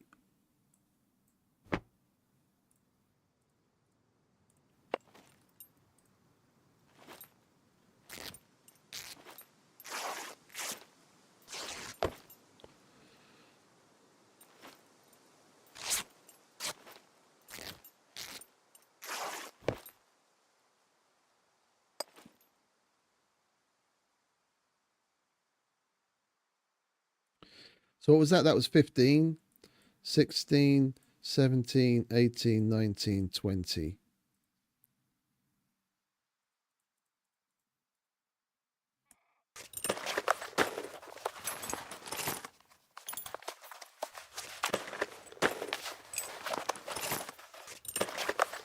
I will be able to carry so much more than we normally do. Did it bundle the normal rags as well now? Oh, for Christ's sake. It didn't. I just thought it did. Okay, well, let's get these out of the way so it definitely doesn't bundle that. 3, 4, 5, 6, 7, 8, 9, 10, 11, 12, 13, 14, 15, 16, 17, 18, 19, 20. Okay. That's 4 bundles of disinfected rags. So I can carry 20 disinfected rags where I would normally carry 8. That's fucking massive. Yeah, no, you learn something new every day. I had absolutely no idea.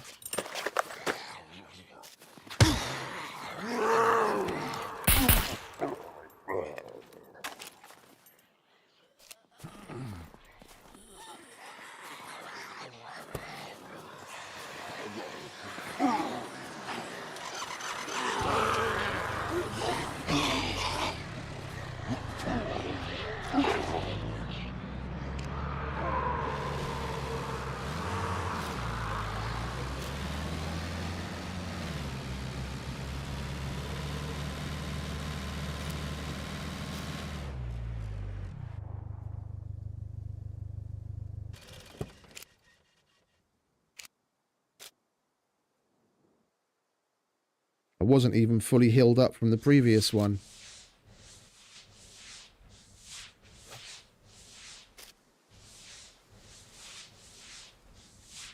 Just standing around not paying attention.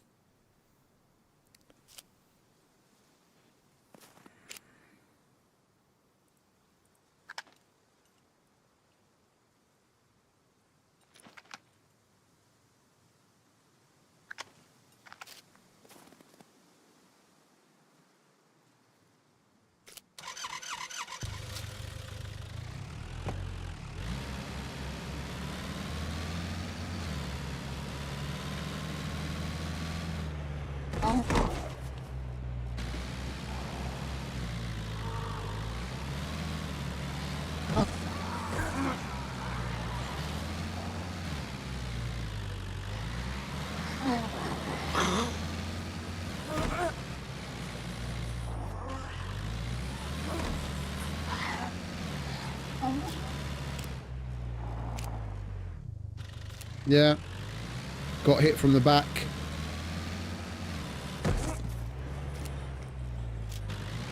Got me on the upper arm, so it was a mixture of...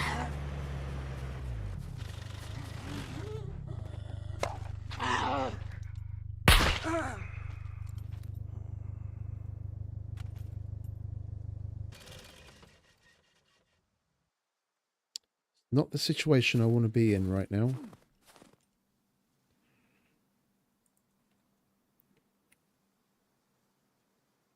I got hit on the upper arm, so it's a mixture of the backpack and the fact that I have the tack vest on, so that probably protected me somewhat. And now it's fucking wiggling, because it has to wiggle, doesn't it?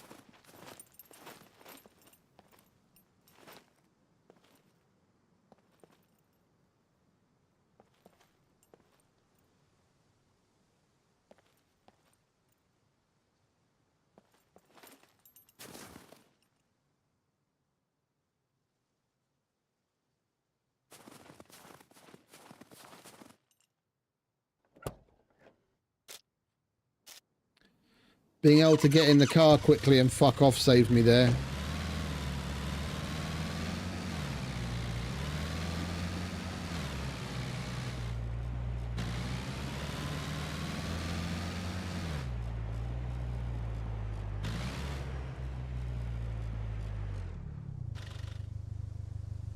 Oh, we've done that a couple of times now.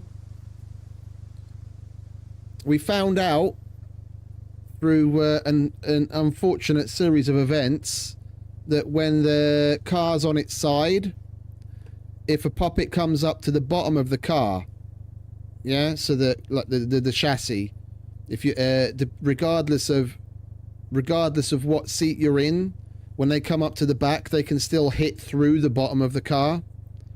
So once you have the ability to get once you have the possibility to get out of the car, that there aren't so many puppets around you, yeah, then get out of the car, because otherwise, if they make it to the bottom of the car, they'll still be able to hit you and kill you through it, even though you're sitting inside.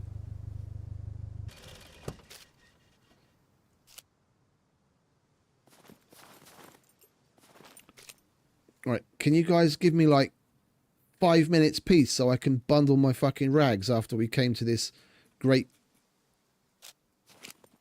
epiphany that bundles of rags are so great? Just leave me the fuck alone for just 5 minutes.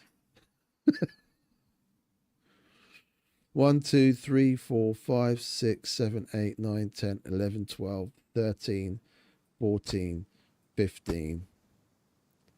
I really wish you would put it where I choose to put it.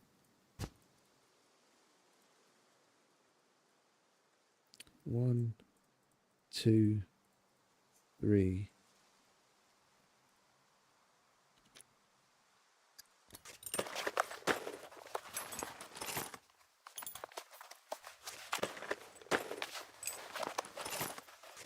Yeah, we were at the C0 bunker, and I got caught up on the a bit of the fence on the ground, and it flipped the car, and we had a horde. And we took care of like 99% of the horde. It was the one last puppet that was running around. I was switching seats between the 4 seats in the car, trying to get her to give me an angle where I could shoot her from. But it wasn't happening, and then she got to the bottom of the car, and I happened to be in the back seat at the time, and she still killed us even though we were in the car, inside the car. Right, there we go. 20 rags, where we would normally only carry 8. Sweet. I like that. I like that a lot.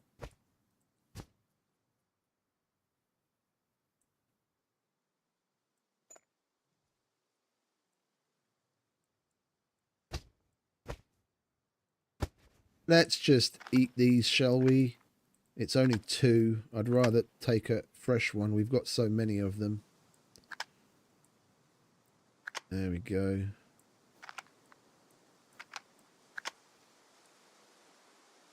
Oh, we've even still got space in there. How much do they weigh? 0.6. Yeah, of course. So we can't put a bundle in our boots. Boo. We could put a 4 bundle, I'm guessing, but not a 5. Right, are we healed? Basically.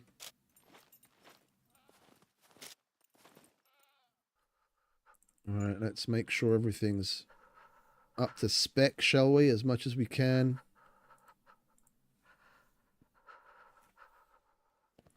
Now you're cold. I'll put that on, and when we get in the mine, then you'll be warm again. So like, make your mind up, mate.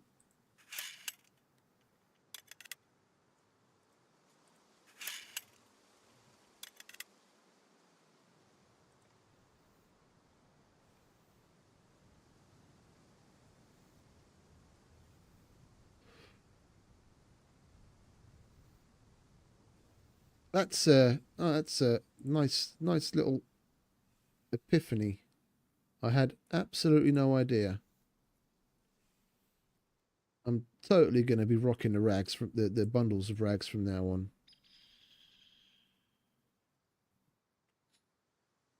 Okie dokie, mate. You have a good night. Thanks for hanging out.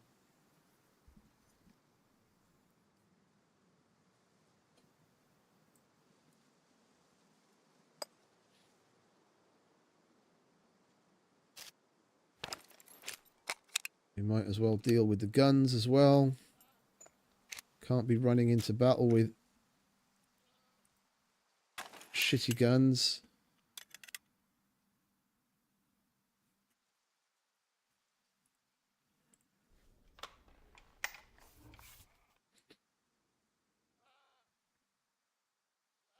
Like the list of things I need to check on the fucking SCUM forum and other places where people make suggestions and report bugs and what have you. It's just, the list just seems to be getting longer and longer. Like I'm sure someone has already made reference to the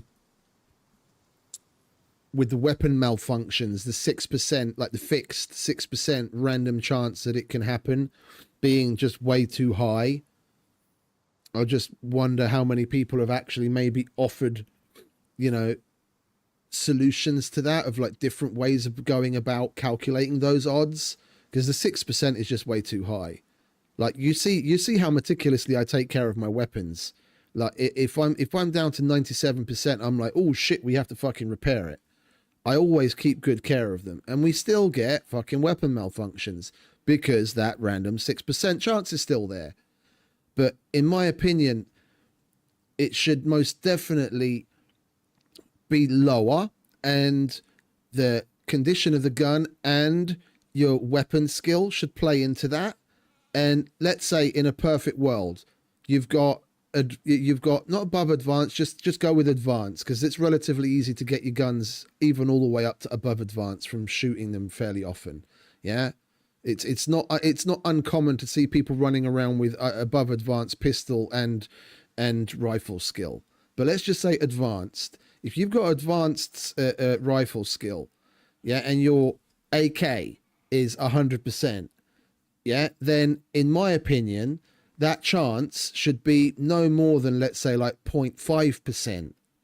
Yeah, and then have it, if necessary, exponentially change as the weapon's condition degrades. Yeah, depending on the condition of the ammo and the weapon. Yeah, let's say somewhere around 95%, then that will then increase to like 1%.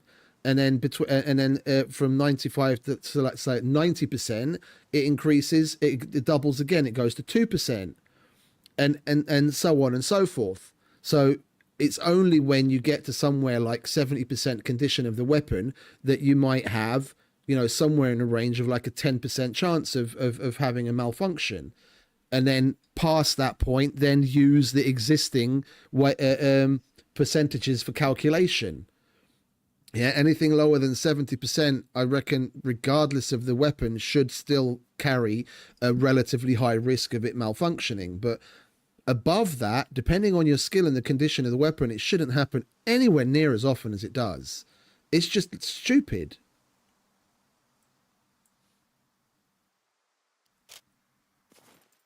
IRL, what are the real factors that are going to be at play in that kind of thing?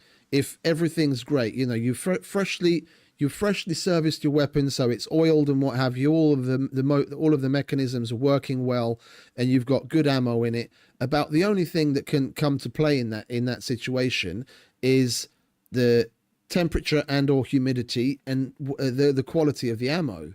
Like whether you might get unlucky and have a bad, oh, what the fuck do they call it in English again? The striker, the thing that sets it off. I've forgotten the word for it. That, or you know, you might have a squib round where it's hot, yeah, and then that causes a malfunction or something. There's not that many things. If you've got a well-maintained weapon, there's not that many things that would really come into play to cause a weapon malfunction, and the way that they've modeled that and to try and imitate it in the game, it's just way too high a likelihood for it to happen, even on weapons that are in good condition.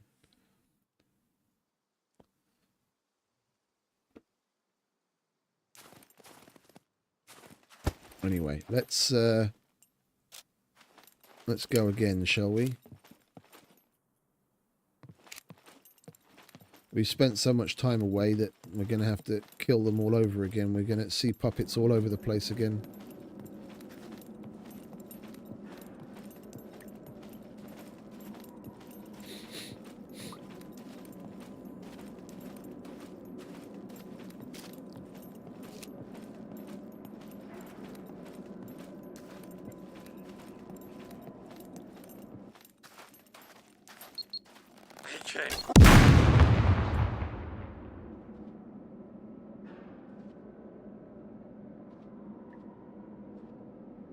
I'm leaving. The game thought it would be a good idea to make the 20% aggroed puppet a fucking beeper.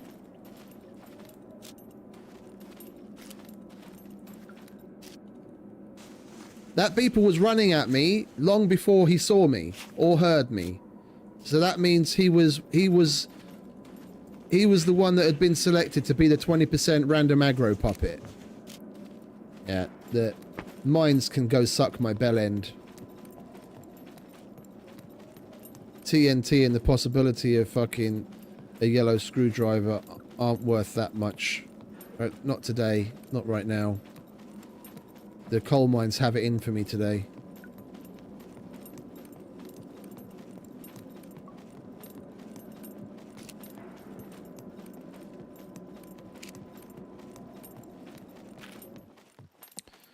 Oh, we've got a fucking cargo drop that we weren't paying attention to that's a stone's throw away from us as well.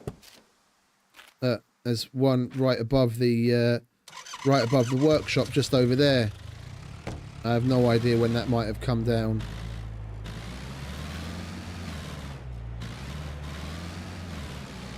Let's go and do that. Even if there are dropships there, that's less dangerous than going into that mine right now.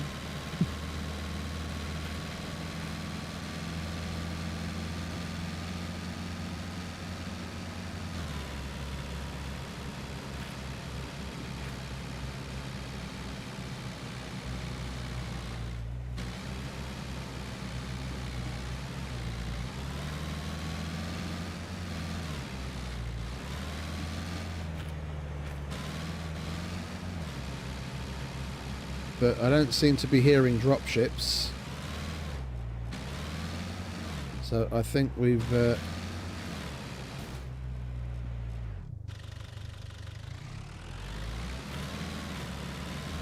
there it is. Ooh, the smoke is pretty black. We've probably got very little time left on that. Oh, for Christ's sake.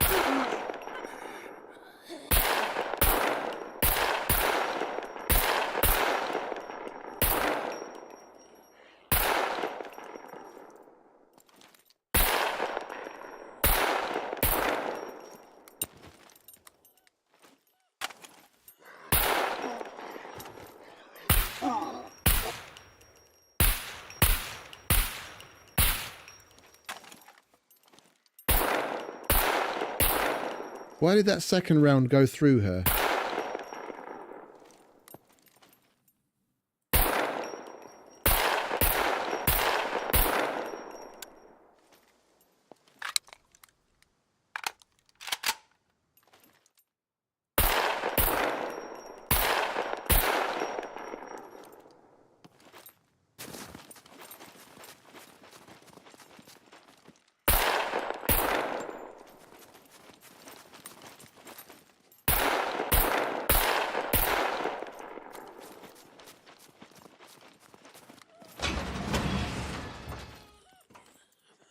Oh, it wasn't as long ago as I thought.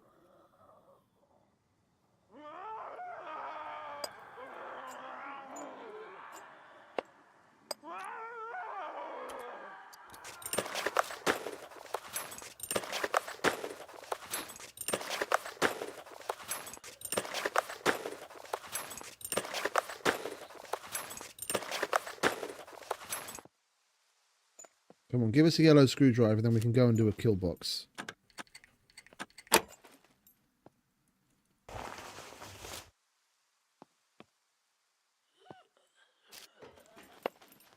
It seems to like giving us cards lately. Give me a fucking screwdriver to go with the card. No, not a drill. I want the manual version. The little black and yellow handheld. Come on. Black and yellow, not Black and Decker.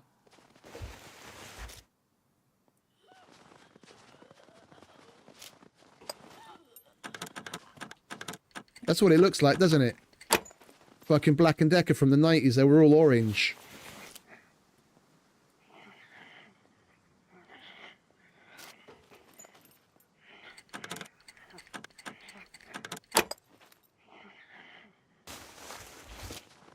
And yet another katana.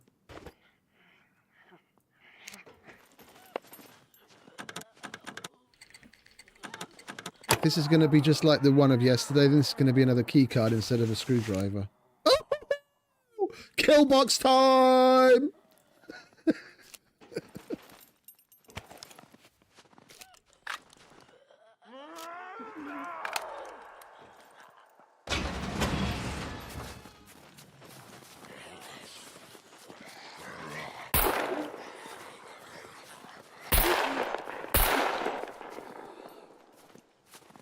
Where did that many of them come from?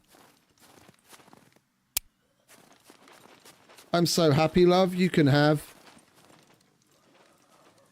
all the bullets. And we got a fucking weapon malfunction. Yeah, look. 97%. I just repaired this minutes ago. And this is fucking factory ammo. Because I've had to buy it all. And we get a fucking weapon malfunction.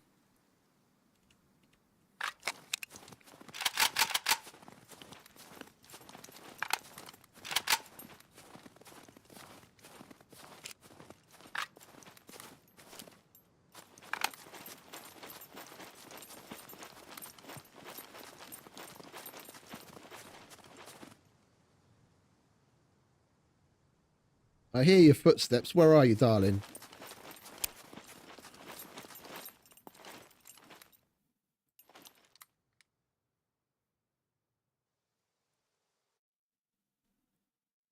Swear I'm hearing footsteps. Right, well, whatever. We've got a choice, actually. We've got a choice. We could just do straight up kill box, because we've got a kill box card that we need to use today or tomorrow at the latest. And now we've got 2 different abandoned bunkers to choose from, where we can do the kill box at the end. So we can, because I've got 2 yellows. Can use one at the Brenner's Armory and then keep the other for the abandoned for the kill box, or we can just straight up throw it all at a kill box.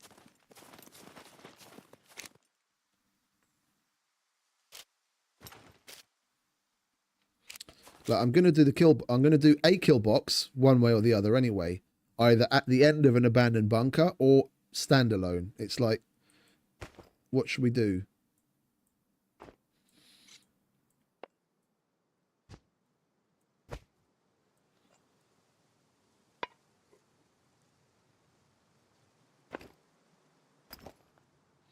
How are we doing gloves-wise? Come to think of it. Oh, we're okay. Yeah, because we've got that's going to expire in 17 hours. But that's just a kill box. And then we've got that from yesterday. That's expiring in 22 hours, which we can still do tomorrow. That's an abandoned bunker. And then we've got this one that we got today. So if we do an abandoned bunker, we'd likely do that one because that's still got 2 days on it. But we can either do just a kill box or an abandoned bunker and a kill box.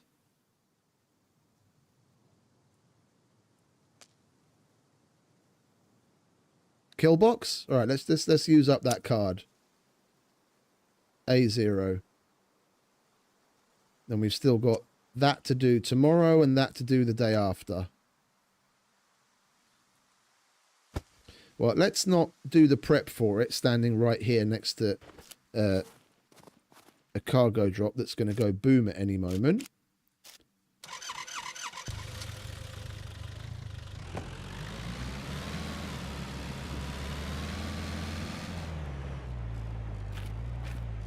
Which one is it? A0.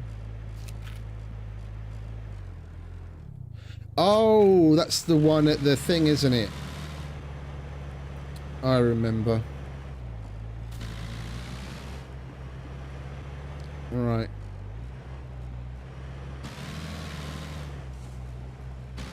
We're going to go to the A0 trader first and get some missions out of the way.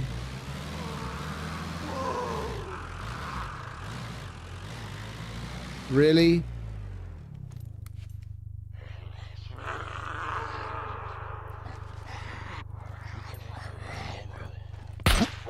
It just really doesn't seem to me by day with this car.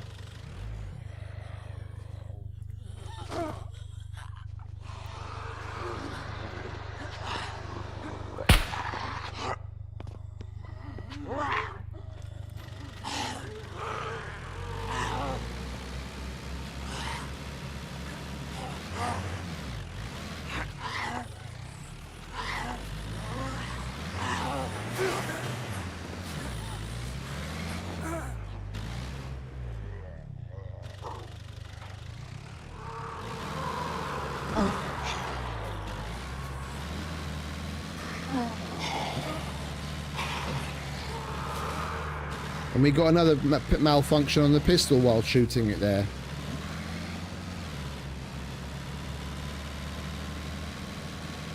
Seems like the game wants to throw as much as it can possibly throw at me to fuck things up.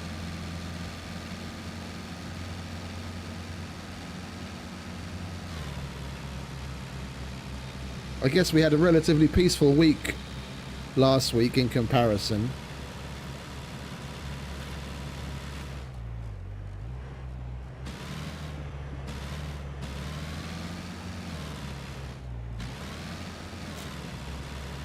We went basically 2 weeks without dying. And then all of a sudden, like 3 times in a row.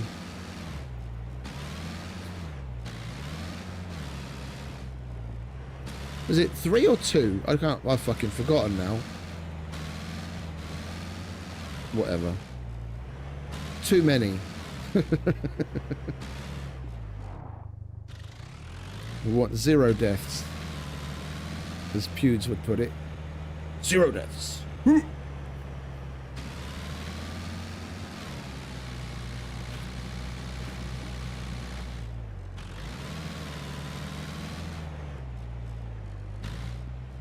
I mean, ultimately, that's what we're going for. That's what L's original challenge was all about. And we still need fucking fuel.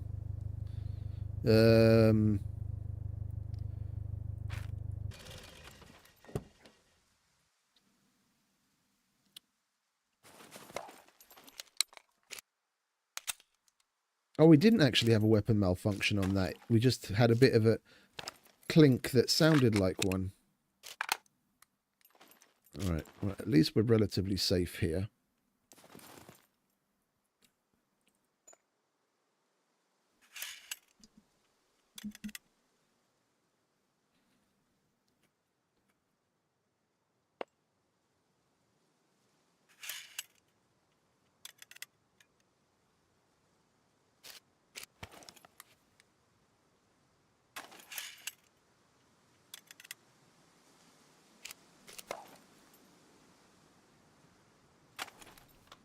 That's already at 100%. What do you want to repair on that? Alright.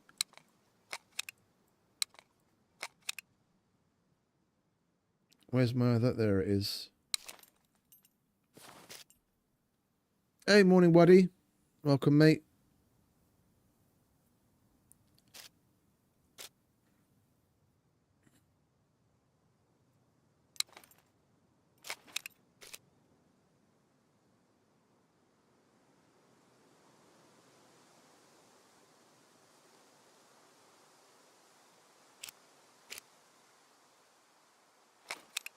Those are okay. Let's reload these.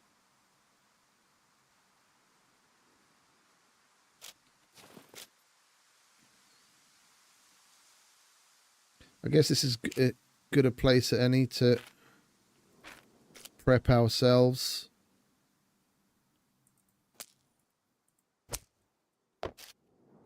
We're not too hot, we're not too cold. There aren't any puppets around.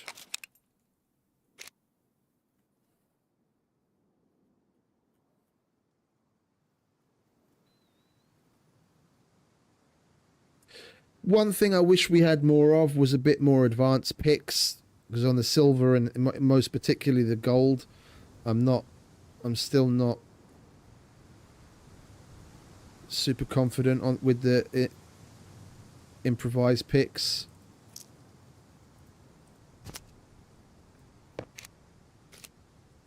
And we used up what we had on the Brenner Armory. I mean, we still got some, but not as many as I'd like. Alright, so that's guns. What are you? Your loots. We don't want you, we want you. What do we have in the way of advanced picks? Oh, okay, so all we've got is... We've got 11 of those. Oh, wait a minute. We've got more of those somewhere in the car. Yeah, there we go. We can add that to the bundle. We don't have any more at home, that's for sure. I'll put them all in the bunkers box.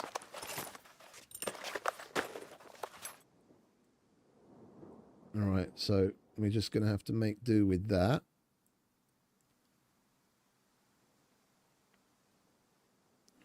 We've got 1, 2, 3, 4. I guess we'll take an extra pair of those just in case. We're not going to need the lighter. We're not going to need that.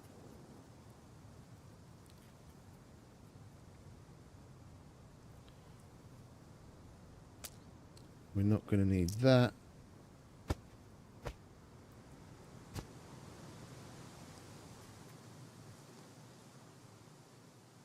Or that.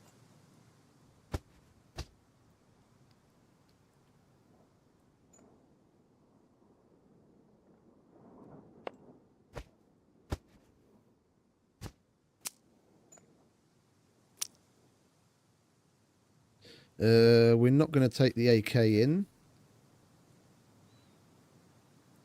We can put that there.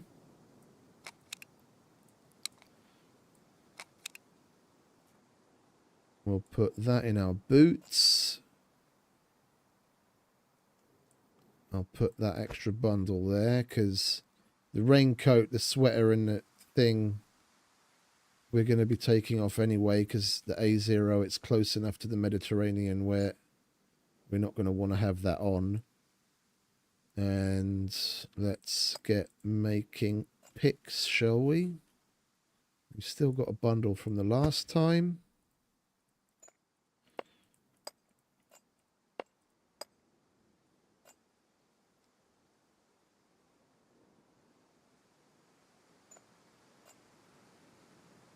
Gas mask, yeah, we forgot that last time. I think I'll take the, I'll take a respirator. Although it's got no eye coverage, it still protects you from the gas. Which is another one of those things that I don't think should be the case. Like the respirator covers your mouth and nose. So whatever negative effects you're getting from the gas that are caused by that it should block. But then like the things like disorientation and dizziness and like nausea and that kind of shit, which is from inhaling the gas. Yeah, but everything else that comes from the gas affecting your eyes, you should still get that unless you're wearing this. Because then otherwise, what's the point of having the two?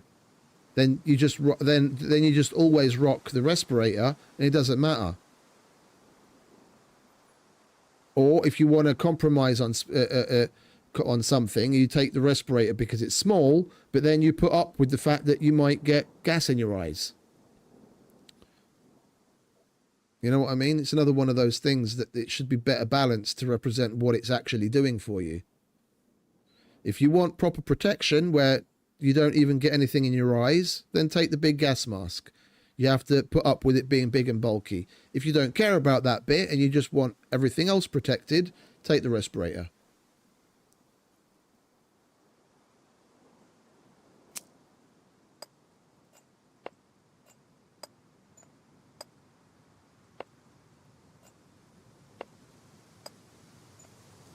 Especially now they added the gas grenades that people seem to be using more and more often in PvP situations. Do the safety glasses even protect you, do they? Oh, or you mean the respirator plus safety glasses? Yeah. Yeah, but the safety glasses aren't exactly the same as wearing the gas mask, are they? Because the gas mask, like, properly seals. And the glasses are more for, like, you know, debris. Oh, pardon me. But yeah, I could I could see that being a thing.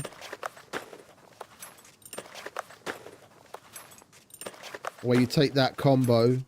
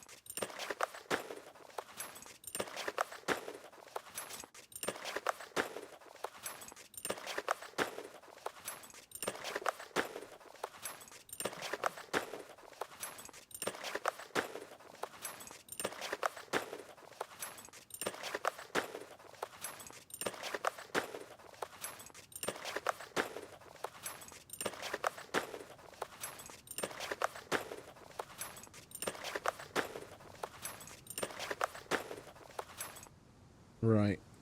We don't need those. We don't need... Well, we need to drink, but we're not going to need to take it in with us.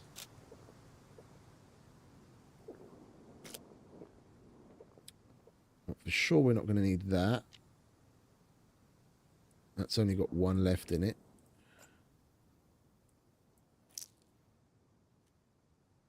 We don't need that. We don't need that. We're not going to need that. Definitely not going to need either of these or that. So that's a whole bunch of space saved. I'll hold on to that just in case. That, the shirt and the sweater we're going to take off before we go in because that's the Mediterranean area.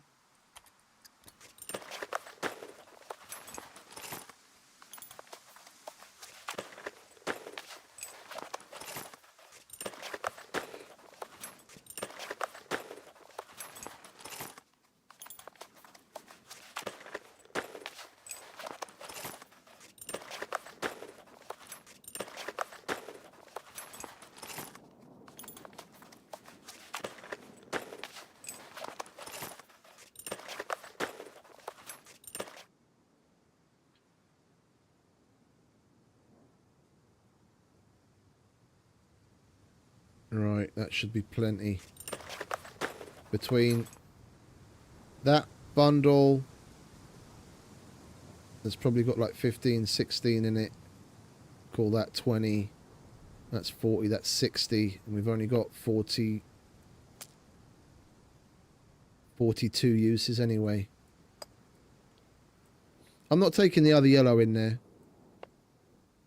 Yeah, we're gonna save that for one of the abandoned bunkers for tomorrow. The cargo drops giving us yellows are so and the infrequency with which we're finding yellows in general, I'm gonna pace myself with their usage. So we probably went through how many, 6 or 7 cargo drops before we since our last yellow in a cargo drop.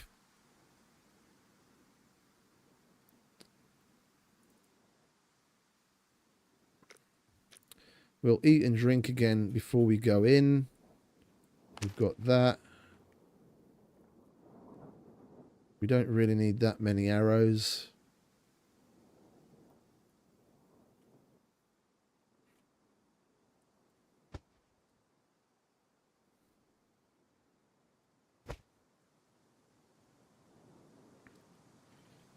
That'll do just fine.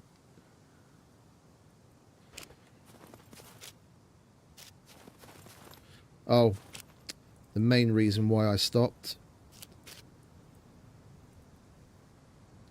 We've got gas in here somewhere, don't we?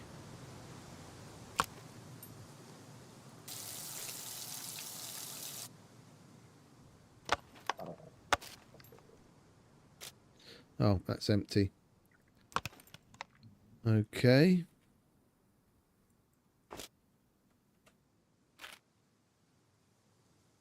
Oh, and there's another cargo drop. Never mind.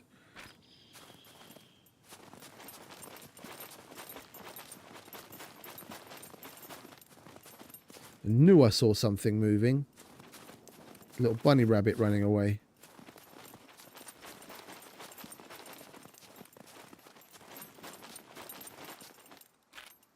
Right, we need a gas station. Oh, we've got the one right above MedSave. Okay, we're that close to that. All right, then I wouldn't have worried about it had I just taken a little bit of a look around. We just go this way and there's the gas station that's just north of MedSave.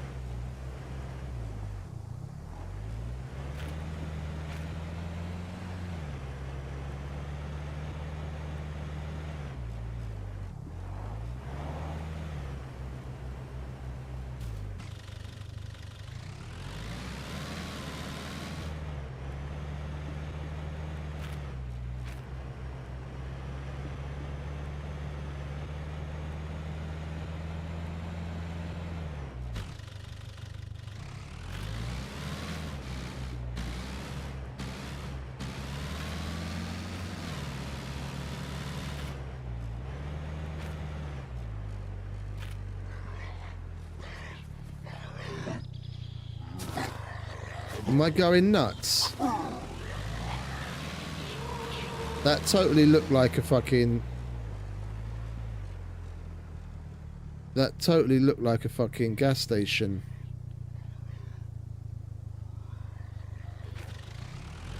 I am going nuts. I am going nuts. I was looking at the wrong thing. There is a gas station here. I was just looking at the wrong fucking road.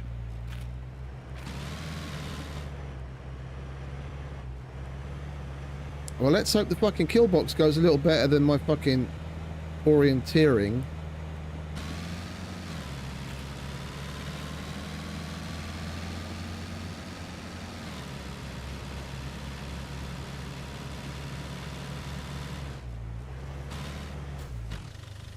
And my driving.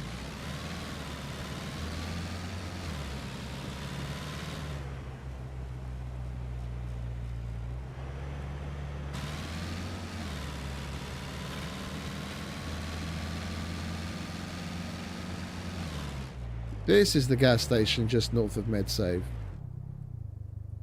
I was just looking at the wrong yellow fucking road.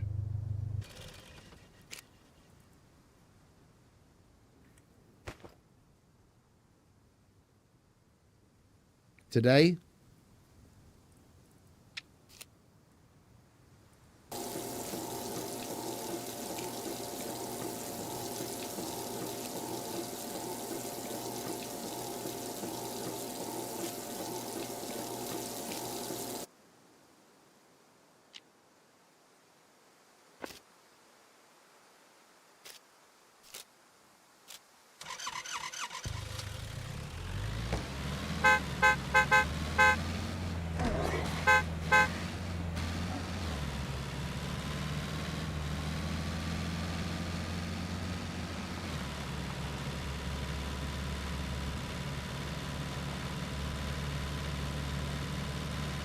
A0 it is.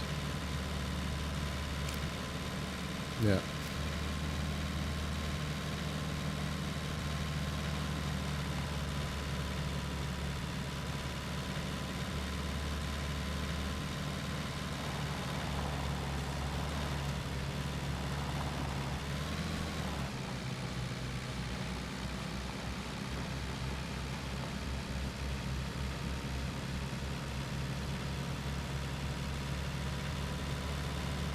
I'm really digging the look of this camo pattern. I'm really digging it. I was already in love with it yesterday, but the more I see it, the more I love it.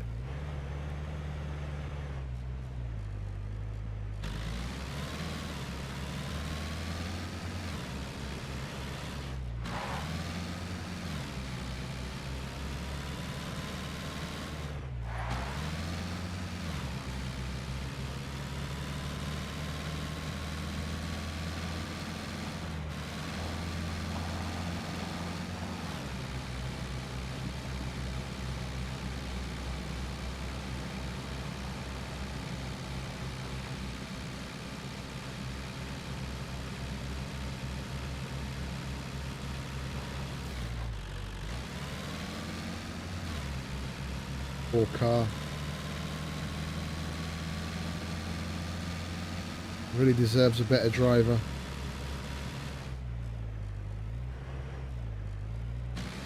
Thought I saw a vehicle in there.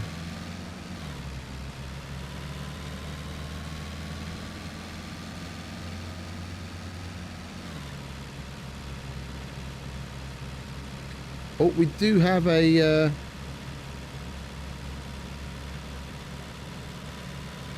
we do have a restart coming up in 14 minutes, so we're going to wait for that for sure.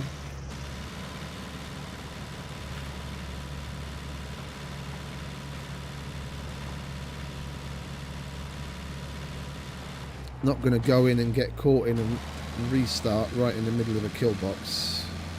That's not good.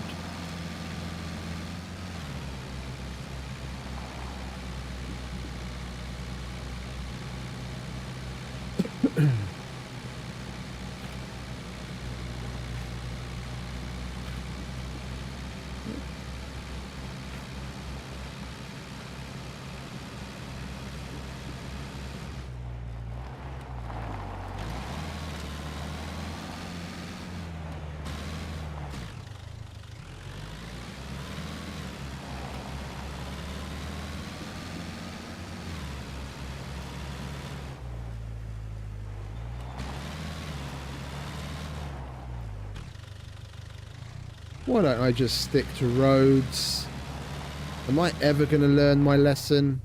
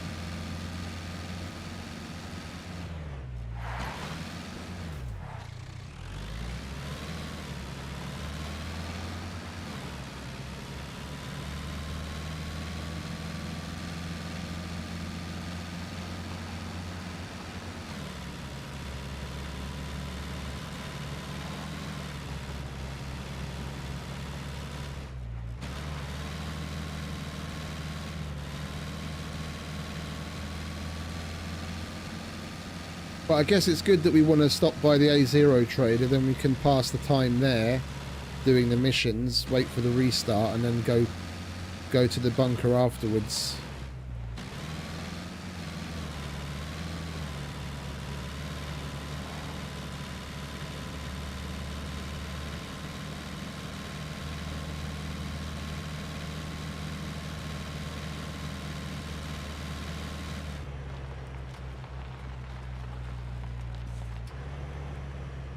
Oh, for Christ's sake.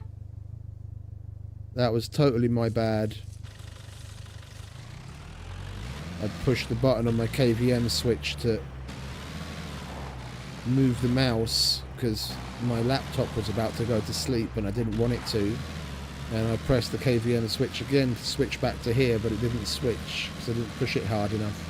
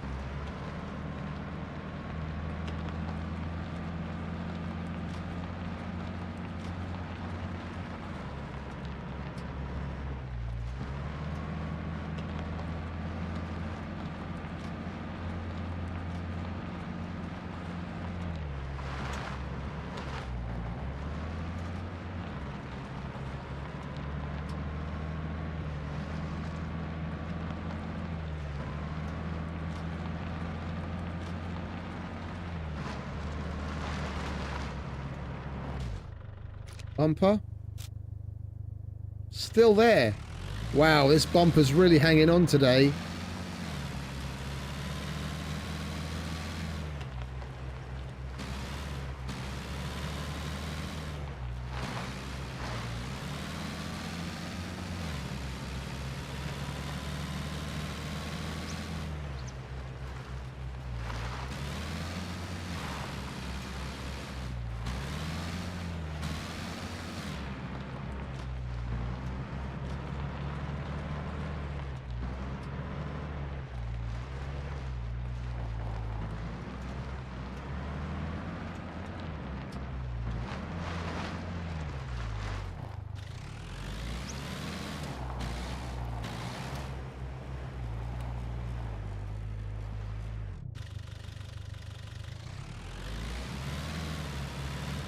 Right, let's start at Ivan, shall we? And we can get the car fixed as well.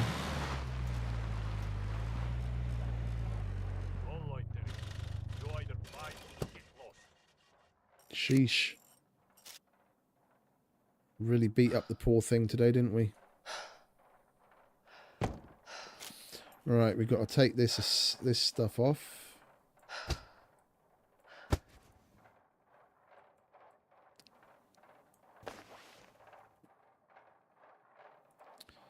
Let's eat.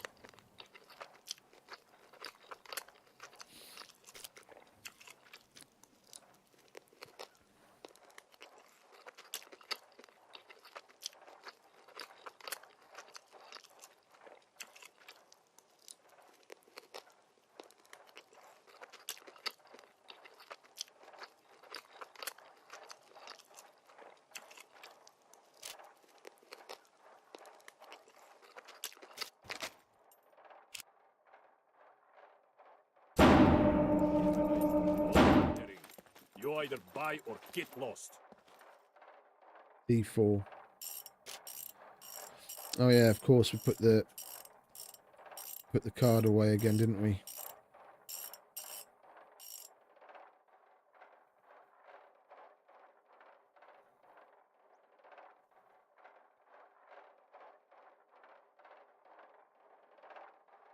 Where's my card?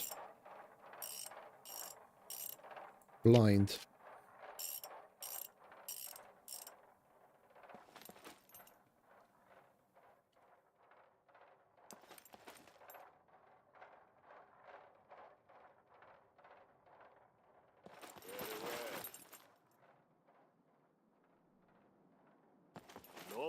loitering.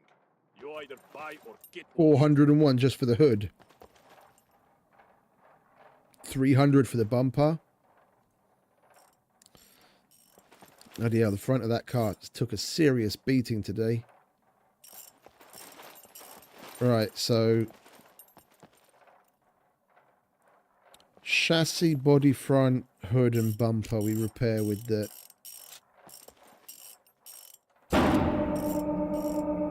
repair kits.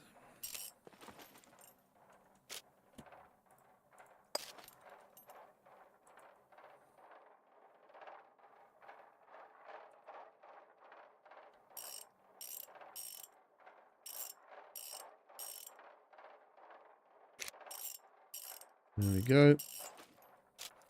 All right, Ivan, what have you got for me? Thrill me, baby. Take it or leave Unplug sentry cables. That's weapon factory. We'll totally take that because that's a walkabout. And it'll give us a good reason to go down there tomorrow. this done. Car battery we can do. Brake oil we still haven't found. Maintain signal lights. That's at C2. That's again a walkabout. We'll take that. We haven't done that in ages. Need this done. Take it or Car battery. Leica alternator. Leica wheels. We don't have either of... I think... Well, we might have an alternator.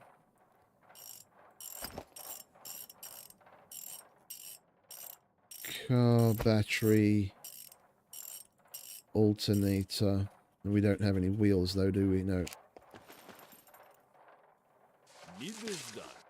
Take it or leave it.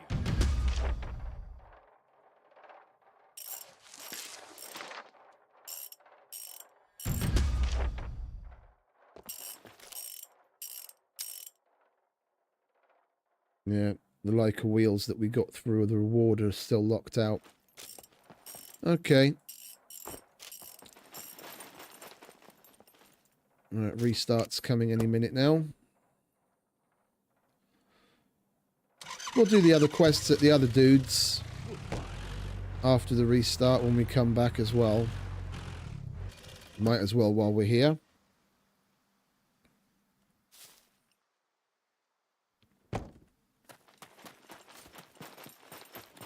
Welcome, welcome. Alright, Errol, what you got? Needle we can do. Pickaxe I still don't have. Small toolbox. Soap. Paint. Advanced compass.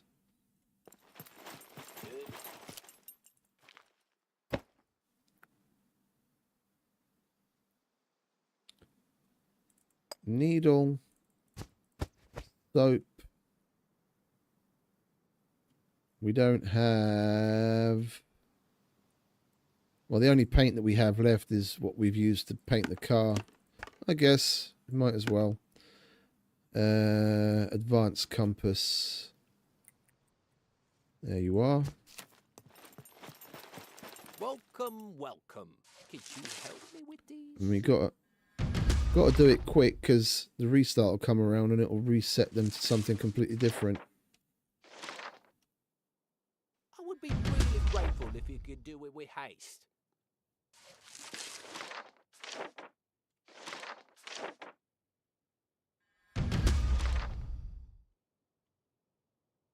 Could you help me with these?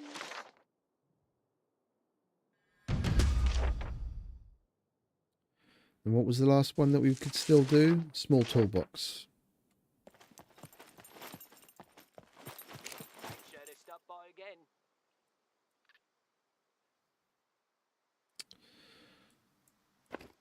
I don't like handing those ones in.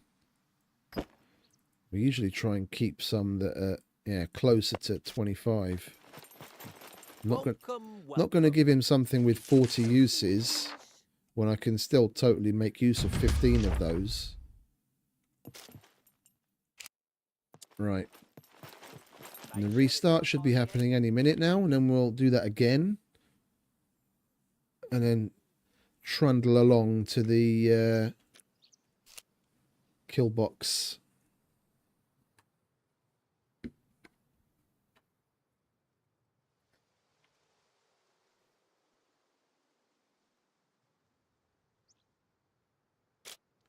Come on, Mr. Restart.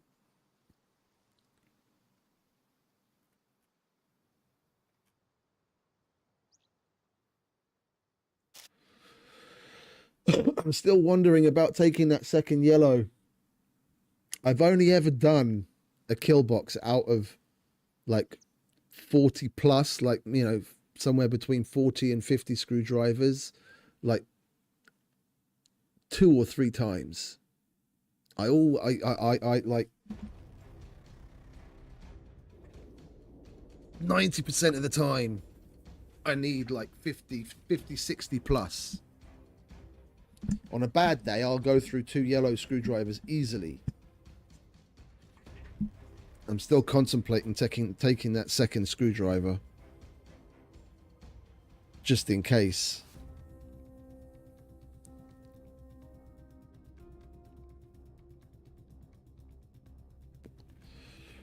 I mean, with the level I've been able to practice to as far as irons go, those I should be able to get within like the first 5 tries. If I don't, then I'm having a bad day, and then we set aside the other advanced picks for the silver. And then theoretically I should be able to do the entire kill box out of 40 screwdrivers, and we have like 42. But I wouldn't mind taking the extra just in case.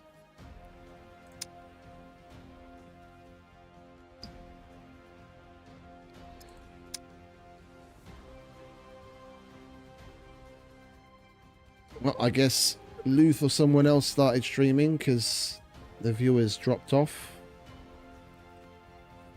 Even though the allure of a Killbox was here.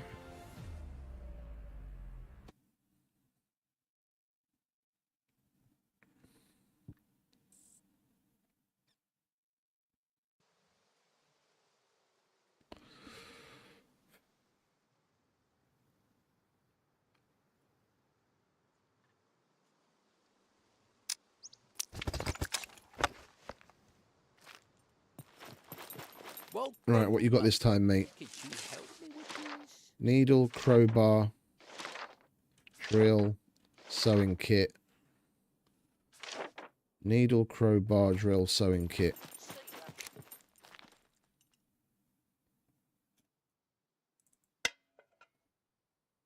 Oh, and we've got some more advanced picks in there. Oh, lovely.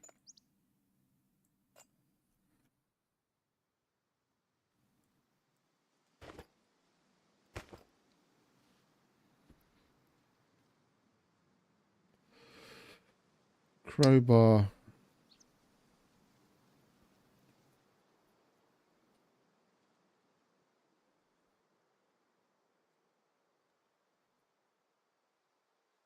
We should have some needles somewhere, or did I leave them all at home now? Am I really going to get hung up on a needle that I normally have like dozens of? No, that's mechanic stuff. What was it? Needle, crowbar, drill, sewing kit. And we've got the crowbar, drill, and sewing kit. I guess we're going to have to live without doing the needle one for once. I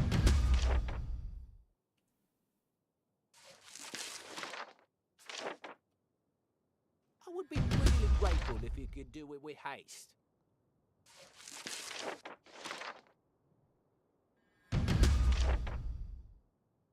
The sewing kit should be a tier 2. The sewing kit should be a tier 2. Like if they want to put something sewing related, then they should put the improvised sewing kit in tier 1 and have it need all 15 uses. The normal sewing kit, the likelihood of finding that anywhere outside of an abandoned bunker isn't 0, yeah, but it's less likely. Like the place where you find that is either in order of increasing likelihood is a bunker and an abandoned bunker. The sewing kit should totally be a tier 2 quest item. Then at least the people that haven't yet gone into a bunker or an abandoned bunker, or on the very rare off chance come across a sewing kit elsewhere, can still hand something in on the tier 1.